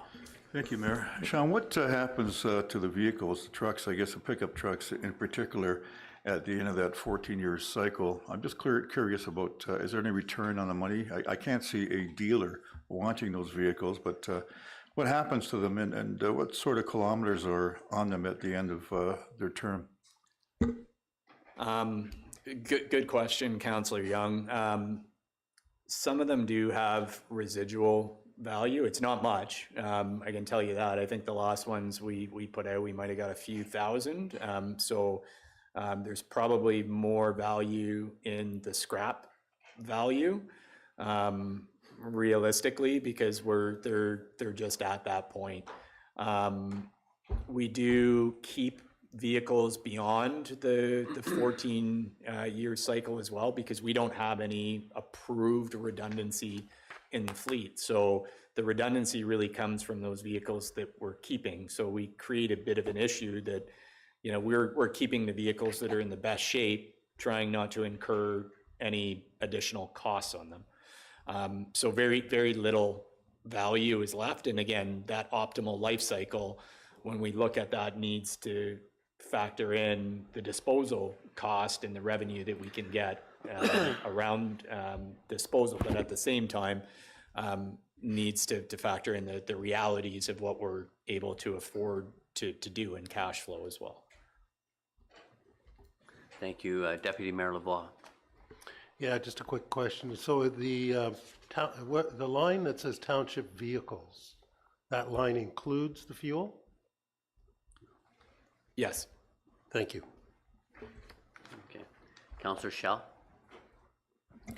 Yes, thank you. Just to comment a little bit further on Councillor Hutchinson's question on electric vehicles or going hybrid. I would think that that would pose a big issue with maintenance for you, because you would have to have highly trained mechanics to handle that and or farm it out. So that would have to be factored in, would it not?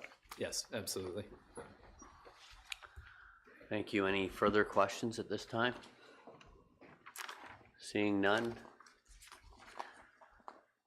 Sean, please move forward. Okay, over to Recreation and Community Services.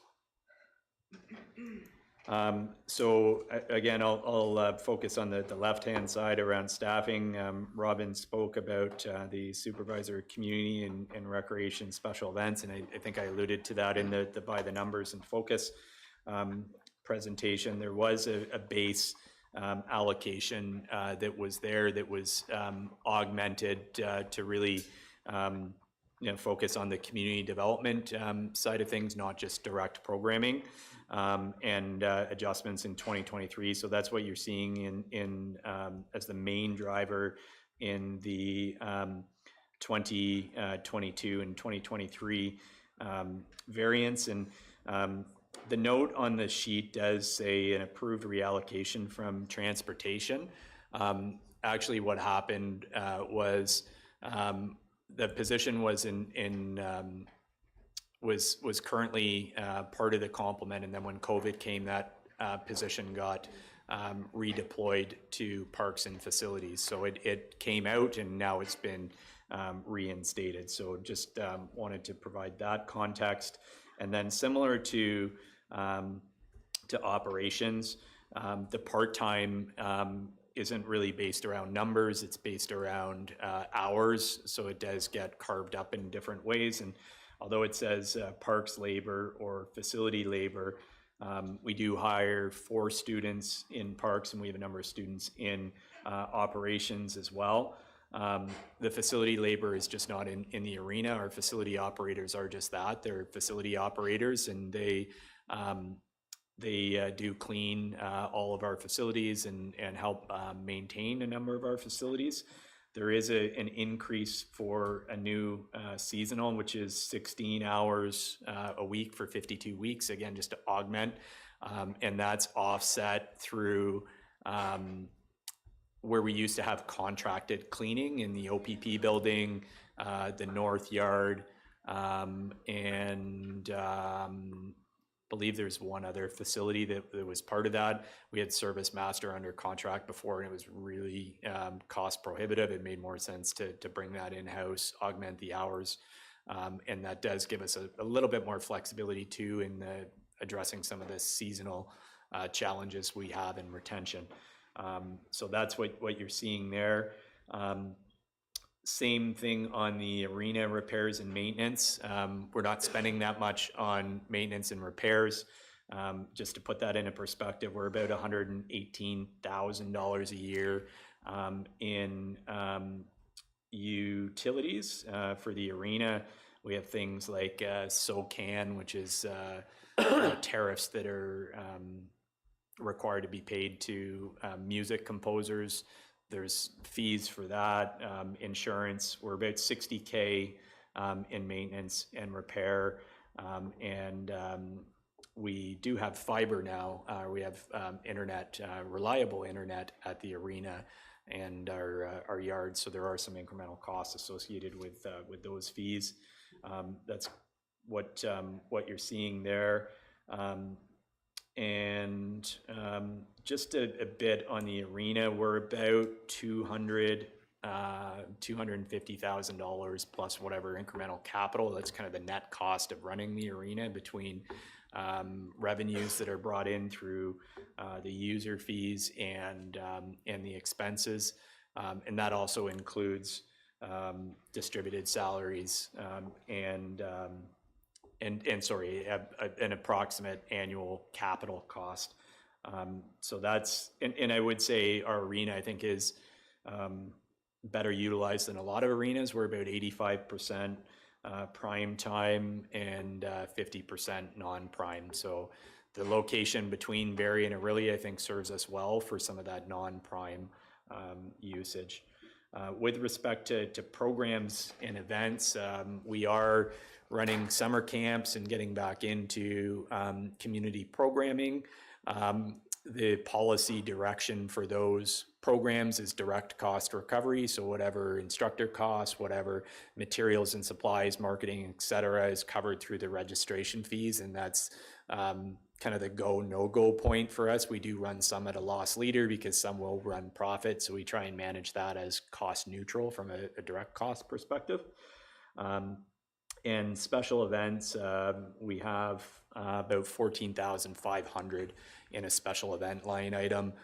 That's for things like the Moonstone, Santa Claus Parade, different community events that we look at contributing a few $1,000s to leverage a lot more than that from what the community puts into that. And just the family day at Sweetwater Park is another example of that.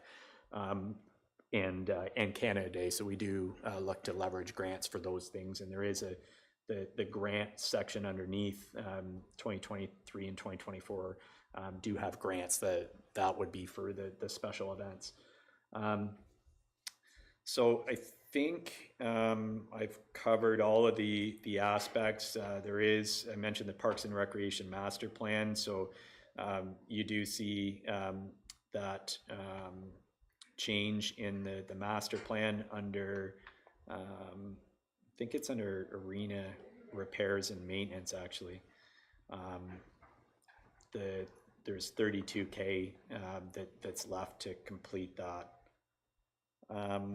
Other than that, I think the community service budget is relatively status quo. Those are the major variances. Happy to take any questions on that. Council, any questions for Mr. Binns? Seeing none, Thank you very much, Sean, for such a detailed report and a great overview. Also want to thank Justin and Carla for all the work you put in to assisting Mr. Binns, bringing everything together and attending and providing your feedback today. There is one more, Mayor Greenlaw. Should maybe take a couple minutes here, just under facilities. These budgets are pretty straightforward. Not a lot to report. I spoke about the community halls. We do have some operating costs for cemeteries, and just for council's benefit, municipalities, when a cemetery is abandoned by default under the act, we become stewards of those cemeteries. So we do have a few under our care. Level of service is pretty minimal. We cut the grass, and if headstones are damaged or broken or a risk, we take them, place them at the base of the cemetery. We don't replace, any of those monuments. Just an FYI that over the years, we've assumed one over the past 5 years, I think, 5+ years, and there is a trend that, we will be probably on the hook for more of them as things go. The African Church, we do, that is a National Historic Site. There is a group that we're working with to look at a long-term strategy. There was 20,000 that was identified for a consultant to look at a long-term plan. We don't believe we need a consultant. That's part of the work that we're doing with that group. That's why you see a change at the African Church. The other piece that's just noteworthy here is the nurse practitioner clinic. So in 2014, there was an addition that was put on to move the nurse practitioner clinic to just over 6,100 square feet. We front-ended the capital of that, and I think at that point in time, building was a heck of a lot cheaper in 2014. Council really, I think, had the foresight of bringing healthcare to the community, making that investment, and then recovering it through a lease. So in 2022, or 2021, midway through 2021, that lease was actually fully repaid. So that revenue, and it's a sizable chunk of revenue in contrast to the operating cost, is now going into reserves for other uses. It's for the facility replacement reserve now. So I think just a good news story of that building being underutilized as the OPP substation, looking at another use for that building, bringing healthcare in, and now having a situation where we've got a positive revenue generator into the tax base. So that's Mayor Greenlaw and members of council, I think, it for the operating budgets for operations and community services. Okay, thank you. Any questions from members of council? I guess the only one quick question would be in regards to a presentation this council received about another nonprofit wanting to be there to give support and move the African Church forward. Has there been any follow-up since that deputation? So Mayor Greenlaw, through to council, you'll recall that the resolution was that the proponents of that group be encouraged to work with the Oro Freedom Institute and combine efforts, because there was some duplication, I think, in terms of what was being proposed. I believe there was a conversation that was held. Haven't seen anything more from it. I do believe it should be something that should be grassroots as well. And as those pieces move forward around that plan, and the Oro Freedom Institute, we have had discussion with them about coming to council. I think members of council may have met Doug Minter and his group during the open house at the African Church for Black History Month. So they will be coming to council with the terms of reference and their objectives that previous council had approved to give council an update on where they're at and where they're going. And the terms of reference does require them to consult with the stakeholders, and we have a big stakeholder base that some have divergent opinions around what could and should happen, but that's kind of part of the process in looking at the longer term strategy. So I don't know if there's been anything more beyond that, but that's the go forward, and I don't know anything more than that at this point. Thank you, I appreciate that. Deputy Mayor Lavoie? Yes, where does the revenue for the Nurse Practitioner Center come from? Through to Deputy Mayor Lavoie, it comes from the ministry, and it's interesting because I don't believe it's through the LIN. I think it's through another stream. Yeah, directly from the ministry, whereas most community healthcare money goes through the LIN and then out. This was part of a push when it came forward around community healthcare, and it was really, I think, just the right opportunity for us to strike at the right time to get the funding and that agreement in place. Perfect. Could we open a new one in the old Shanty Bay Fire Hall? Councillor Hutchison. Thank you. Through you, Mayor Greenlaw. So just a question for you as well, Sean. So the building that the nurse practitioner office is in, they don't use that complete floor space, do they? It was the OPP substation at one point, and is it still considered a substation by the OPP? No. And I don't know all of the history on it. When that building was constructed, again, we were policed by the Barrie detachment out of Rose Street. So I think at one point there was actually staff deployed, and it was pretty short-lived. And whether they got brought out from there over to Rose Street, we had a community room in there at one point in time, and it was open to the community. But it was never, in the 16 years that I've been here, it hasn't been actively used. It is used as a drop-in spot. There is an office, there's a washroom, and that's pretty much all that's left. There's about 500 square feet that's left, a utility room. They did have evidence rooms, all those kinds of things, but all of the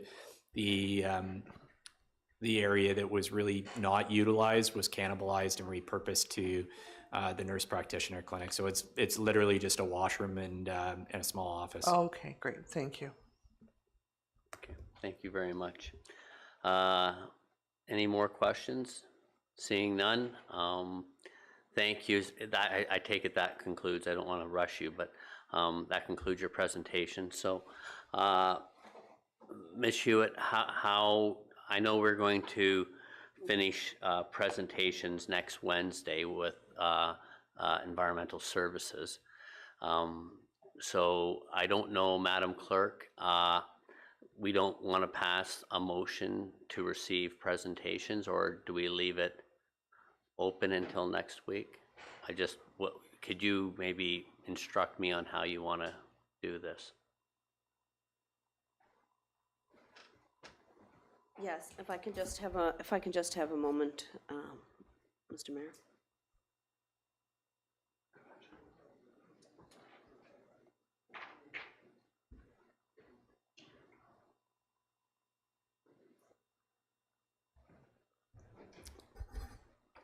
So can I call a motion for the meetings to be, could you bring the motion forward, Madam Clerk? Yes. Okay. Moved by Young, seconded by Lavoie. Be it resolved that the presentations presented by Robin Dunn, CAO, and senior management team, with the exception of Environmental Services Director Michelle Jacoby, for the 2023-2024 budget presentations and deliberations be received. And that Ms. Jacoby's presentation on environmental services be presented at the March 22nd meeting of council, regular meeting of council, and that a motion for ratification be brought forward to the special council meeting of March 29th, 2023. All in favor? Opposed? That's carried, Madam Clerk. May I have a confirmation bylaw motion as well, please? Moved by Hutchison, seconded by Bard. Be it resolved that bylaw number 2022-017, being a bylaw to confirm the proceedings of the special council meeting held on Tuesday, March 14th, 2023, and Wednesday, March 15th, 2023, be read a first, second, third time, passed, be engrossed by the clerk, signed and sealed by the mayor. All in favor? Opposed? That's carried. And may I have a motion to adjourn, Madam Clerk? Moved by Shall, seconded by Young. Be it resolved that we do now adjourn at 3:43 p.m. All in favor? Opposed? That's carried. And I want to thank everyone who is dialed in via live streaming, and I want to thank the staff and senior management team and clerk and CAO for the presentations. Everyone have a great evening.